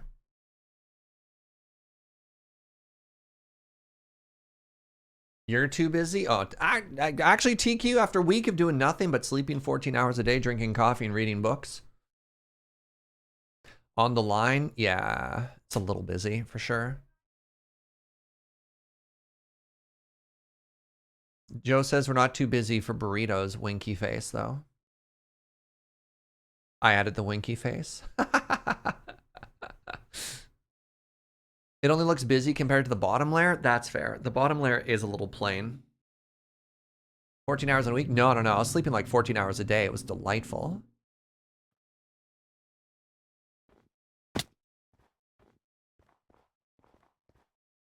So this is how it looks just from the side. We're obviously going to have to rework on that window a little. I mean, that window's kind of cute. I just moved the window up a block and I think it'll look better. You think it looks fine? You'd live there? I could add an window to it, honestly. What if I just did that instead?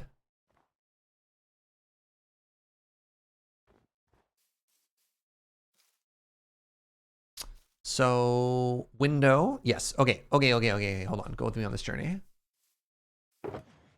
Journey 1. I already have calcite on me. Journey 2. I think I have everything I need. Except for maybe you.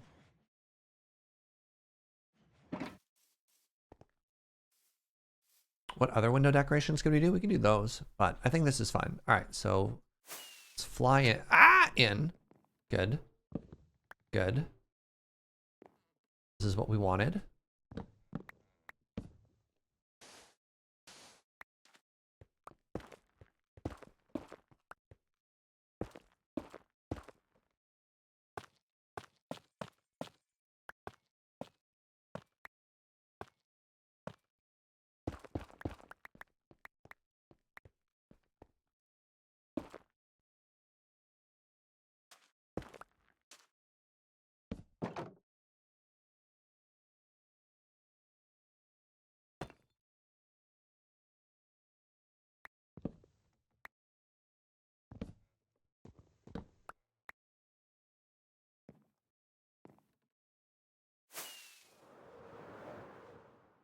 Moving that window location would be such a pain. Thanks, Gunnar. There we go. What do you think of that now? I think that's actually really cute. I think it kind of fits with what they had before, right?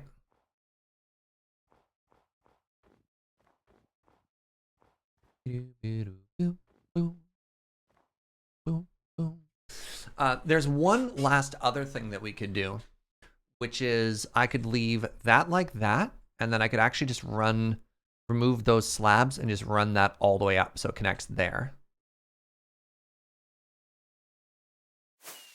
Ow. Ooh. Almost died.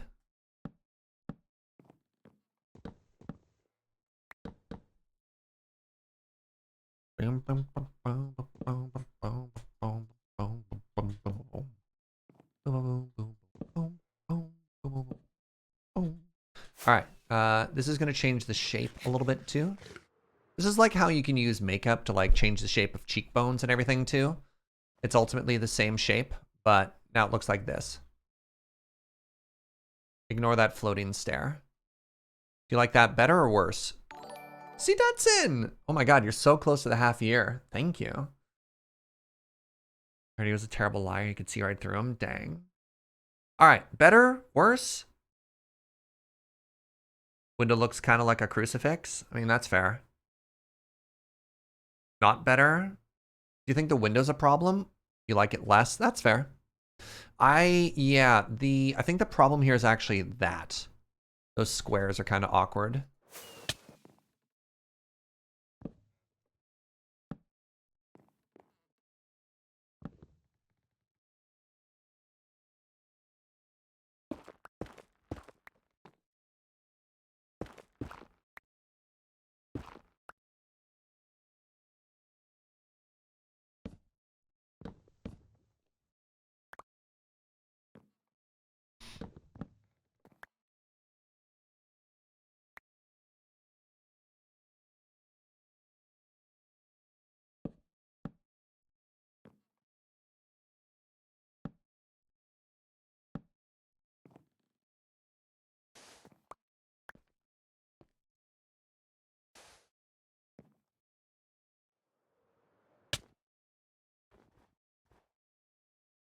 I mean, the other thing we could do is we could also put a flower box there, right? Like that's a little flower box there is not a bad idea at all.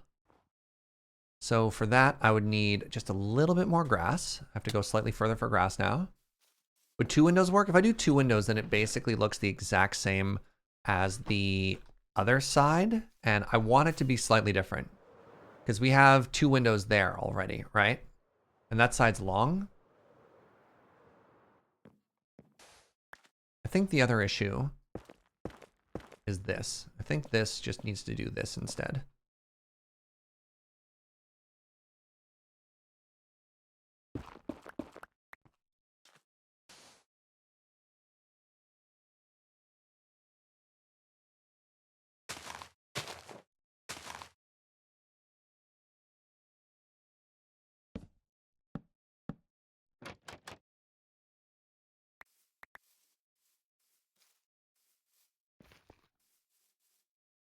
Kind of just mixing in elements from the other side, you know?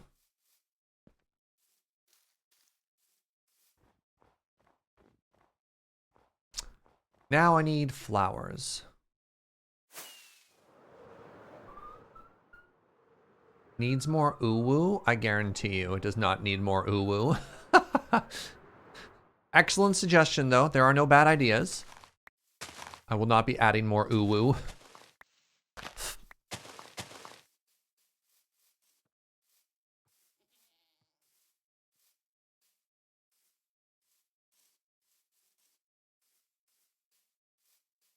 Maybe an interesting color for the glass? Interesting. Maybe. Yeah.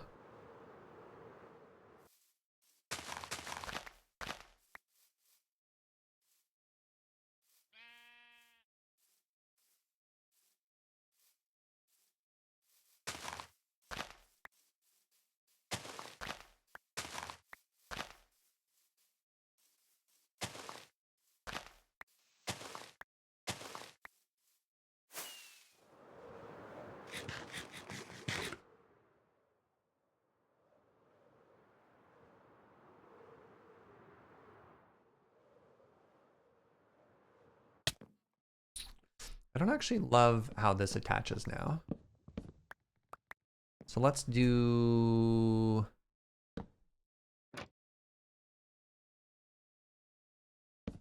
that instead.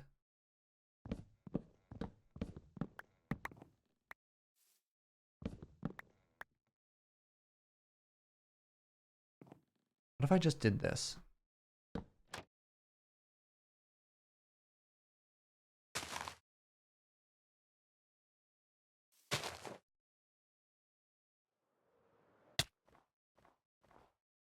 It's so plain now. Ugh.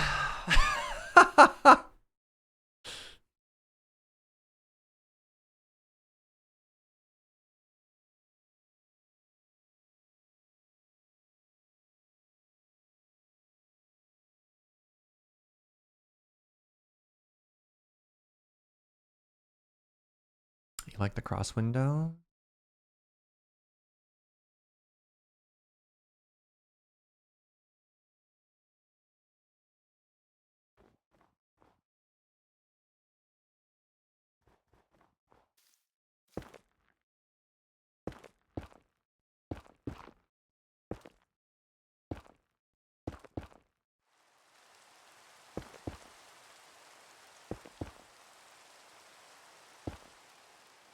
That was actually perfect. Okay,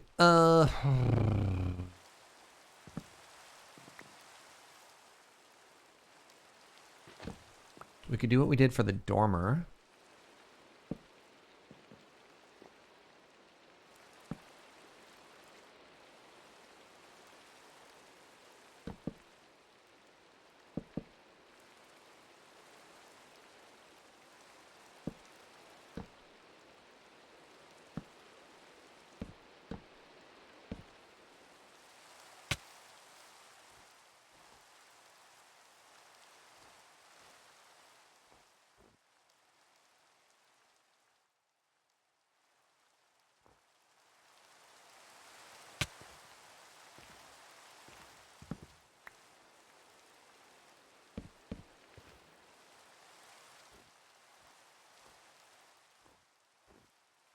I don't actually mind that. Thoughts? Sorry. I don't think that's bad. And it ties in, we did something similar to this for the, obviously we have to add some detail to that upper window, but that's fine. I could go back to making that window a plus sign, which I didn't hate.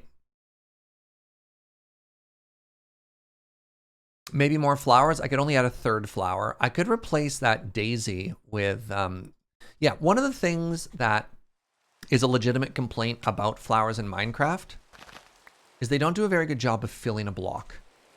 They are quite small. And as such, don't always do a great job of filling a space, if that makes sense.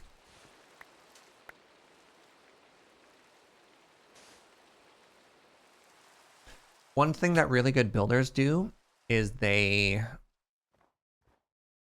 use like coral, which is kind of neat.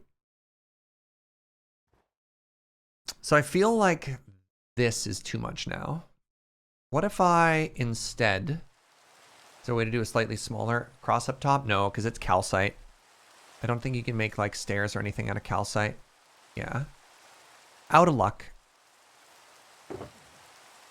What if I just did this instead?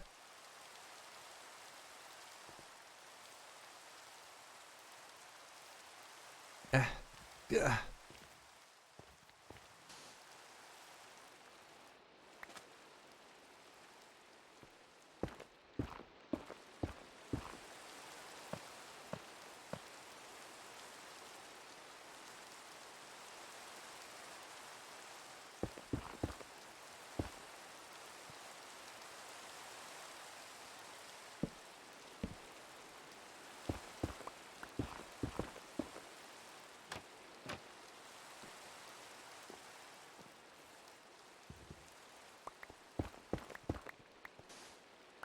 Man, doing this in survival?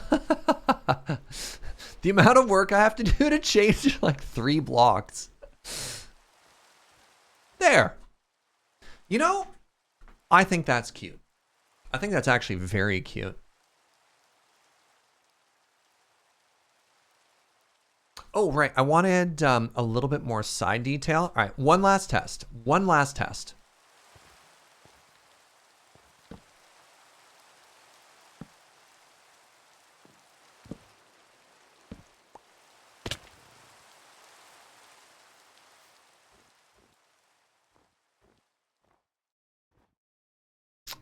I think those fence gates actually made a positive difference. What about y'all? So we've got a nice visible line that separates the concrete powder from the calcite. We've got that window filled now, which I think is actually very cute. I think those oak trap doors are great. I think we have prettied up that window as well. Optifine is updated? Yeah. All right, I'm going to call that done. Pardon me. Take the staircase down. Thank you, by the way. Thank you for all the help trying to figure stuff out, how to make that pretty, you know? Done! Serge, what took you to so long? Well, I spent 35 minutes on a wall. You know? Okay, other big things we need to do. We need to get this done. Which looks like they just did polished andesite the whole way around. I don't believe I have... Oh, I have andesite. God, I'm so good at this game.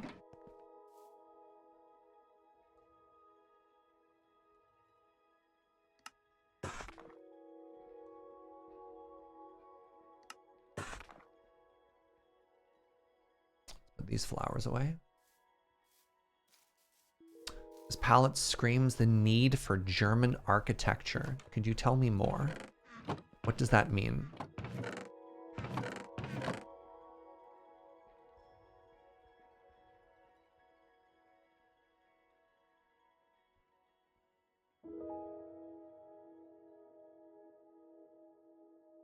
Pardon me.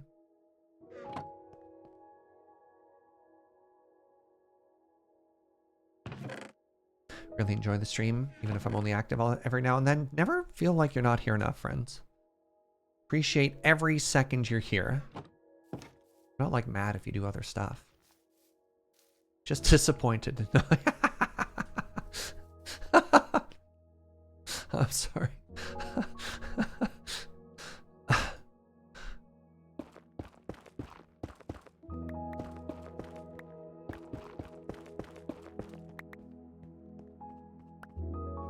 TQ's angry though. TQ angry with the passion of a million suns.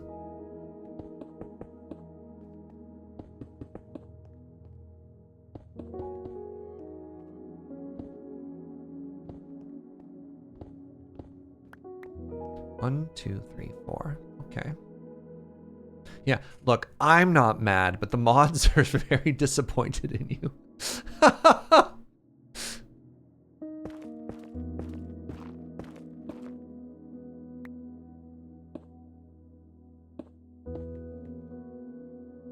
Ow.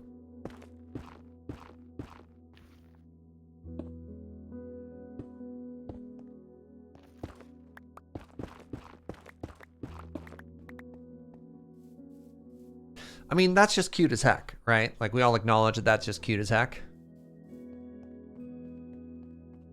Is this one of the new 1.20 tracks? I believe so, song, yeah.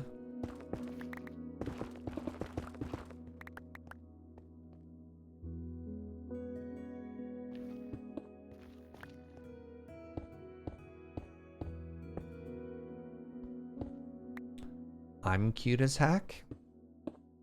Come into my community after I'm gone for a week.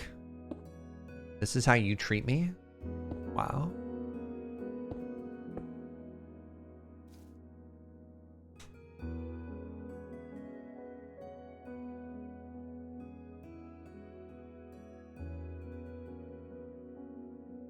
Oh, Joe is here. Hello, Joe.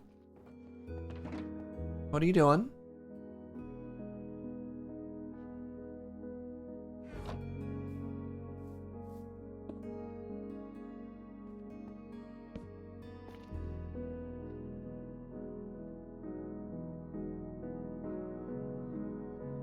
Oh my God.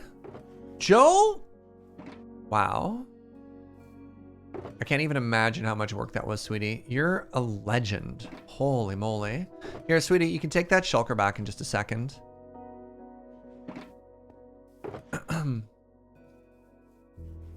Thank you, thank you.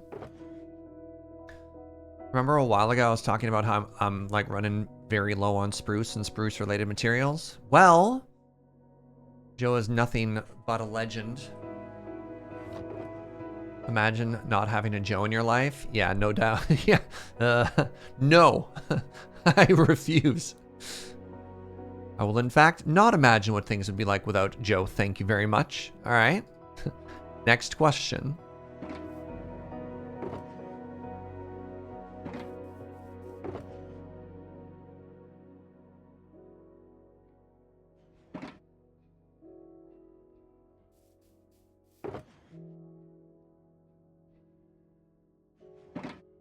What is this, depressed surge time? Do you know that Joe and I are going to be celebrating 15 years? Which is, I don't even know how to put that number into perspective. 15 years in September.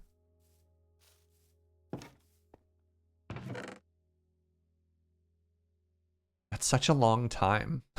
Like, what? Together drinking coffee, you know it, yeah. 15 years of what? Oh, you know, sad stuff. I don't know. That's an entire middle schooler? Yeah. It's pretty wild, TBH.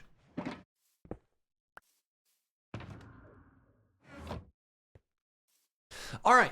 I think now it's time to prettify everything.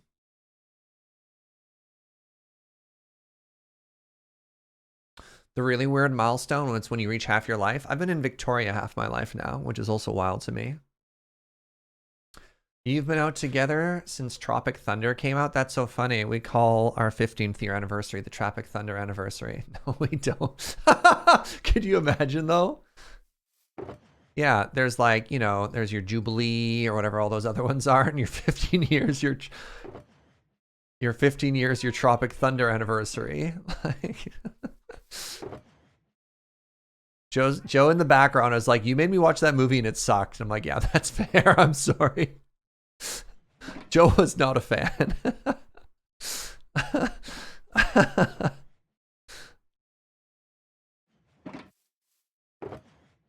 That's a lot of moss.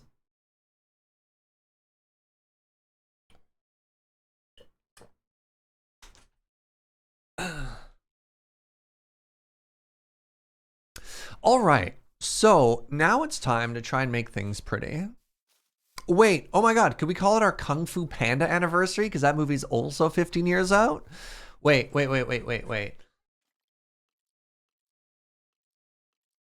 Yesterday was history, tomorrow is a mystery. That's why they call the present a gift. And that's when I hand her our 15-year anniversary, which is a copy of Kung Fu Panda DVD. She's like, but Serge, we already own that on DVD. On Blu-ray then, all right? Joe's like, Blu-ray isn't real. Joe, please. Holy moly. Are you off to bed? Good night, Chris. What a beautiful change of subject. Good night, my friend. Oh, all right. What's a Blu-ray, Grandpa? TQ? Quiet you. All right. Okay, let's start doing some different stuff here.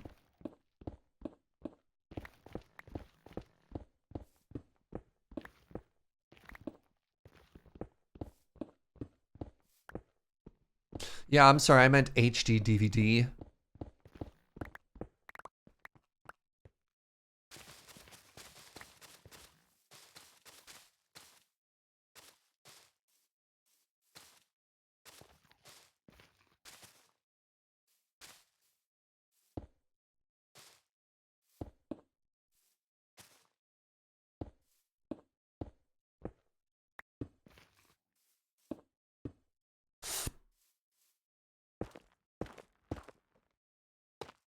Oh, there it is. Forget the cobble. Tough. Tough is where it's at. Look at this gradient now, eh, chat?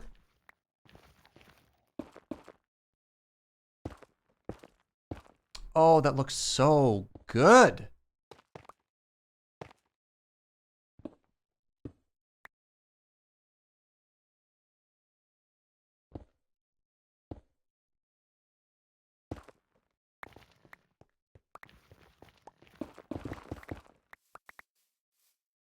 All right. So what if we did that for all the sides? I have to clean that up just a little bit, but you can see what I'm going for, right?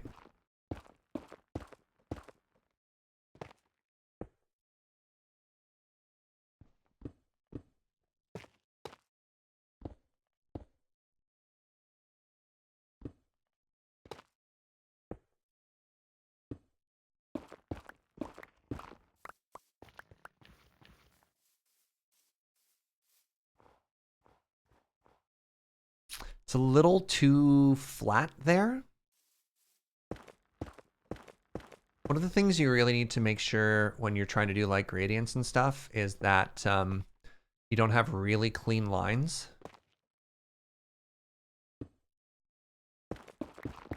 Really helps blend your gradients. Like that. And they're especially made to be viewed from afar. So like,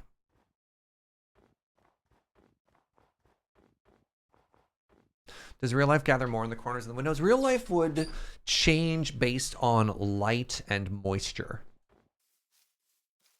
Which makes it a little bit tricky to say what the real life gradient would look like, you know what I mean? Because yeah, like other things that are gonna look a little bit strange is we're gonna add a bunch of greenery to the bottom, but I don't know if we're gonna add that to the white section. So that could be a little bit strange, but so it goes.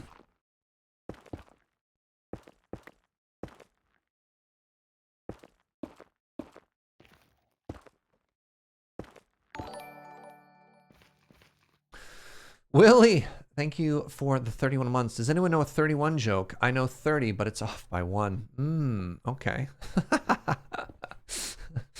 Yeah. Oh, right, I forgot that this was hollow.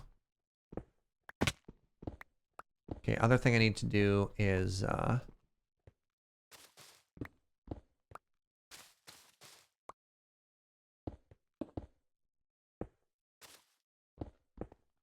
also have to do this one real quick. This corner going. I think the other thing I could do is I could have just been a little bit more aggressive with how high things were getting there.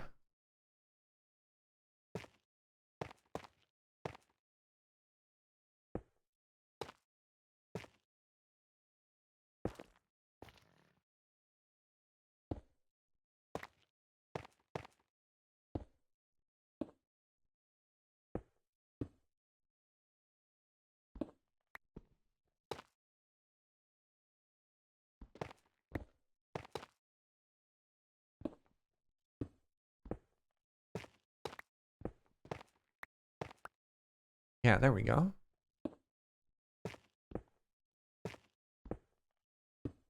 Maybe I'm getting too tall on that side. I don't know. We'll see. Gradients involve a lot of like going back and forth and smoothing and blending and stuff like that. You know what I mean? B-Dub in his latest vid changing his goal from gradient to shading. Yes, no, absolutely. B-Dubs is an artist, like an absolute genius wizard. Yes. The fact that he's just moved away from straight gradients is, he's on a level that I can only admire. I don't even aspire to it. I just look at him and I go, nice. So there's a section, see too much there? So what we do for that to smooth it out, because it's just a straight line, is we break it there, and we do this, and we do this. Right? And then actually another thing that might be kind of nice if we do this, and then we do that.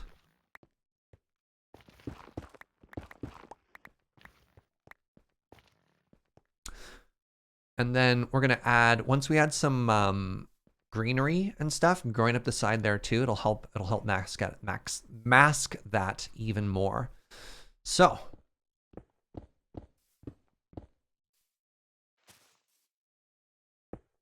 that's 3 across.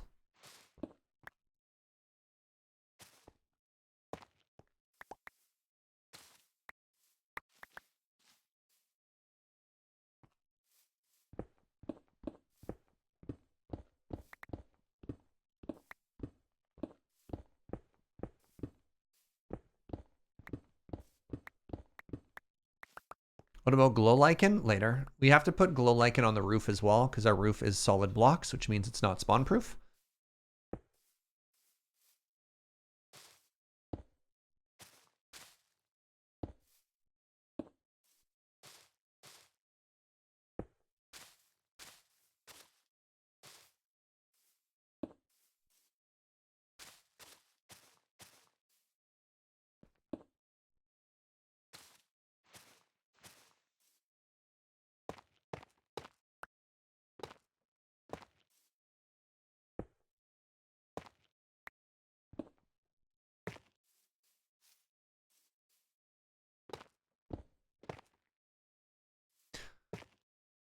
It sure does take a while sometimes, though.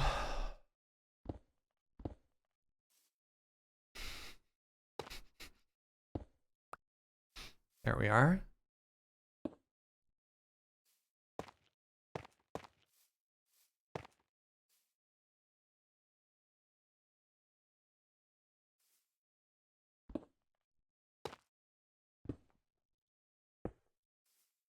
Stop it with the dancing, please.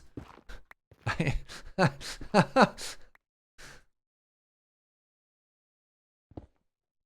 if I do that, it'll be okay. And then over this side.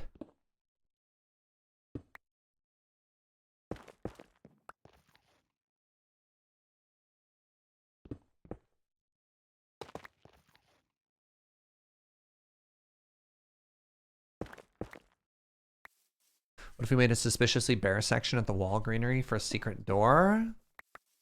Let me finish the gradients before the scope creep pops in. All right. So you can see you had a little too much of the mossy at the bottom. Oh my god, I love that gradient. All right, let's look at it from afar, because that's when it's even better, right? And then if we love this, we'll keep going all the way around. Yes! I mean, cool. Right? Look at that. Oh my god, it's just doing such a good job of making it feel lived in. Eric, what's up, friend? Thank you so much for the 61. What do you think? Right?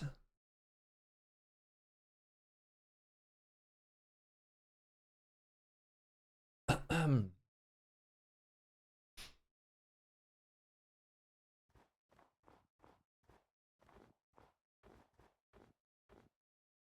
like everything except the stone itself? You don't like the smooth stone? Something we could do at the very top is add just a little bit of brick to break up that very flat texture as well, Avi.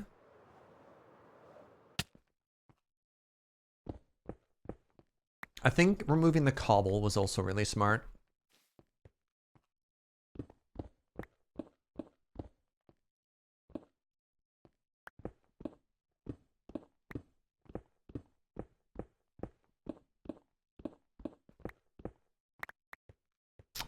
Right, I forgot there was a door here.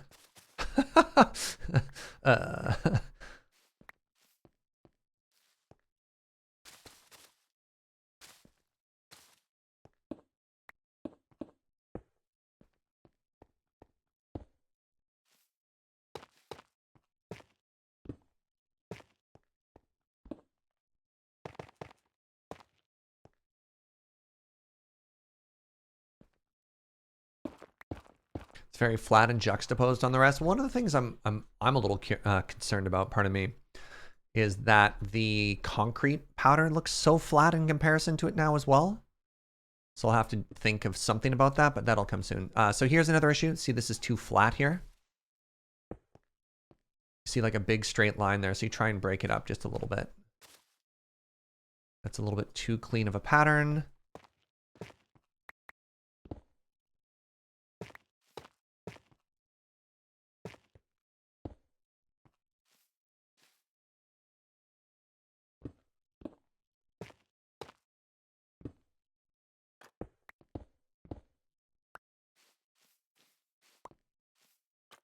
Andesite as well. Yeah, we are typically big fans of andesitification. That's the technical term.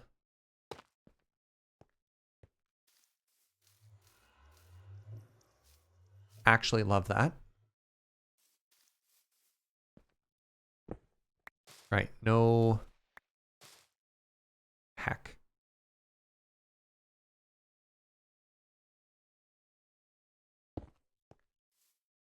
That'll do.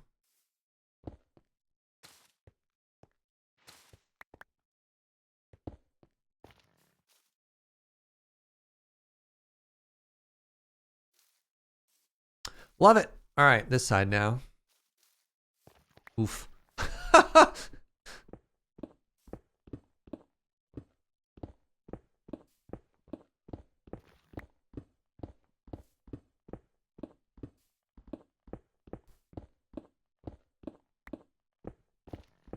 Vines, no. Glow lichen later. Maybe it's just out of a point of stubbornness now, but I don't build with vines. I don't think vines look good. Anytime I would want to use vines, I use leaves. Because I think they make things pop better. And they also don't have a tendency to grow.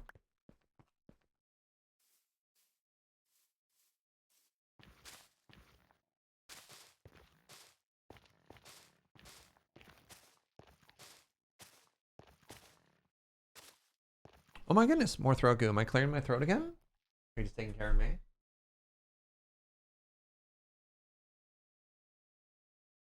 Thank you, sweetie.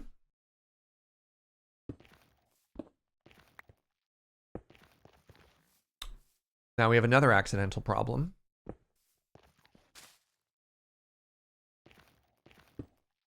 We had the same sort of like diagonal thing going up and down over and over.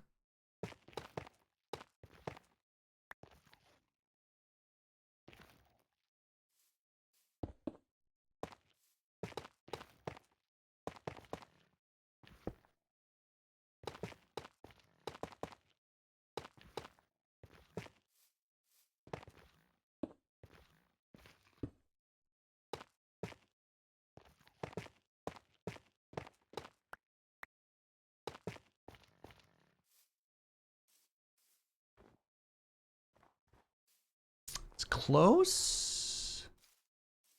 Don't know if I love it.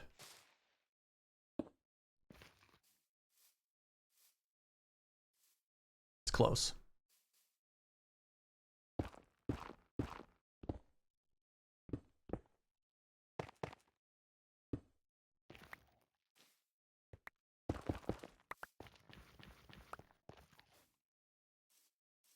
Pretty happy with that. Again, we'll break that up a little bit. Just a very, very light touch of a very, very, very light touch of brick. I think will help go a long way.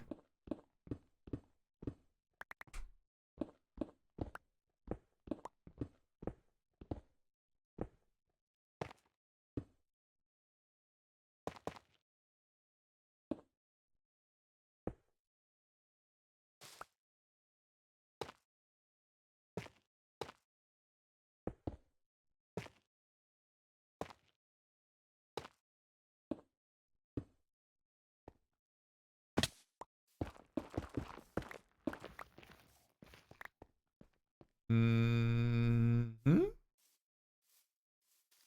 Yeah, yeah, good. Oh,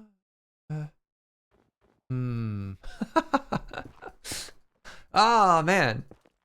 Gradients. Am I right?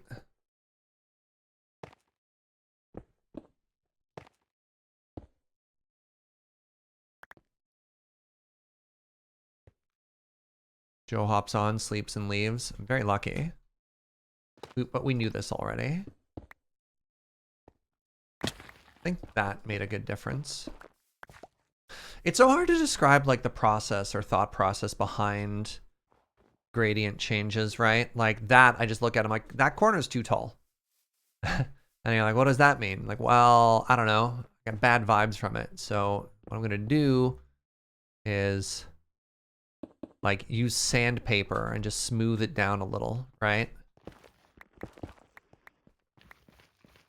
And now I look at it and I think to myself, that's a better corner, right? But like, what does that mean? And it means that like, I feel like I should invert these two blocks. So now we do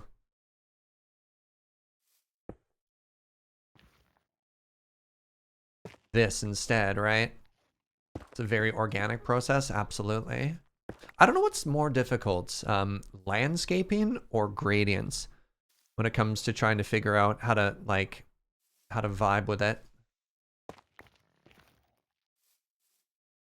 Like there I had a 3x3 cube, so I broke it up. I mean, I'm really digging this right now. So now on the inside, it gets a little bit more difficult because I have... Realistically, I don't think there should be as mossy on the inside, but I want a little bit. So first thing we're going to do is we're going to grab some stone. I have some stone already, great. And I'm going to make brick out of it. Make 2 stacks of this. And I'm going to make that into mossy brick. All right, and then I'm going to do like this.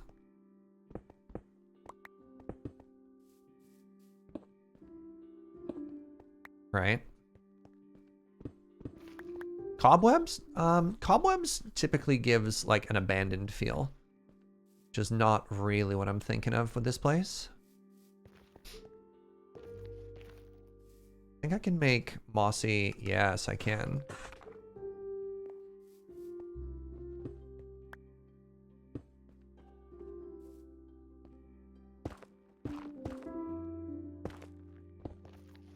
Yeah, mossy would make me think I'm making like either a haunted house or to give it the feeling that it's abandoned.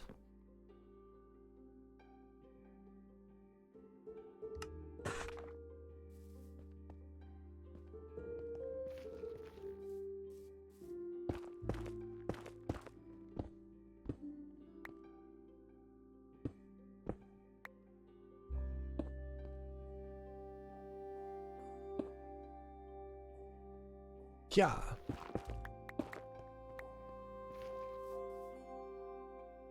Yeah, just a little bit of detailing there, which is really nice. Now for the inside of this, I don't think I ever do full moss blocks. I think I just do like a little bit of this.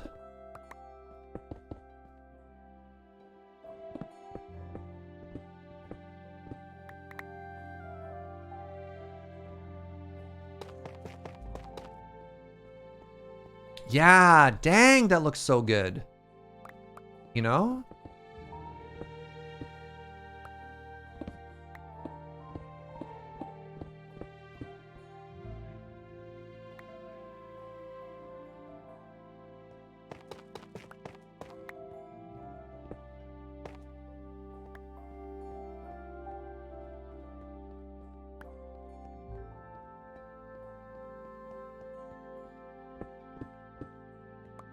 Do you consider that overhanging step to create a coving? No, I kind of like that it's not rounded the whole way, and that's something that they have in their design as well. Or do they have stairs all the way through?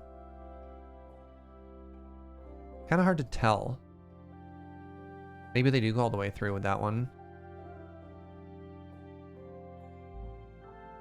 Maybe. Cracked bricks. Cracked bricks could be good. I typically don't feel they make enough of a difference to like go out of my way to grab them, but oh, I guess I do have a little bit of moss on the inside here. Oops, wrong block. Yeah. Crack bricks could be in. I just worry about the amount of time I'm going to be spending decorating. Is like, all these ideas are good ideas. The problem is, when am I going to finish this? You know? Yeah, so like blocks that are typically really good at adding more detail are brick, cracked brick, but like I haven't even added regular brick yet, right? So now let's do a little test here because that looks awesome. Oh, you know what I could do? Actually, that instead of stairs, what if I just did slabs? Go with me on this journey.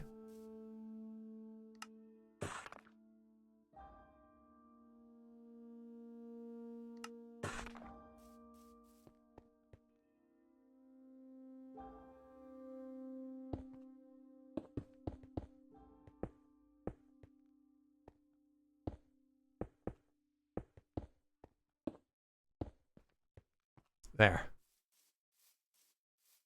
Yeah, love that. Also, I didn't expect mossy brick and polished andesite to go so well together, but here we are, you know?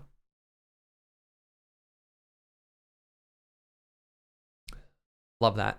All right, I need a very subtle touch of brick now.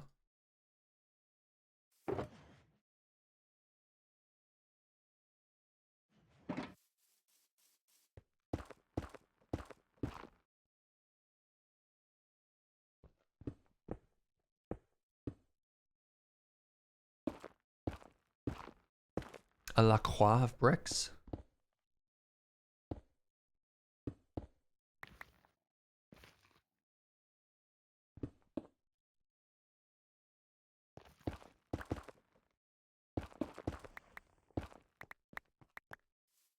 Is it French or is it LaCroix?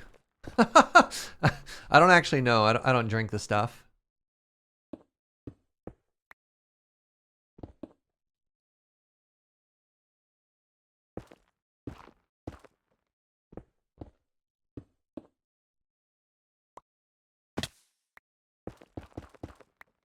You've always called it LaCroix?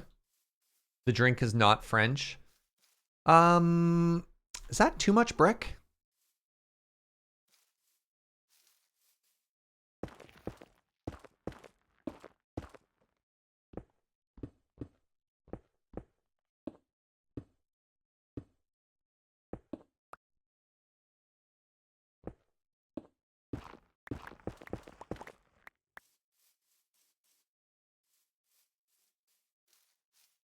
All right, let's do a little flyaway, little turn away, fly away. And ask ourselves, how is that brick helping? And I think the answer is a lot, actually. I think that brick is doing a lot of work. Lake Roy. Brick, yay or nay? I also think these ones should be raised up by one as well. Are you on team brick or team no brick? I think I'm on team brick. No! Buckets. Oh, I hate everything so much right now.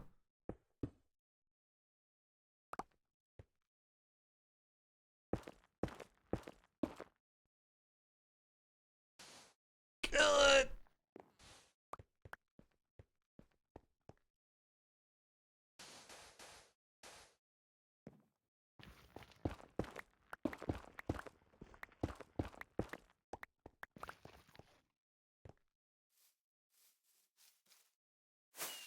Ow. It's the reason you don't like working with powder? Yeah, no, you're not wrong. It is kind of a pain in the butt.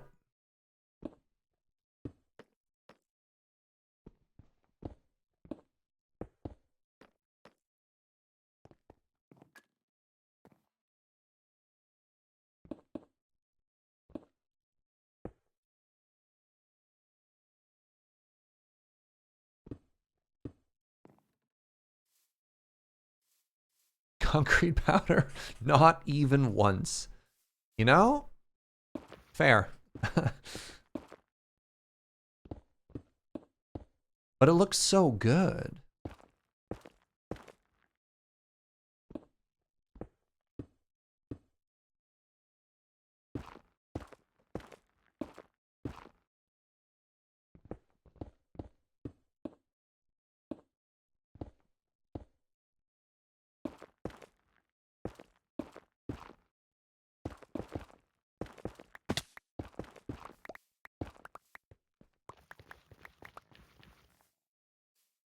You'd love cured concrete powder? Oh my god. Right, yo. Concrete powder, but you wax it so it doesn't fall. Or if you hit it with water, it doesn't get destroyed. What do you think? You think it'll catch on? Like the idea of waxed concrete powder?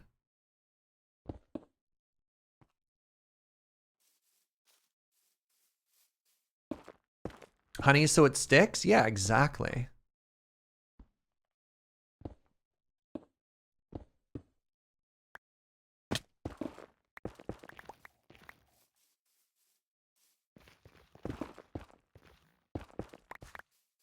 Does powder have a different color from solid? Color and texture.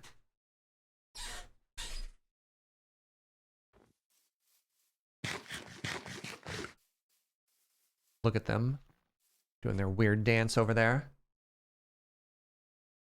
I hit my target demographic again. Not the cats are watching, that's great, but the cats are not subbing to my channel. What do I want broke cats for? I'm sorry. Nah, give me them bougie cats.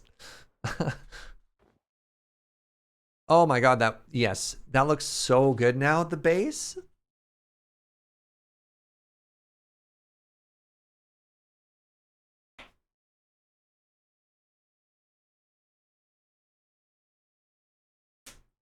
Your cats need to start paying rent before they can sub to you. That's fair. That's fair. Y'all need to start monetizing your cats. All right. So I want to make a cute chimney there first. So please remember that straight on chimney. And I'm going to add a very whimsical one. Oh my God. Shh. I'm a real cat. Just subbed with their prime. Let that be a lesson to all you other cats in chat. Thank you so much, friend. That's very funny. Oh, 3 cats in a trench coat. All right. 22 months. Their sub message, I'm assuming, says meow. Thank you, friend. Thank you, cat friend. Your cat pays rent in snuggles. That's fair.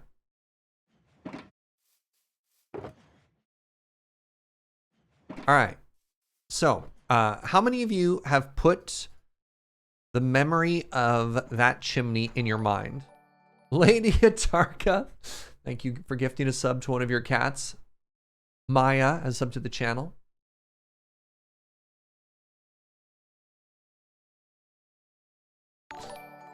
The POV, thank you for 52 months. Welcome back. It's so good to be back, friend. I'm having so much fun. Today's been a great day. Lydia Tarka also giving a sub to Lily.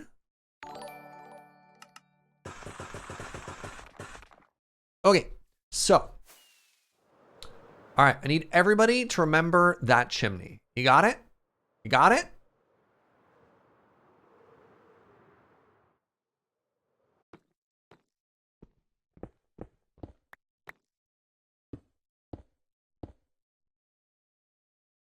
You don't got it. No. I need you to got it, Inkslayer. Not gotting it is kind of unacceptable right now. All right.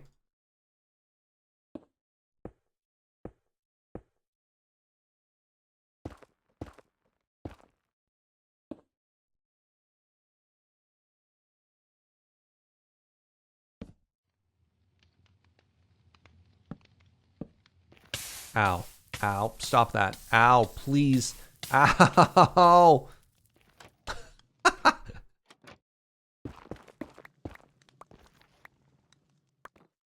All right. So you've got something in your mind's eye, right? Right?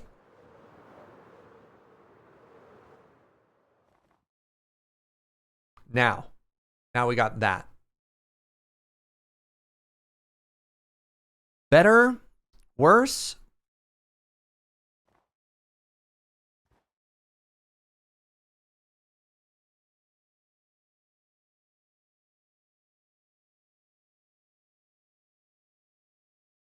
You don't like the curve. They look kind of weird if you don't curve. Maybe no bend. Everyone's on team no bend. Oh. No bend. All right, let's try two things. Ow, it burns.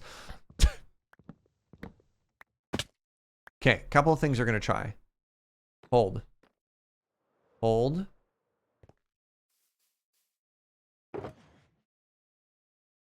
Can't believe Pride Month. Everybody would be clamoring for a straight chimney.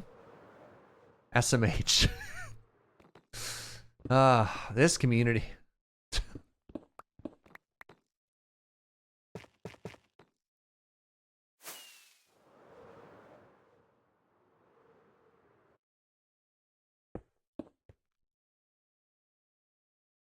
I'm about to catch on fire. I'm going to learn my lesson.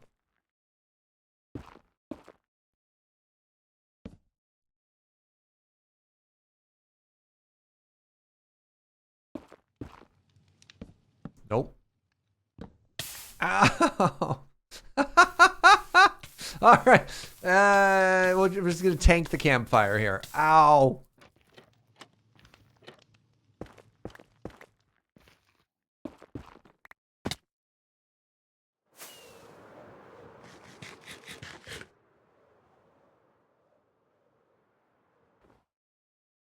There.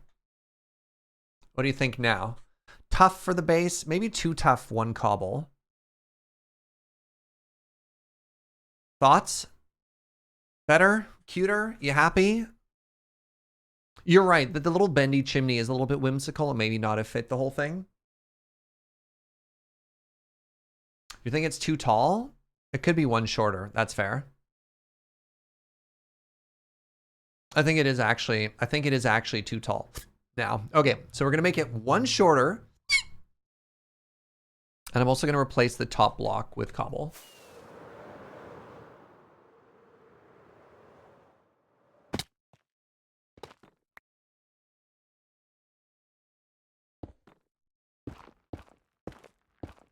Yeah, the extra squeak was just a treat.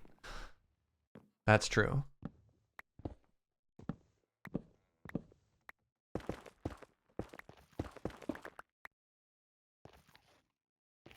Nice house, thank you. I'm very pleased with how it's coming together.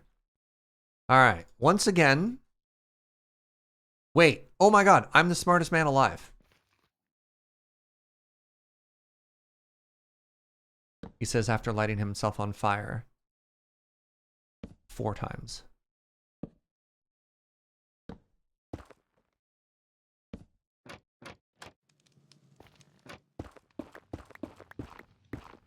All right. Is it perfect?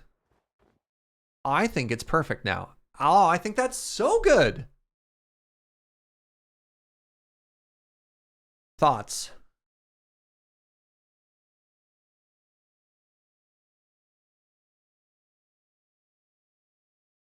Yeah, making it shorter, I think was good. I actually liked a little bit of tough. Do you like the last block of cobble on there? Would you prefer it was a different block the whole way? But I think that makes a big difference. I'm pretty happy with that.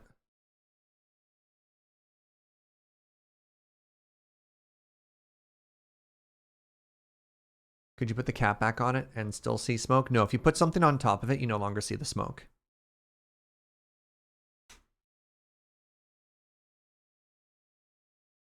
I mean, another thing that the smoke does is it adds life and animation to it, which makes such a huge difference.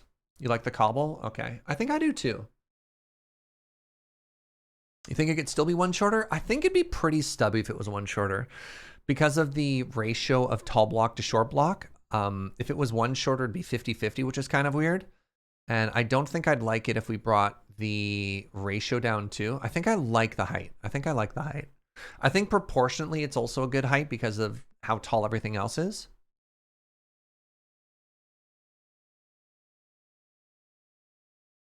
Can we put, no, we don't need the smoke trail to be any taller. Like I know that hay makes it mechanical, but I think just a little bit of smoke for detail is important. Okay, next thing we want to do is we want a bunch of tuff and a bunch of brick. And I need to texture the rest of the stuff there. All right, 4,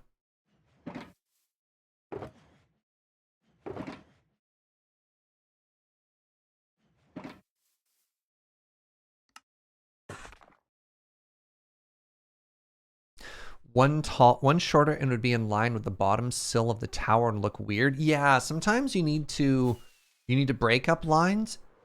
It's weird. I don't have a good rule for it, but yeah, sometimes if things are too in line with each other, then I don't know. Sometimes it has to be in line, right? But then sometimes you also very deliberately need to break it up. So the fact that, for example, this is one higher than that does a lot in order to give it depth and sort of break it up. Whereas if it was all perfectly in line, it would actually look weird. So I agree with Revenant. One shorter would be in line with the bottom of the tower. One taller, it's like the proportions are kind of messed up. All right, so here's what we need to do. We need to take this very flat section and break it up a little.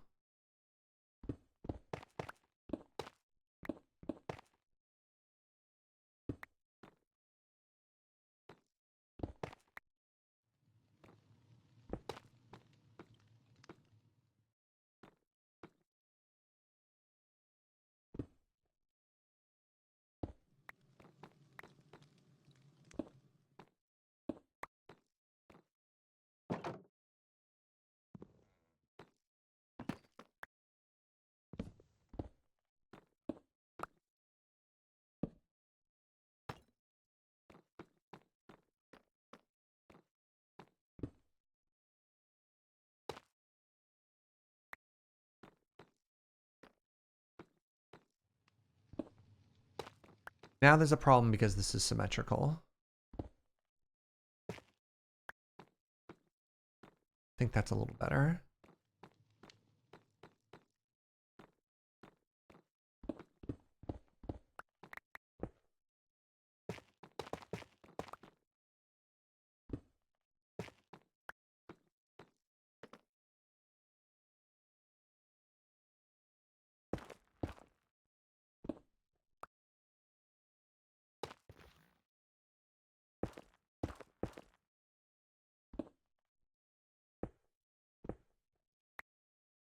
Yeah.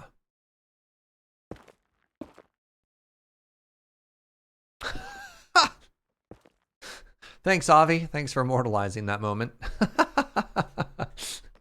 I'm the smartest man alive. Oh no. Yeah. Classic.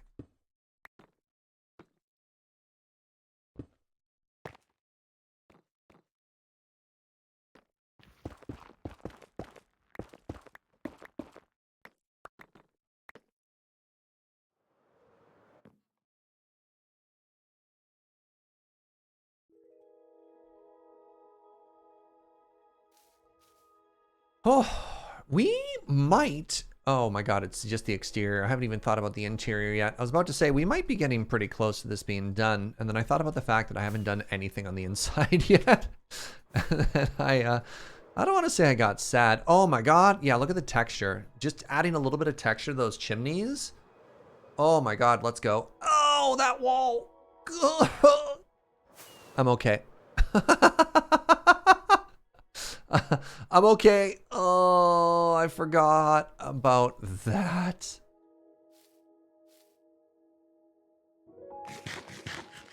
Yeah, but let's just focus for a second. Let's focus on the win. I think this perspective is done. Correct me if I'm mistaken. I think this is done. And I think it looks amazing. You know what? I might end up moving this tree just because it interrupts the view. So just pardon me for 1 second here.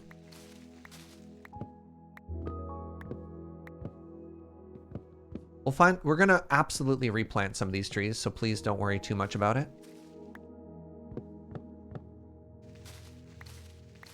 Let's grab a couple of these leaves too, just in case.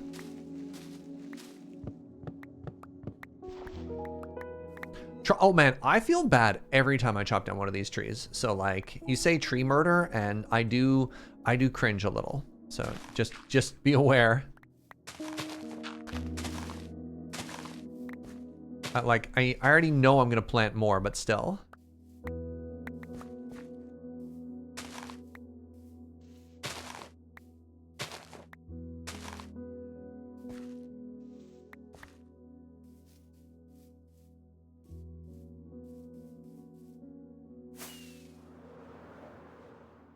Cherry trees on a dead bush make a great house plant. Yeah, I've been seeing some of these. All right, so I need to make the sidewall. I need to landscape the grounds. Yeah. What do you want? Look at you two. Get out of here, you hosers.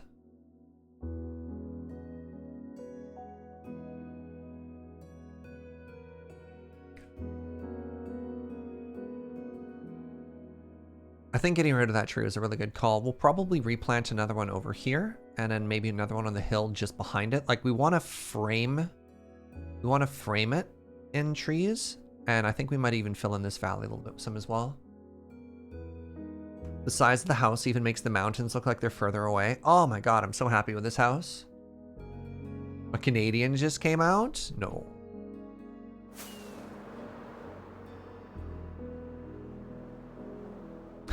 We'd like to talk to you about your Elytra's standard warranty. All right, we need to do this face, which I completely forgot about. And now, in this design, they have this, which I think is a little... I think it's a little much, TBH. I think that's a little bit much. So we could try sort of a light improvised version. So first things first, we can get rid of all of the different textures of stone. I don't think I need tough anymore. I don't think I need stone anymore. I'll put the rest of this just into storage over here.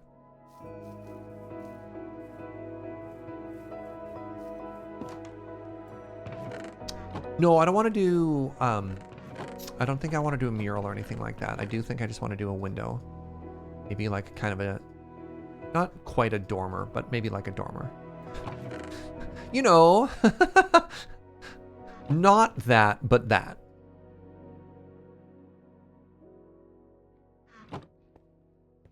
Like a little Juliet balcony, something like that. Could be kind of cute. So if we wanted it to be a Juliet balcony, maybe. Yeah. So let's grab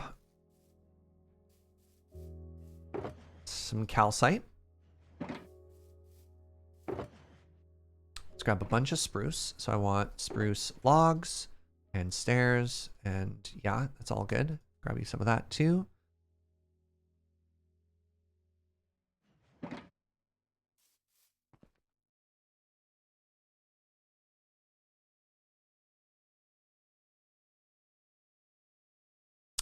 I think I need maybe some more stairs. Okay. Okay. Stairs on that side might break it up. So the problem with stairs on that side is I really like this staircase entrance. And so I don't know how we would keep this door and also have stairs to there. Also, that's what we did in the Minecraft Through the Ages playthrough.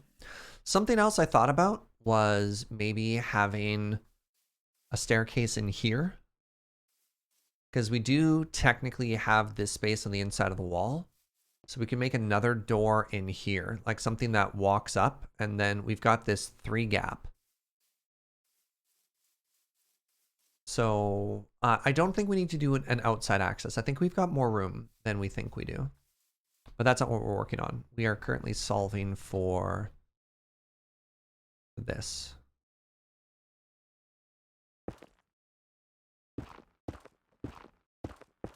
So the first thing I want to do, maybe this is silly. First thing I wanted to do was, oops.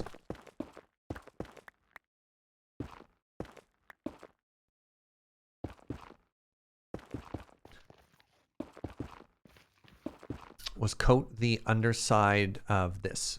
I don't know what better words to use than what I just described there. So we do this just to give it that depth, right?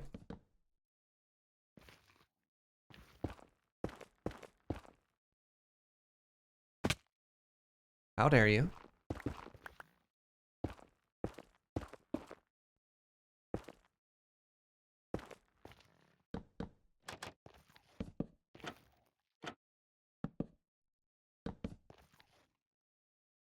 So what did I do before? I thought I did something like that. No, that's wrong.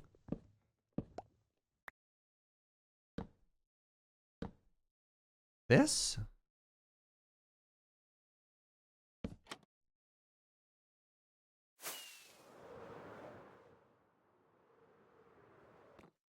That's exactly what I did. We liked how it looked here, huh?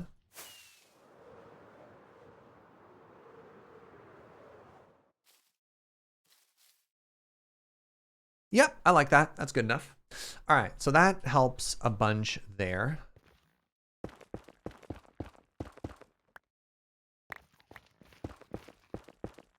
Got! Ah!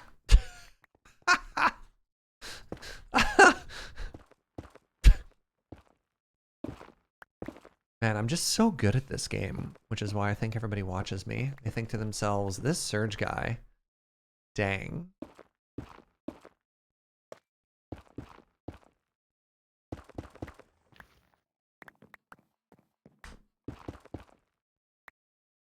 All right, that is an enormous face we have right now. So I don't necessarily hate the idea of having a little pop out there. From the side, it's barely even recognizable, though. You know what I mean? Plant a blossom tree there, but to what, right? Like I don't think the idea of just make a garden to the side makes sense, because you need something for the garden to make sense. Like we replaced a lot of these windowsills with planters, which I think are very cute. So I think we that's just so heavy because it's double spruce, right? Staircase coming out, it's kind of interesting.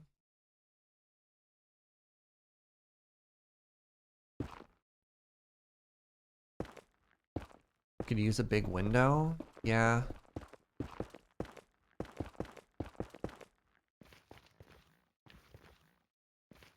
Like, I don't even necessarily hate the idea of something coming out from the side here.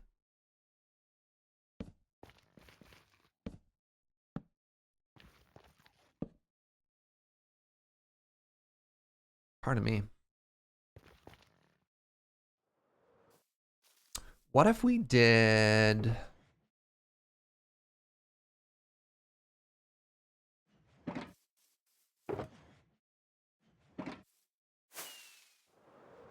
actual walkout balcony. So walkout balcony. Here, just for reference, let's do this so we can have some scale for what we're looking at, right? So this is the floor height. So if we wanted to walk out, that would actually work.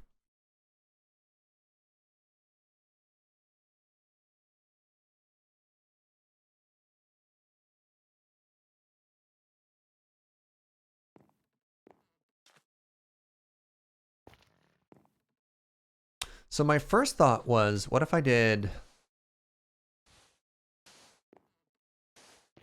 this? You know?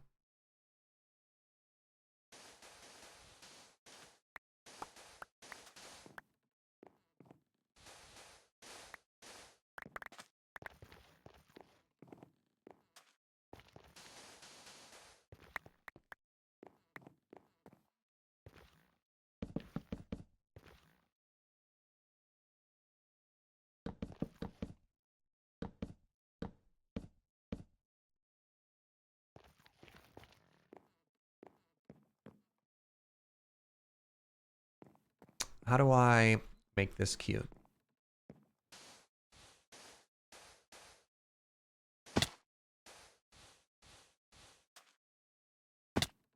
Ah! I wanted to do this. I wanted to sleep. What if diorite was incorporated into this? I thought about it actually. Because Chris, one of the moderators, Chris on the Phoenix's Assorted Goodie server had a build that was made out of this and had little speckles of diorite in it. This is before calcite existed. But like if I really wanted to texture this, little splashes of diorite would honestly look fine. But that's a more work than I want to do right about now. Anyways.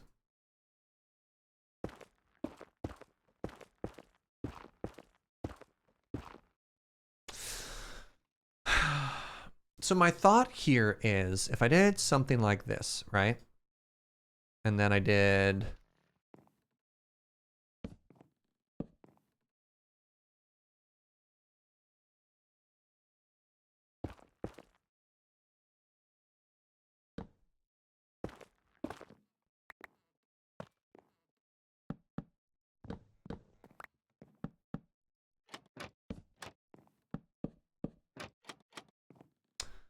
right?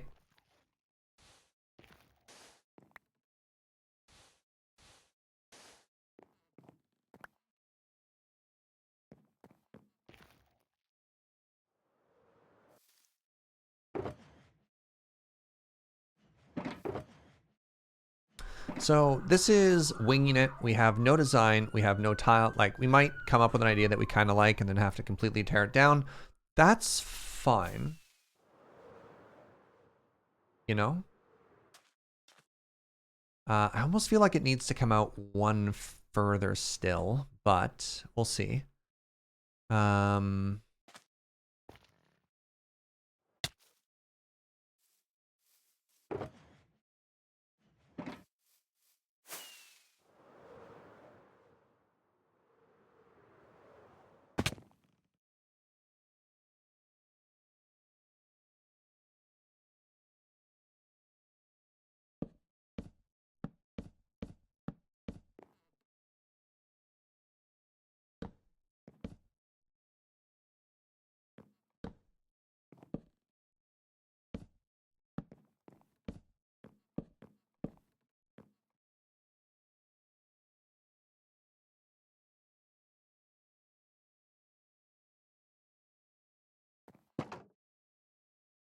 I'm kind of making it up as I go along, so I can't really explain my thought process because there are no thoughts. I'm just kind of vibing, if that makes sense.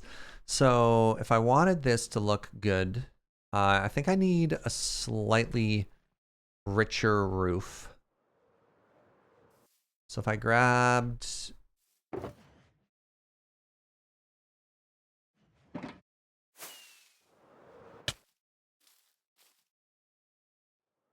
No!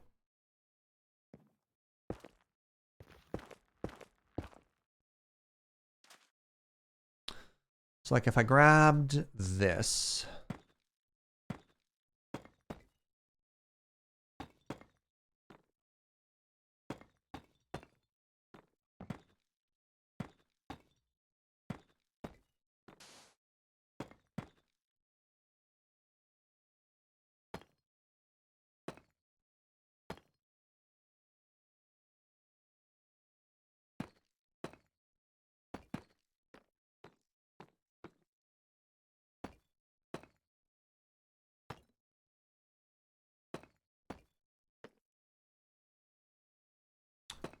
Hanging signs make for great balcony borders. The issue with hanging signs is they have a, much like banners and paintings and shulker boxes and chests, they have a like a long distance view range.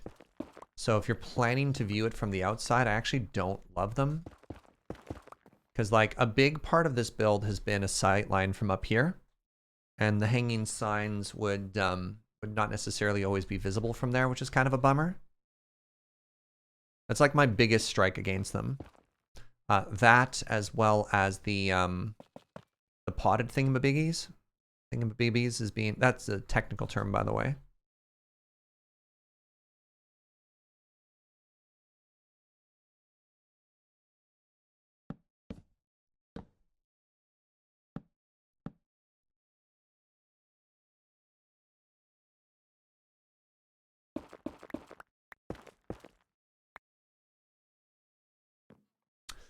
So we really need to get some lanterns and stuff into here too, because like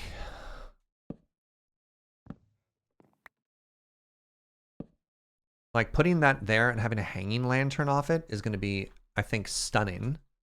Getting some, I think I need to just get lanterns in general into this build.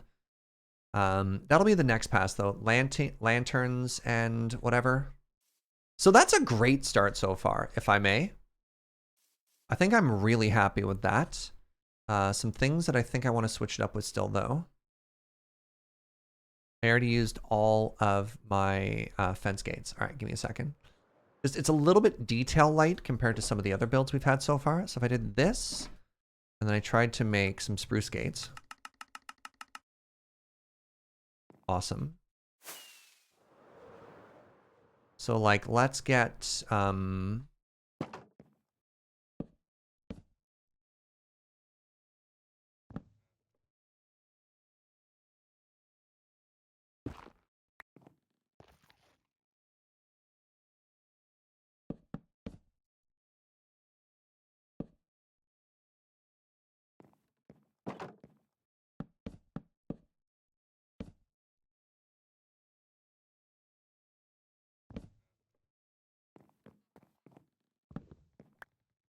I think that's cute. I think that's cute.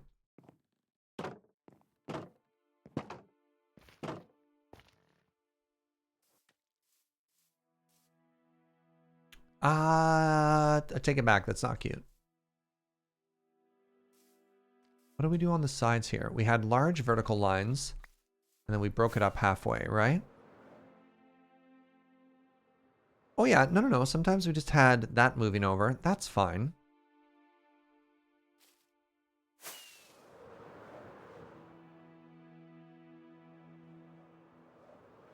So I don't even think I need... I think this just makes it too busy. I think I can just get away with just this.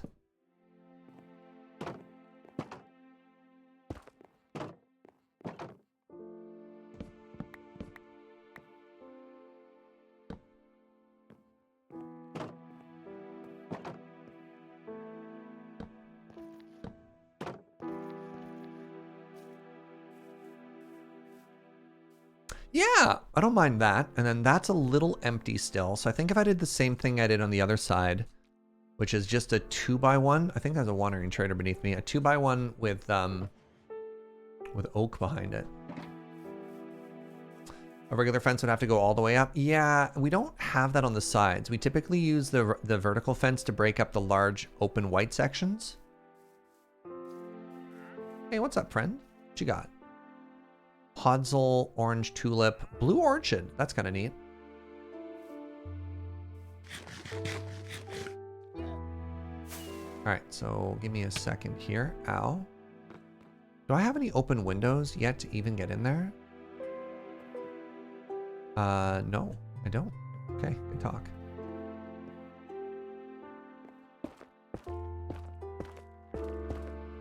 Take their llamas. Murderer! Tarka. A Tarka? How could you?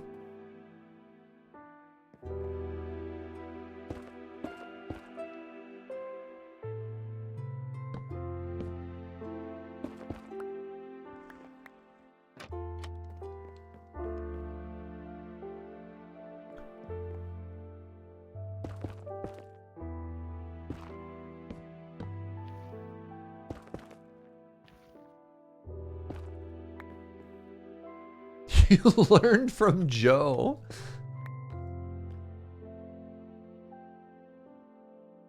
So I don't know how to break this up, but I think that's maybe fine.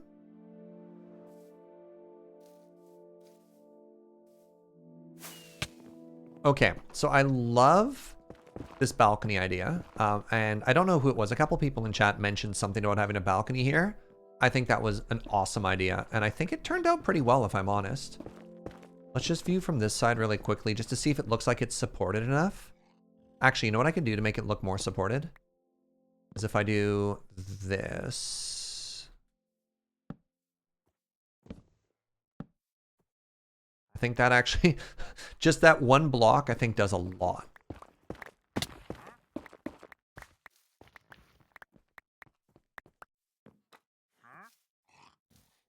And then once we add some more like garden and stuff onto that too, I think it'll look really cute. We'll put a lantern there. Should we do a Gemini Tay and just put like a lantern at every single corner, like the little elven builds? Because those look kind of cute. I wanted to put one there, which might be all we need to do. But maybe we just hang lanterns from all the corners of the roof.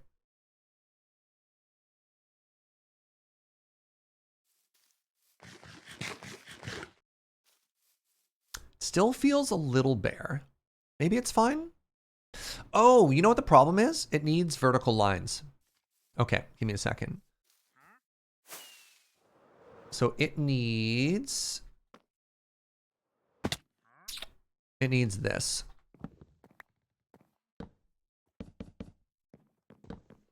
To fit in with the rest of the build.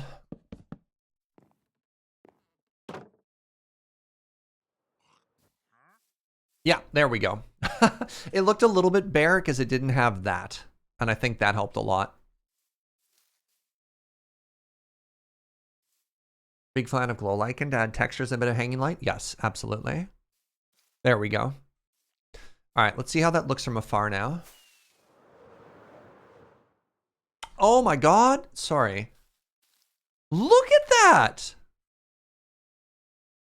This might actually be, and we haven't even added the garden pass yet. This might be one of the cutest things I've ever made.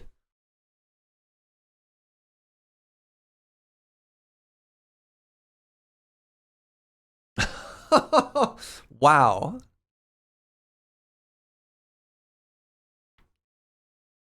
Like, yeah, and also removing that tree that was right there. You know what I mean?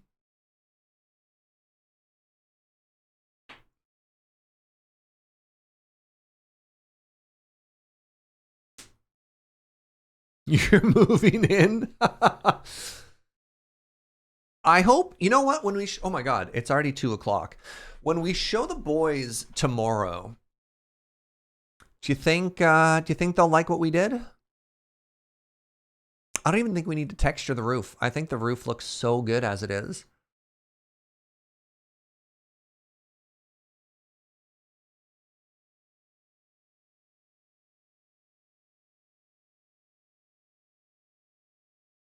I'm really proud of us. Let's go, friends. Holy moly. We need a 3x3 basement for James, yeah. All right, let's start putting some stuff away here.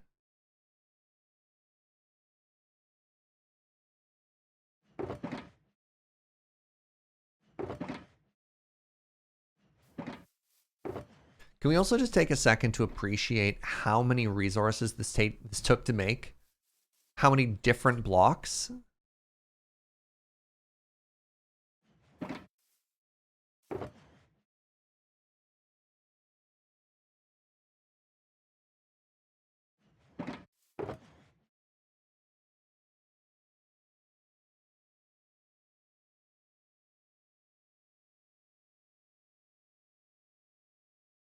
All right, I need food, I need rockets.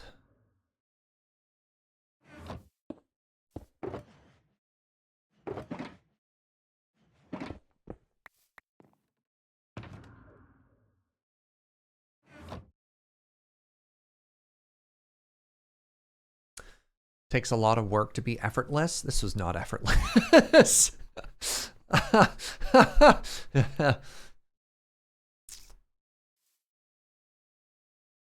All right. Next step, we need to get some lanterns. Lanterns and glow lichen. Yeah, we haven't even started to do any of the... We haven't done an interior yet. The outside isn't quite done yet. So we've got... Oh, heck. So we have lighting, landscaping. I think landscaping is supposed to come after the exterior. No, let's get... Or the interior. No, let's get landscaping done today. I've got an hour. So lighting and landscaping, I've got everything I should need on me for that. And I think once we add a very gentle amount of greenery around the outside, it'll look even better. Also, I think it needs a bit of a staircase. Oh, let's use mud for that. So I need a huge amount of wheat. Here's a random question. Do you know if anybody on the server has been collecting large amounts of wheat? That's such an obscure question. Joe, have you randomly been making a bunch of crops of wheat? What's up, Caden? I am asking if you have wheat. Yeah. What's up, Mud Crab? Thank you for 8 months. I'm sorry, Joe. What? Do you have wheat? You have lots and lots and lots of wheat? Really? Just like at your base in the... Oh my god. You're amazing. All right, Joe's got some wheat. Not some. I need like stacks. All right. Starting place. Yeah. So wheat is now super important because wheat lets you make mud into brick or whatever. Mud into mud brick.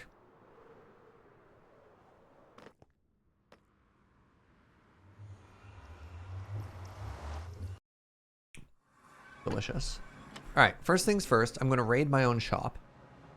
Packed mud, thank you. So I have lanterns here.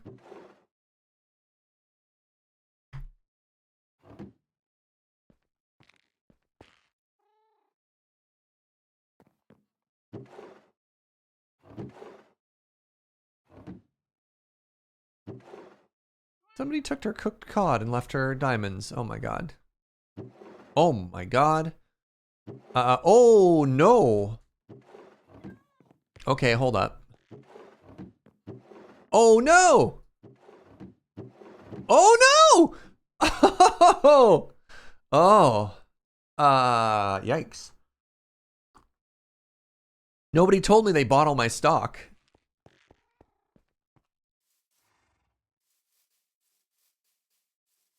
Hello, Clip Clop. All right. Oh, right. I can get wheat by robbing villagers. But first, let's check Joe. Restock time, not today. No. I'm on a schedule. We'll restock. Tell you what. Wednesday, please remind me. So this is Joe's base. All right, I'm taking a stack, sweetie. Wait, I'm gonna take more than a stack. I'm gonna plant everything. She said there's a farm behind the jail. Oh, there is too. Spectacular. Oh geez. Imagine accidentally hitting these golems and then just getting straight murdered.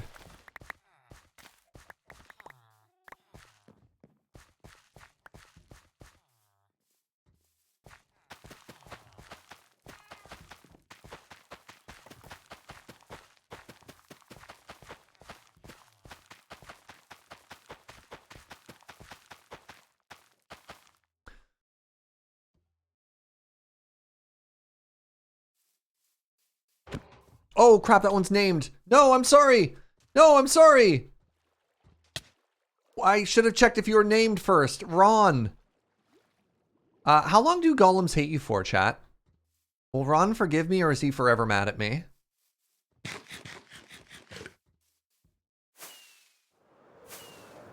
Ron, I'm sorry. I wanted to like do people a favor and purge some. Joe said, how dare I? That's fair. You know what, Joe? That's fair. All right, let's head back. The golem, like you've chosen death, yes. All right, Joe has asked me not to purge her villager golems, and I think I can respect that. All right, Ron, do you still hate me, Ron? Or are we bros? Ron? Nope. Nope. What's this? Dang it. Okay. Mistakes. I've made a few. Can I log off to Diagro? Very interesting question.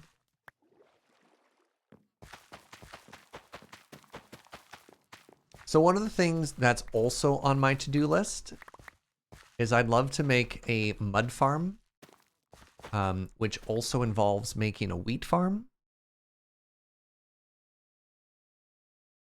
Maybe golems are like crows and they're going to remember me forever. It's possible. It's certainly possible. Joe, would you like my wheat seeds or not?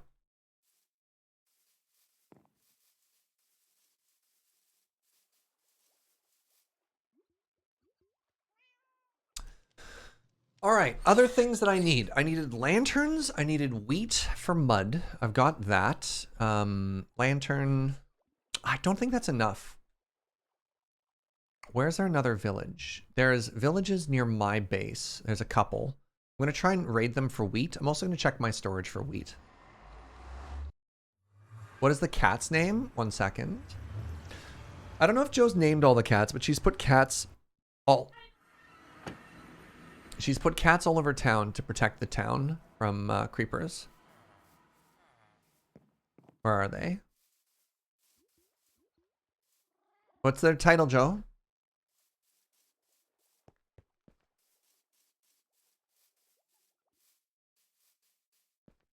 Yeah, Joe was very careful to put cats everywhere.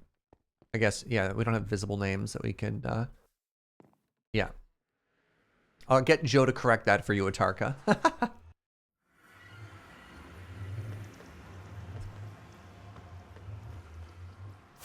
All right, so what was the last bed I slept in? I believe I slept back at my base, so I could go to the nether, or pardon me, to the end rather.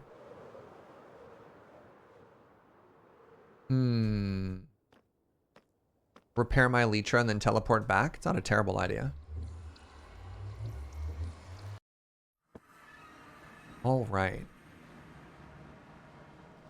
Why is this getting even stranger? May your sneaks be as swift as your quips. What? On top of the canal. Oh my god! Right!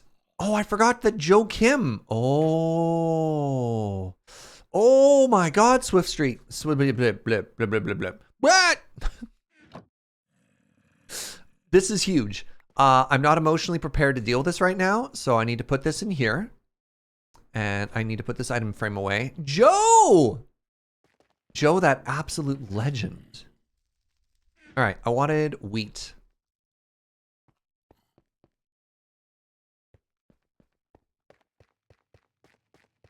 Maybe in here? Oh, 20 hay bales. That's actually good. I was laughing at myself for half a second, but that's huge. What are the chances I have mud or mud-related stuff on me in this storage? Right there is not bad.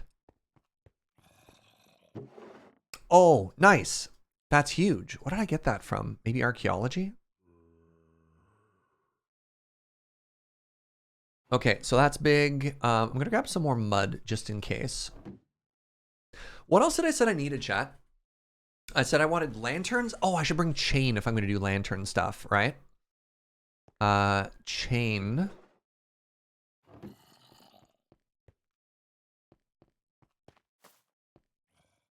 Glow lichen. That was the big one. Yeah. Thank you, Inkslayer. Okay, that's only a couple stacks so far. I believe... what do you need for glow lichen? It's shears, I believe?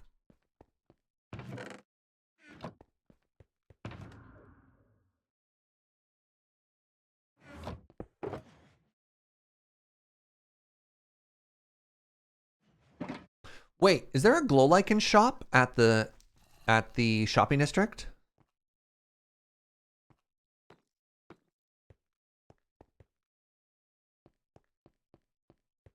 Wait, is this automated?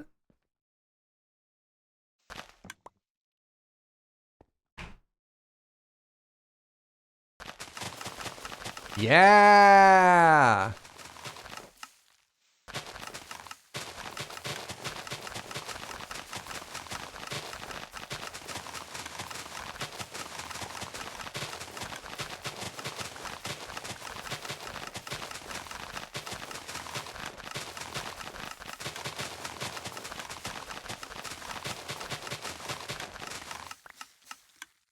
That's got to be plenty.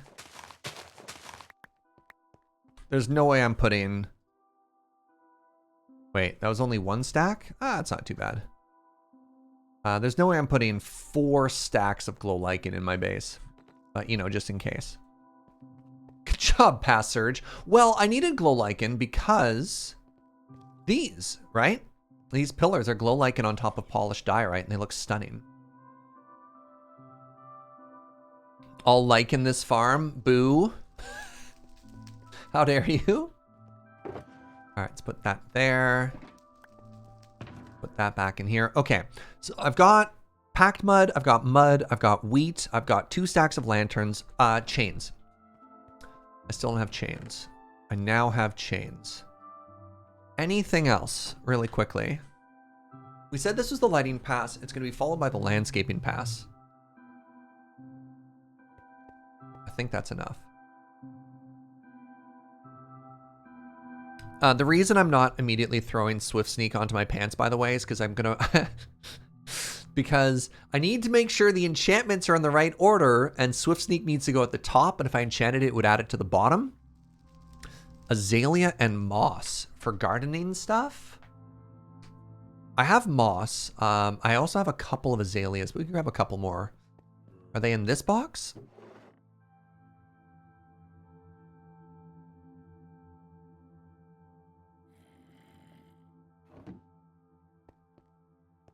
Thanks, Avi. I could do the dead bush, because that does look cute.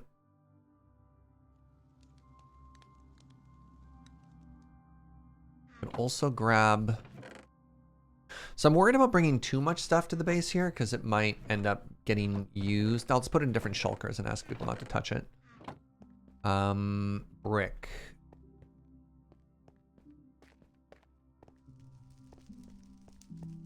Brick.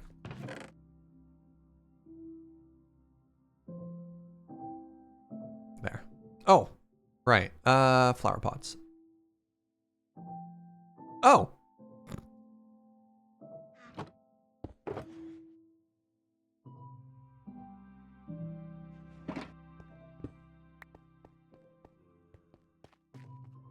Cherry petals?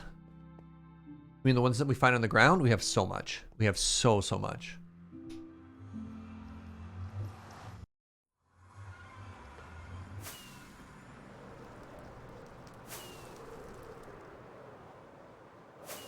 Yeah, like we're already in the cherry blossom biome. And we have, I think, like, oops. Don't mind me. And flying is so hot these days. Please. Hey, what's up, Shay? This has been the best co-working stream, by the way.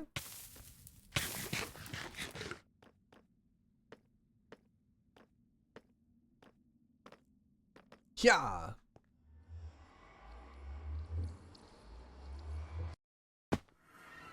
Yeah. Yeah. Good.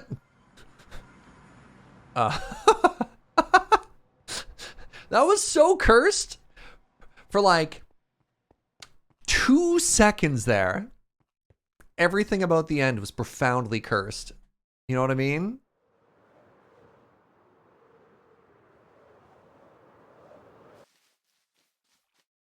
All right, let's put this in here.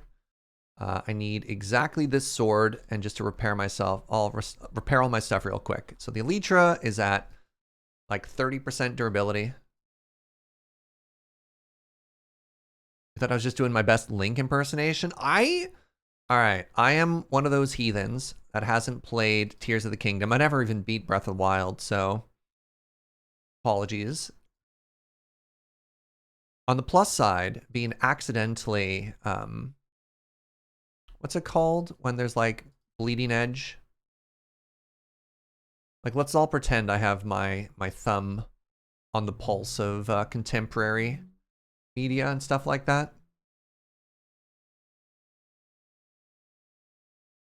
Let's say the only switch I have is for brewing coffee. Just a little reference to the new coffee equipment I talked about 4 hours ago. Don't mind me. Pew. All right. Home sweet home.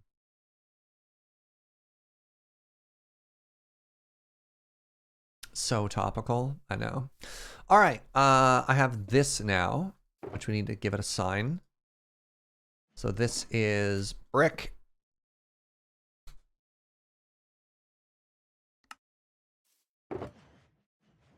Green stuff is going to have the flowering azaleas, whatever's.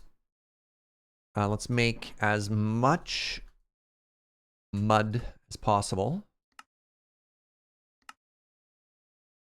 Then over here, let's put this all away for now.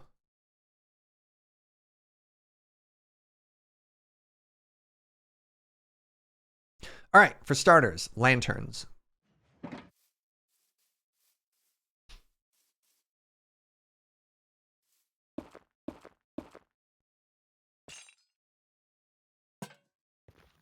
Thoughts?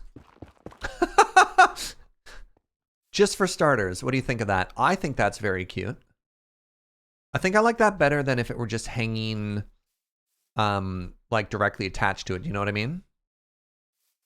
So if we like that, I'm going to do that at all of the corners.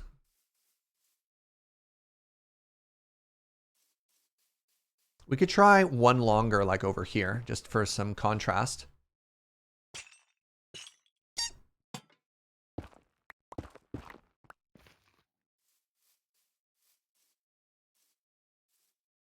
See, I like it too long from that one, not from that. I almost wonder if it needs like a different anchor block, maybe. I'm not sure though. Like, it feels almost like it doesn't want to hang there. Anyways, let me put them just in a bunch of random spots real quick. And then nope. And then get your opinion. We made that a while ago for that. And then we said we were going to try the Gemini Tay here. The Gemini Tay. Oh, it's a slab! I'm okay.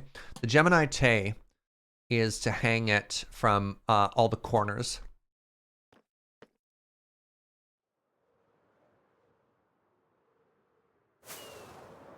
Trick! How you doing, friend? What about the wood fence into chain into lantern? Yeah, that could absolutely. Oh my goodness, we have the dark oak for that. So we'll get that in just a second. Oh, buckets. What's up, doodle-a-doo? All right, so that's there. And then for this side, would we also do the same? Sure. So yeah, I have this. Is not enough.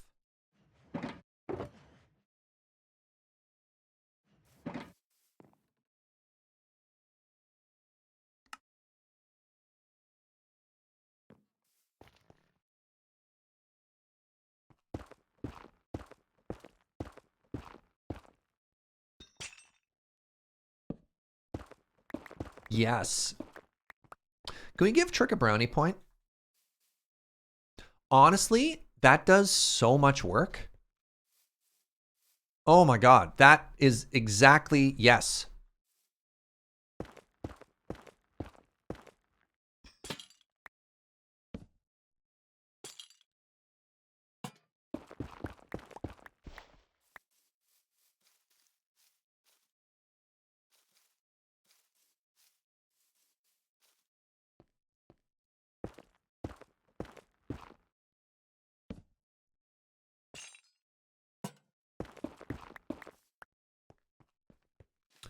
Ooh, Mr. Gibberish is voting to upgrade that to a poutine point. Our highest honor.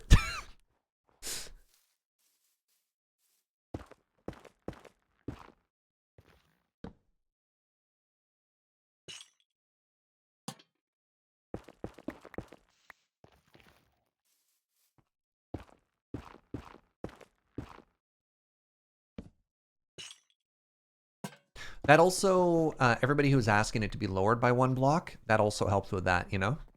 Anyone else on the server? No. So if I fly away,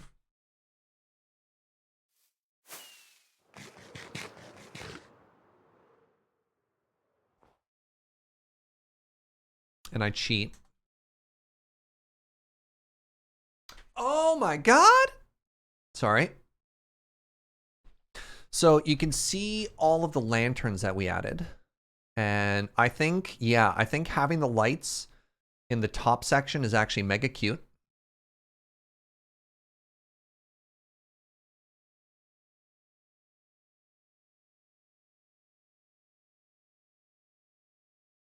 You have some visitors? Oh, they've been hanging out the whole time.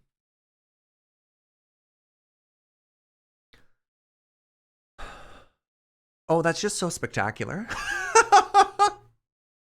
Oh, I'm just so happy. All right, we need some light up here as well.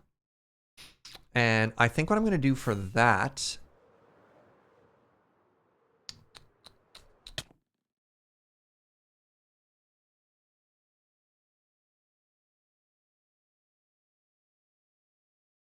So that's a half slab, so that doesn't work. And that's too busy.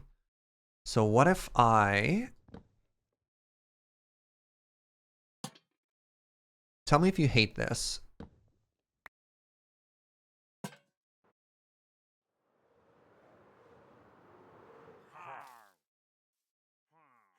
Yeah, maybe a light inside of the tower is better, because I hate that.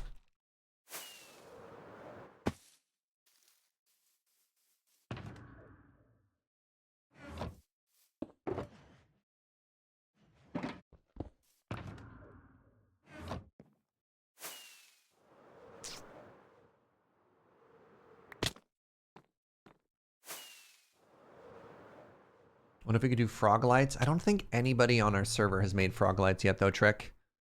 Is the issue. But I think the suggestion to just simply put the light in the tower is a very good one, because I could do that, right? I could do that, and then I could do this. I could do that.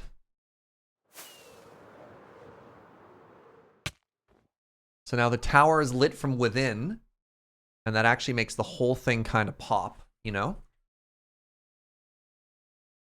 And then what we're probably going to end up doing is just adding little patches of glow lichen onto the roof.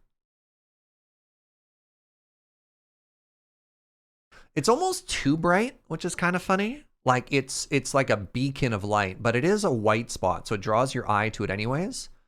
So I don't even think it's that bad. One of the things that I was worried about was that the lanterns in the corners would be too much. But you know what? Like, that's not too much, right? Like, those lanterns are great. Those lanterns are spectacular. If I do say so myself, pardon me. Oh, I'm having so much fun with this build.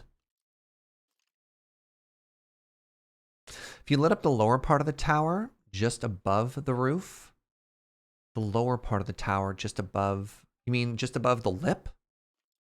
So the light inside of the tower is as low as it can be. It's effectively right behind that slab, right? I just think because it's white, yeah. Candles in the windows. Candles are really awkward to view from a distance, Corpocracy, because the candle flame flickers in and out of existence, so it's not a good long distance light. They're perfect for indoors, but they're not a great outdoor visible light. You know what I mean? We lit up the stone portion. So if it was under the glass, you're thinking. Let's give it a try. Just to try and make it a little bit subtler, eh?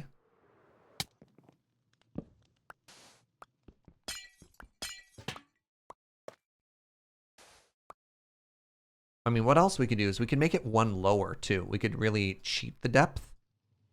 I like that I somehow thought I needed 3 stacks.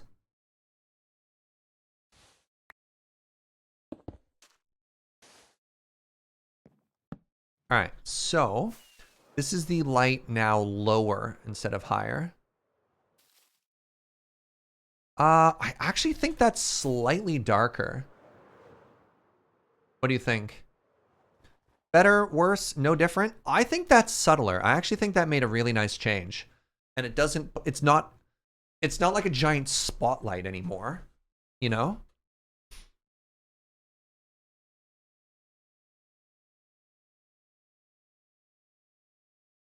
I would say it's like 20% darker. I just made that number up.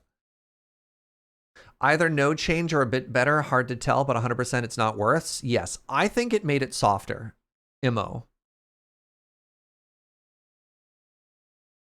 I like it better. I think it's an improvement. You get that it's kind of like fishing? It's nothing like fishing, Snurge. 1/16 darker? Sure. All right, the next thing I need to do is I need to tear up all this netherrack around the outside and start putting that away. I still don't know where I want to put glow lichen yet, but I think the glow lichen pass will happen once we do landscaping around the outside and remove a bunch of these torches, you know?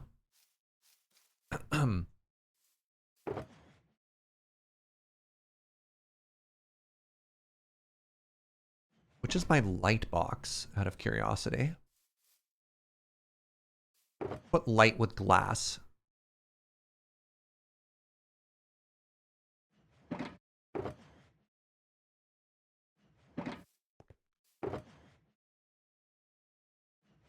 Put wheat with,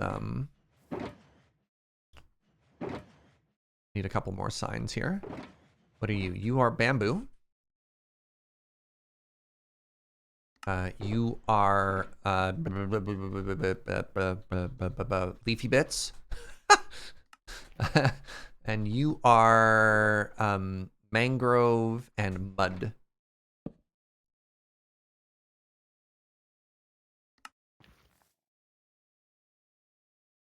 Looks like ambient lighting now rather than light coming through the window. Yes, I wanted it to be more ambient. But, I mean, it still looks like it's being lit through the window, the Shakara. Like, I still strongly believe that it, A, looks good, and B, that's important, that's how that light looks. Okay, so I need grass and a bunch of time with a pickaxe. Let's grab 2 stacks of grass.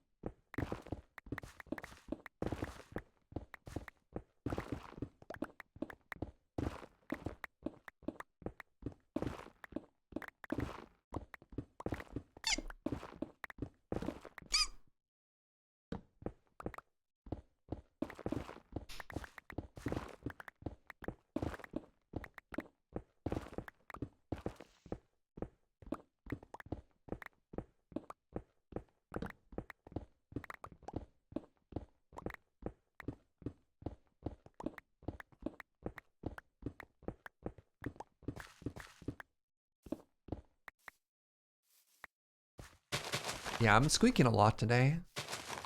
In my defense, it's been a while.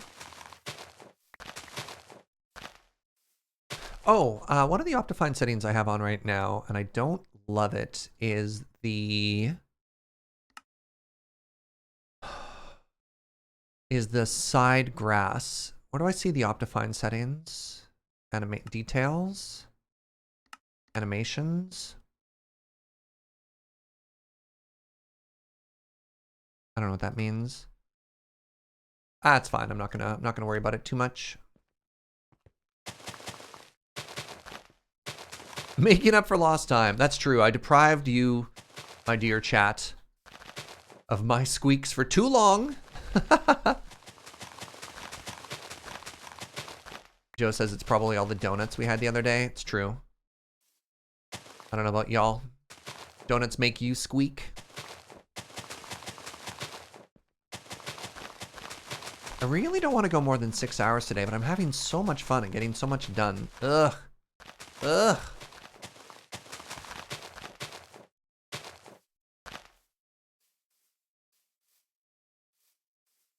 All right, so that's looking amazing.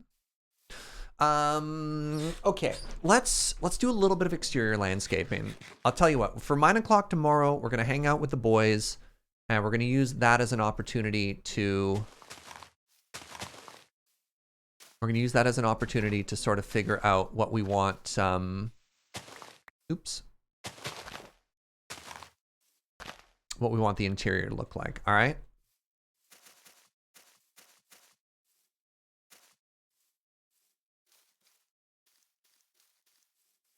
So let's grab a little bit of bone meal and a couple of these saplings, and let's plant a couple of trees because I promised y'all I would replant them.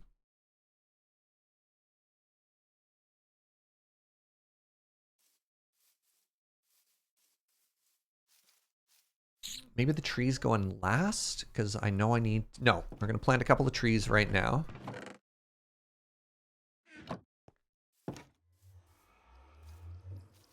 All right, so I know I need trees beside and behind it. So we're going to want one here.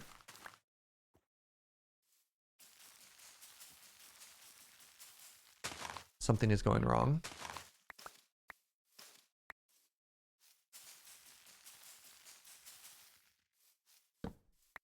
What are the rules for these trees, chat?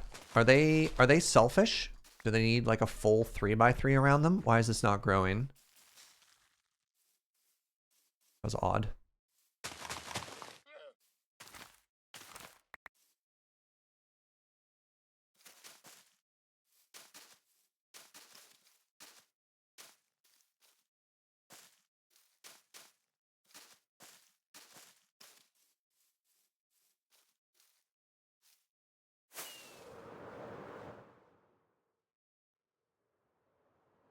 Need some trees behind it and on this side as well.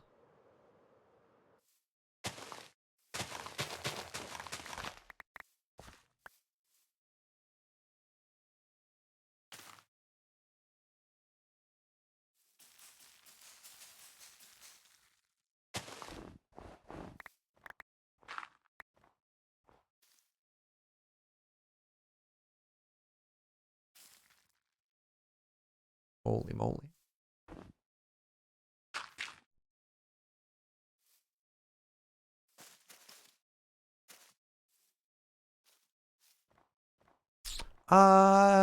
That's not great.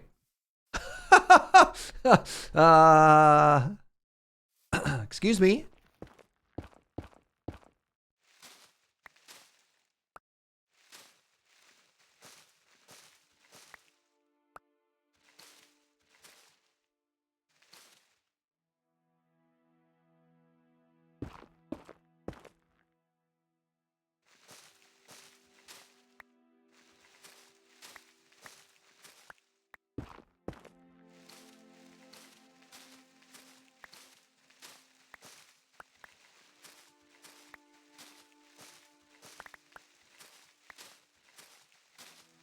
Good Lord.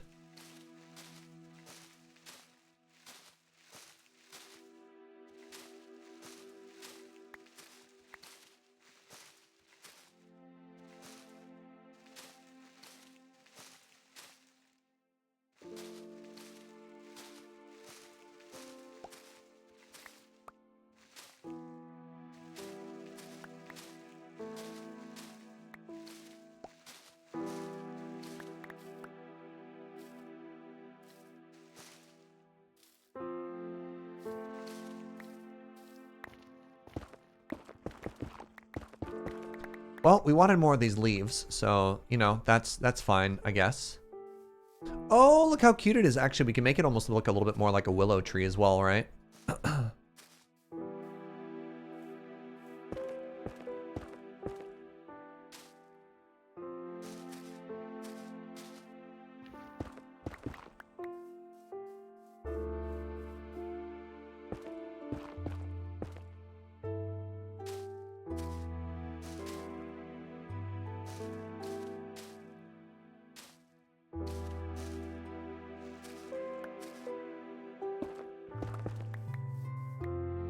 A little bit more of an organic shape going on these leaves too. Don't mind if I do.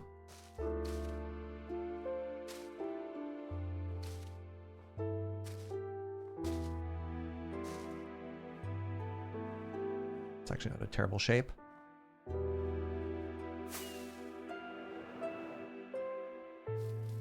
Yes! See? Oh, you want to use the trees in the surrounding area to add to the experience, right?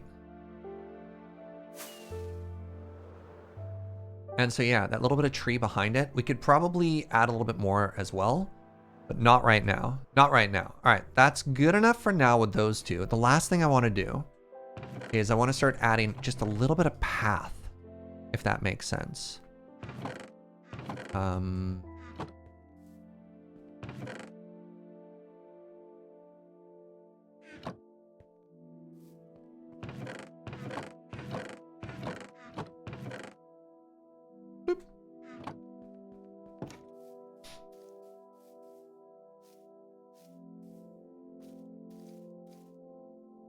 So this is probably going to be a bigger project, and we'll see what James and Uno want to get up to tomorrow. But if they're down with it, something that I might just do is I might just keep working on the house. I don't know if I want to do like full scavenger hunt or just hang out. Reminds you of the Astral Create tree farm accident. Oh my God, right? Where my trees grew into the side of my house and then my Create farm ate everything. Boo. All right, so one of the cutest paths you can have right now, I love these so much, is you make it out of packed mud and mud brick and maybe a little bit of spruce as well. So like the majority of your path is just mud.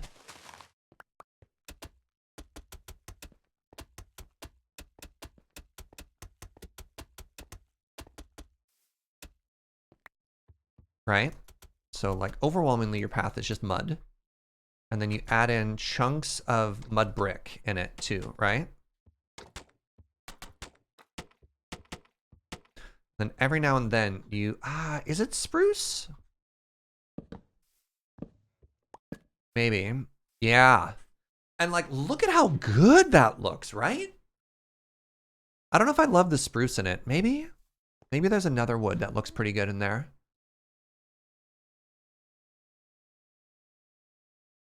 So like picture that, right? Maybe it's jungle plank. Oh, it could be jungle. I don't have jungle wood on me. Cherry plank.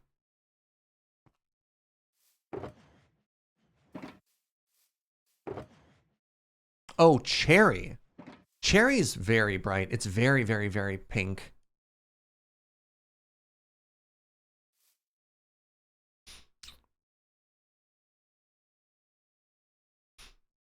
So the other thing that I want to do, and this is going to be so much work,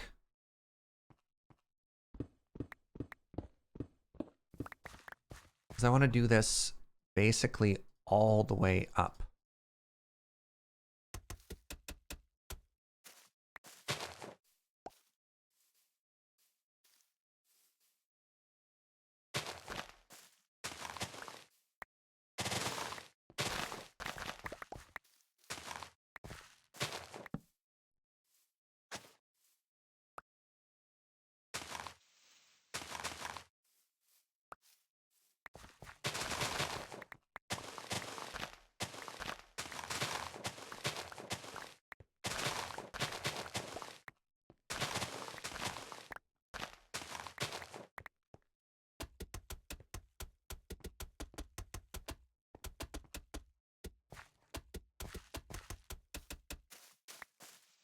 It'll take a bunch of time to like come through and terraform all this afterwards. But like, go with me on this journey, you know?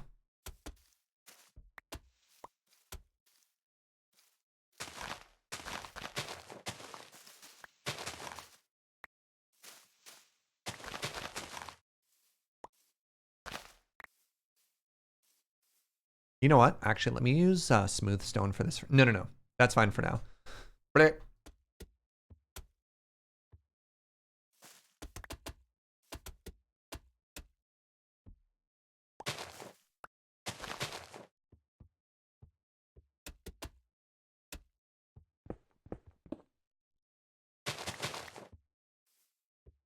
I'll try and get some jungle log before this is like completely done. Oh, stop it now.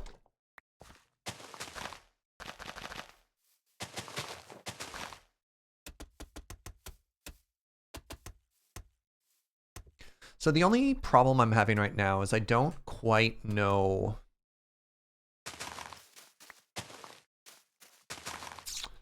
I don't quite know what I want to do with the rest of the landscaping, but I think this staircase is going to be really, really big into making this whole place just look a little better. I don't know.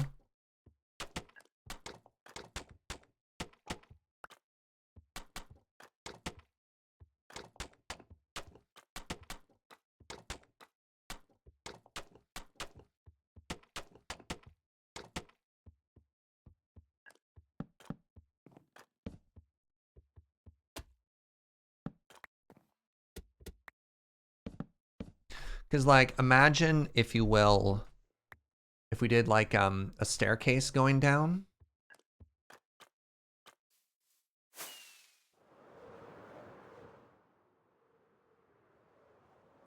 Right. So I do need to get that stone out now.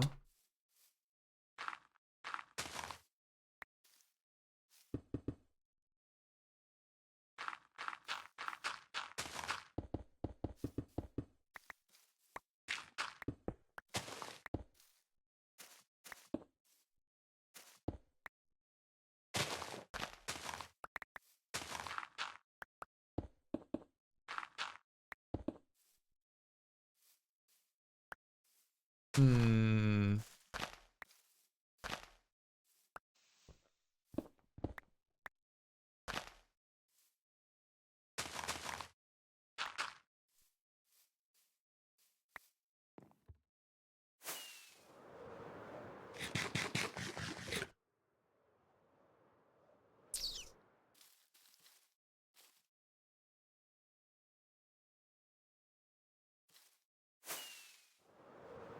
Oh, I'm just so happy with this. Yeah! Actually, you know what? Like, the spruce isn't half bad.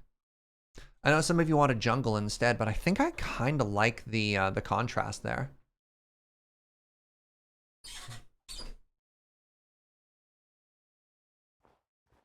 Okay, things that we need. We need another cherry tree right there. And we need a little bit of gardening in the front. So let's try and get that done.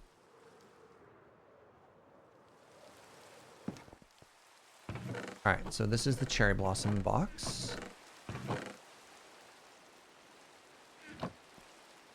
I know, Mr. Gibberish. I don't have a hard out at 3. I kind of just wanted to... I didn't really exercise when I was on vacation. So I wanted to not go so long that I didn't want to do a workout afterwards.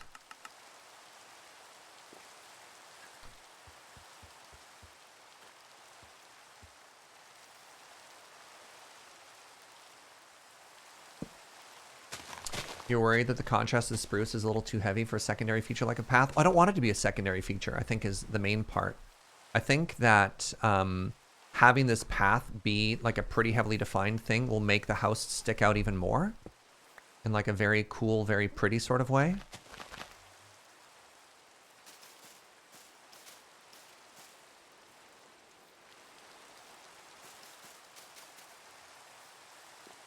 You vote pizza night? I'm like, let's go for a run. And Joe's like, let's eat pizza. Yeah, that tree helps a ton. I think we need another tree in here. Right where this torch is. I need to remember to replant some of these. Retorch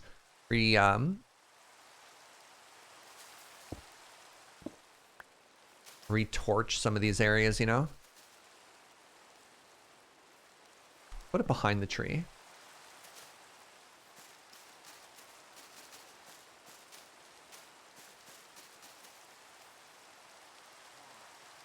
Oh, turn the crater on the left into a water feature? Oh my god.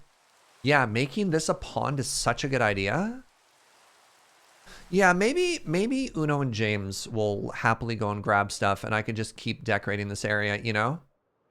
Or I could do that on Wednesday as well. Because I Love this. We haven't done the interior yet. Oh, I need... What is this? Who left this like this? Ugh. Rookie mistake, Jaeger.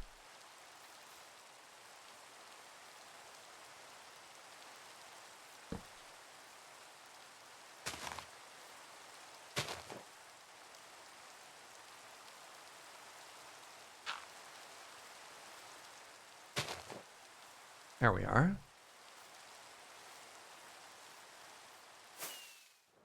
Pond. James Pond? No, Surge's Pond. We're getting close. We're getting really close. Oh! I'm okay. I'm okay. So one of the things that I wanted to try out was the mangrove leaves. I've heard really good things about them. I just hope they're not too... Like, they're not too much.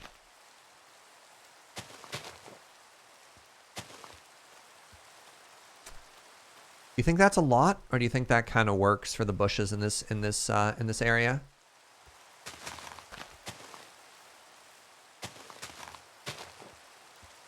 Because they're like a pretty heavy texture, you know?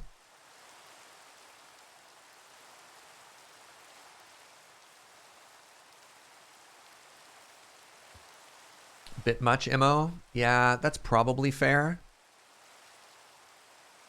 Should probably just use something more generic like birch.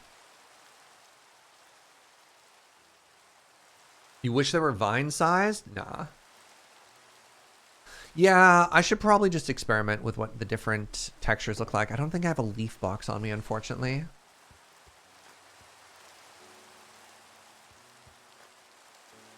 I think we'll just come back on another day and give it a try with birch. All right, I didn't quite get the landscaping done. All right, no. Here's what we're gonna do. Staircase. We need to figure out where the stairs are gonna go. I think that's really important. You like them? Maybe just less of it? Nah, if we're gonna use it, we need to use a lot of it. Because it's gonna be a major decorative feature around the outside of the base, right? That's fine, we'll get there. I don't build with vines. Never vines. Anywhere you think I should use vines, I'll use leaves. And if leaves don't work, then vines wouldn't either. Immo.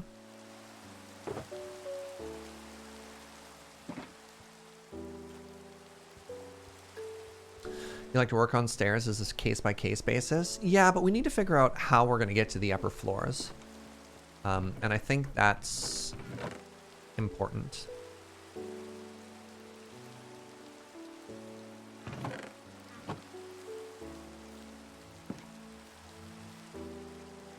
Oh, that was his pun.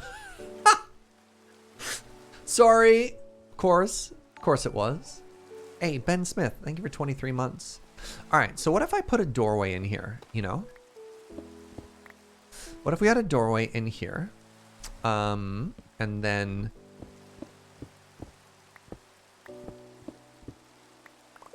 Like, what if this is just open, right? How high up does this let us go? Oh, like that's it, huh? What if then... we can't really cheat this closed either. So this lets us do another entry into here, which is just kind of cute, TBH. It doesn't help me. Though I do kind of love it, you know?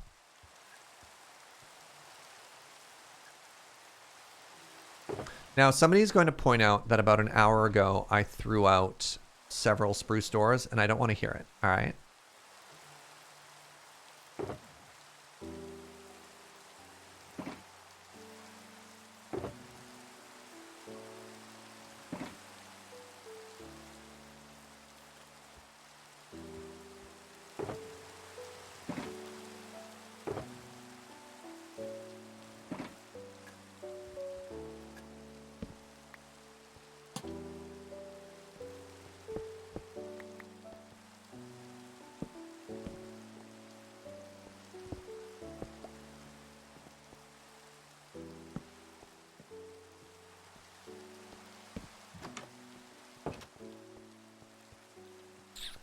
So this wall should probably also be textured.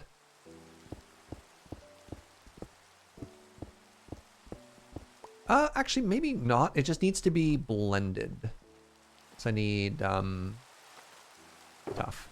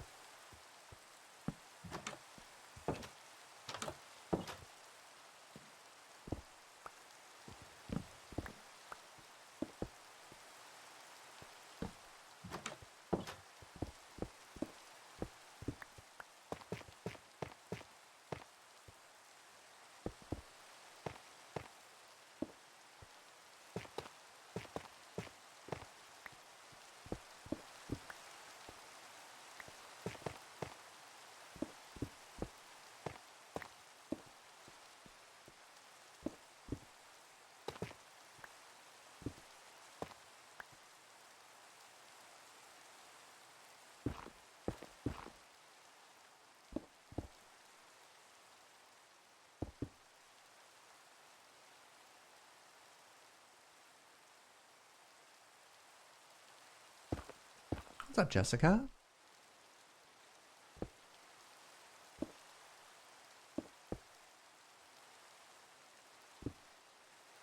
There.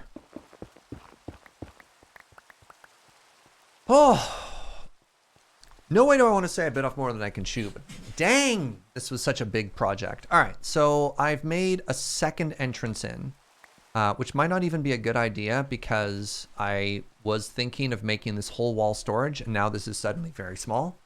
I haven't decorated the interior, so we don't have vertical supports yet. I do need to put in an actual door here. So let's do this.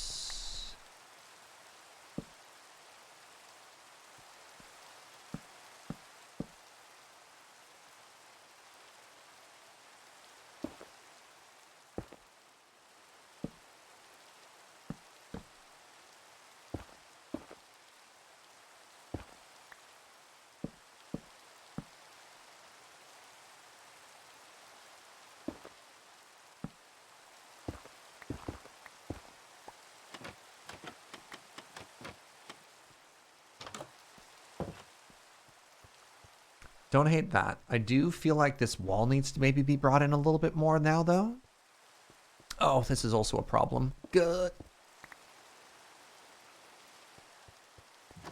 Ah, so much to do.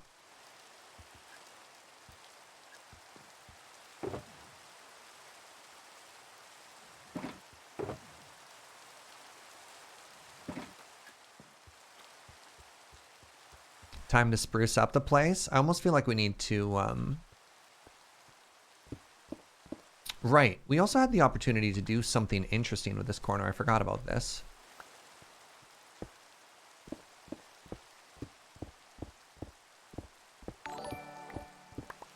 Right, of course. Martin! Hi, friend. Thank you for 13 months. It's a whole year. Welcome on back. I really appreciate that. I had just such a lovely vacation. Thank you, everybody, for all the warm wishes back, by the way. Means a whole bunch. So, like, if we wanted to, we also have this space. I don't know what we want to do with it. The gamer's year, it's true. I've decided the answer is we're going to ignore it.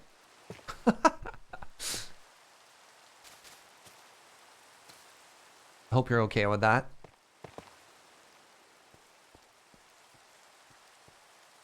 So if I made a staircase, where would you expect it to be? If we wanted this to be storage, maybe you turn in as soon as you walk into the house. And then there's a staircase like here.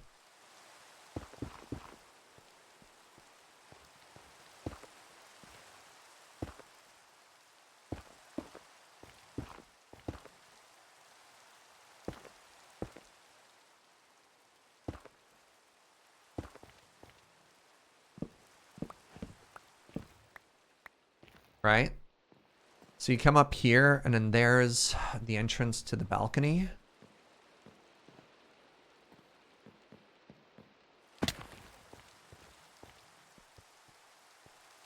And then so what we do at that point then is like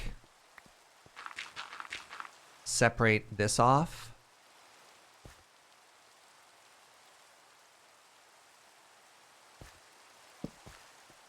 So we kind of like wall this all the way off, right? So it's like this. And that helps kind of, does that help this corner?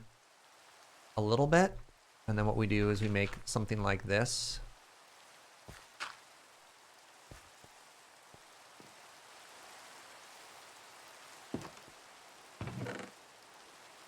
What about keeping it along the wall rather than doing a 180? What do you mean?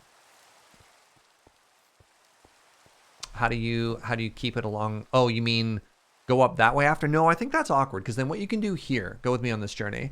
What you can do here is you start carving the interior room up so that we actually wall this whole section off. And now what you do is you have like a hallway that you walk into, right? That doesn't quite work now, but you have a hallway that you walk into, and then this whole space is smaller. Because one of the biggest problems with making large builds is then how do you make an interesting interior that isn't just a box, right?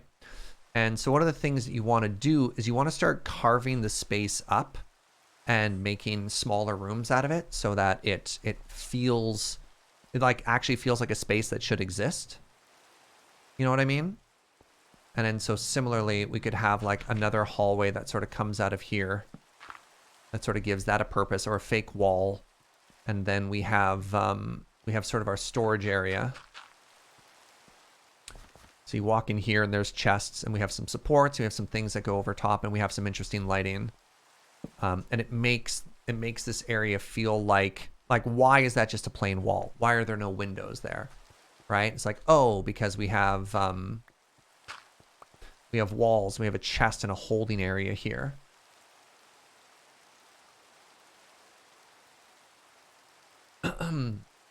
Maybe if the big door was closer to the windows. Sorry, what do you mean closer to the windows? I mean, we can't really move the door because the door is built into sort of this whole plan on the outside, right?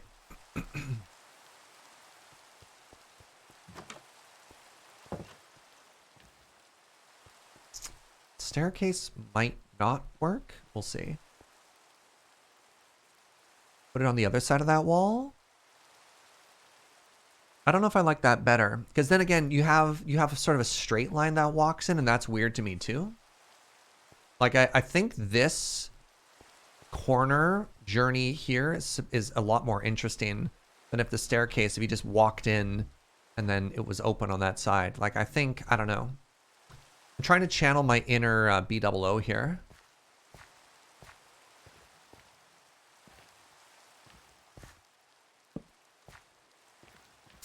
So if we're, yeah, that works for me so far. And now that I'm upstairs here, again, I don't want this just to be one big open area.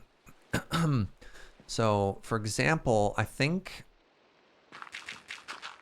and this is what we did in the 9 o'clock house as well. I think if we carved it up, so it was something like this, right? So we have like Uno's room,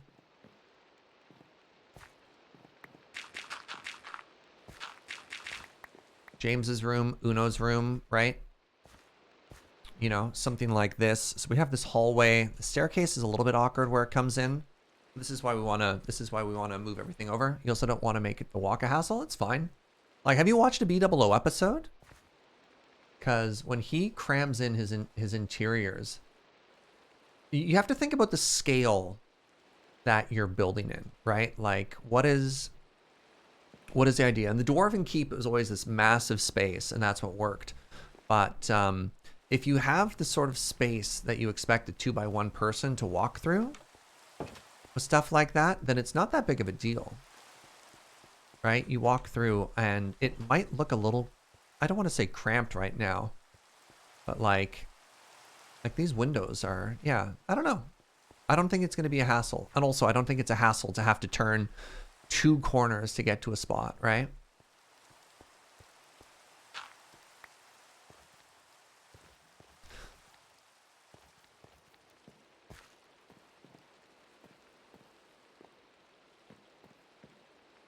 So you could have a doorway here and a doorway there, or you could off-center them. No room for surge? What are you talking about? Oh, no! Uh-oh. Where did that other one go? Did it get pushed outside? It did a little. Okay, so this is suddenly not working here as much. Because my room... This is my room. Right? So this is the surge area.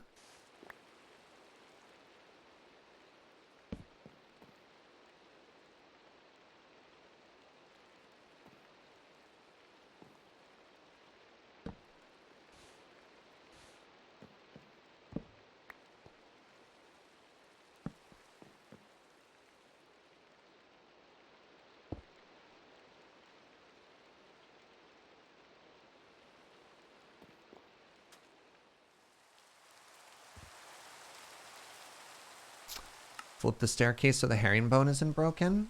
Flip the 2 staircases so the herringbone isn't broken. Yeah, like alternate it. We're kind of just blocking stuff out right now, but you're right. Like it could be that the stairs on this side.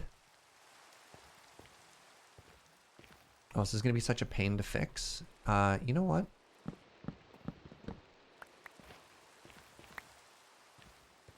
Yeah, don't hate that idea. So then we have like this. Oh, geez.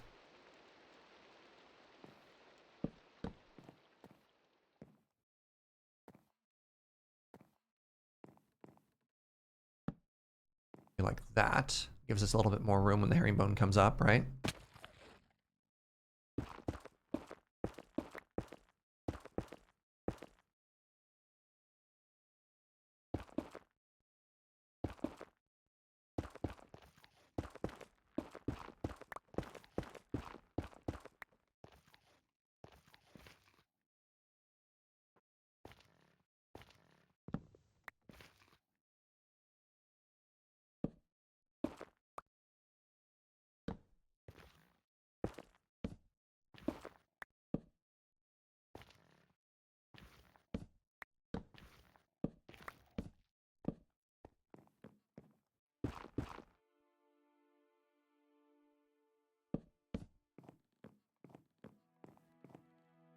Thinking like that.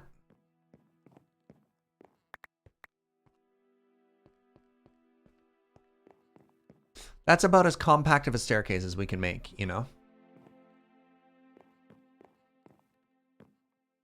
Kind of hard to make it. Like, there's technically a taller staircase you can make, which involves a lot of jumping, and I don't love that one. Was another thing that sort of B-dubs discovered. It's like stair into trapdoor into stair. It makes it very steep. Move the room to the other wall. Could be, yeah.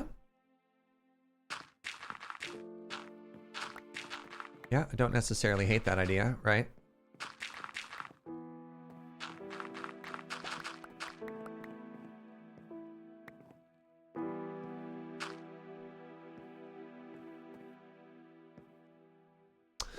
Something else we could do here is, right, you had like a little study, you had some desks or something on this side. And then, you know, let's make an off-center door here. Then once again, this becomes sort of a neat little area that you can do. Window, desk, alcove. Once we add some like...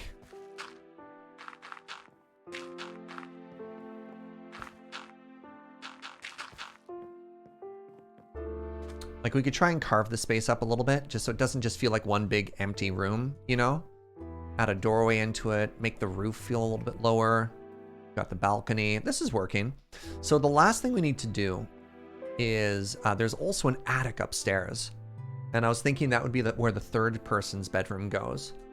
But I don't quite know how to get up there yet. Maybe the third bedroom, maybe the third staircase is like here? That's kind of awkward though, isn't it?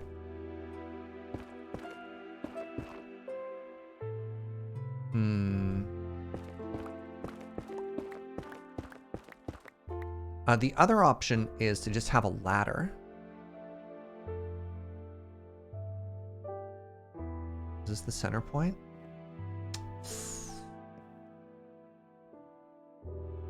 Access the attic via ladder. Yeah.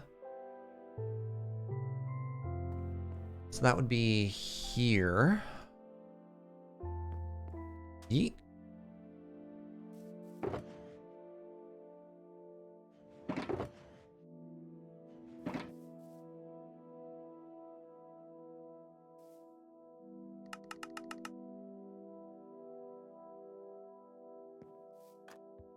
Okay, love this door. That door is a huge success. Actually, kind of love the staircase too. So this is our center point. So we put it here.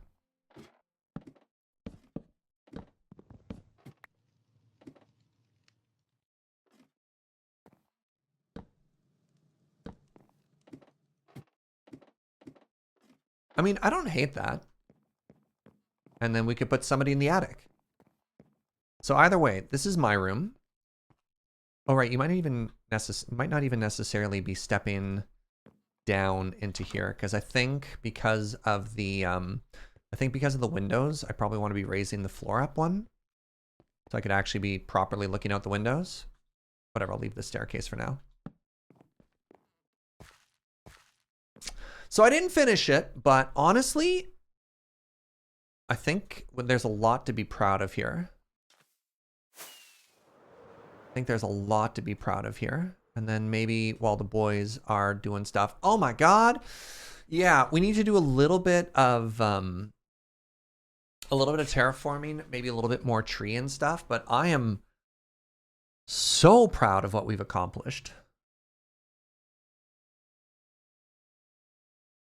I'm so proud of what we've accomplished. Yeah. Oh, just let me get some garden stuff going on. All right, so things to remember.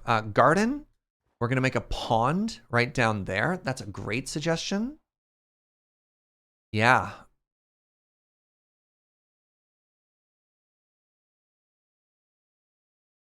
Maybe James and Oud would like to decorate their own rooms. Interiors, yes, but I need to make the walls still. I need to make the walls.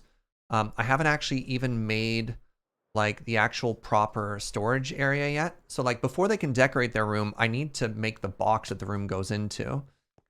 Oh, restock shop. This isn't a full to-do list, Mr. Gibberish. This is literally like, what do we have to do here still? I need to add a little bit more shaping and make this area slightly smaller and make like the chest cubby area. And I do feel, oh, actually, depending how we wanted to do this could be a little storage nook as well, right? Because like we could almost do this, you know?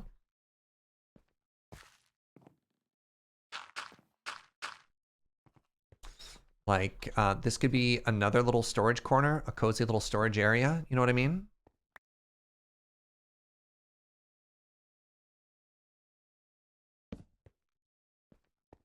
Right? Bookshelves under the staircase, something like that. Oh, we make this James's room? Oh, love you, Atarka. Great idea. Maybe like a little mezzanine or something. Like there's all kinds of stuff we could do.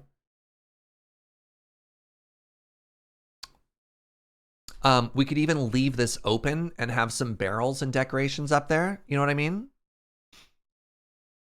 There's another nook we booked. Bleh. There's another nook that we blocked off. Yes. Technically in here somewhere.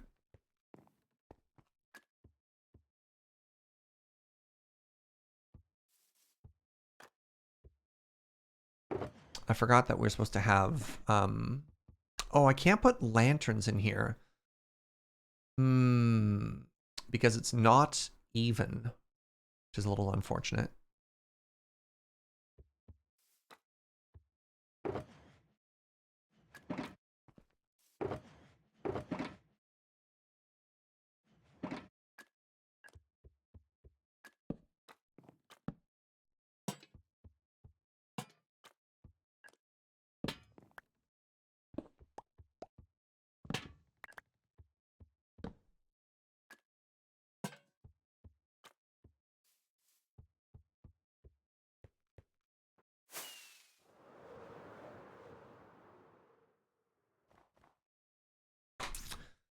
All right.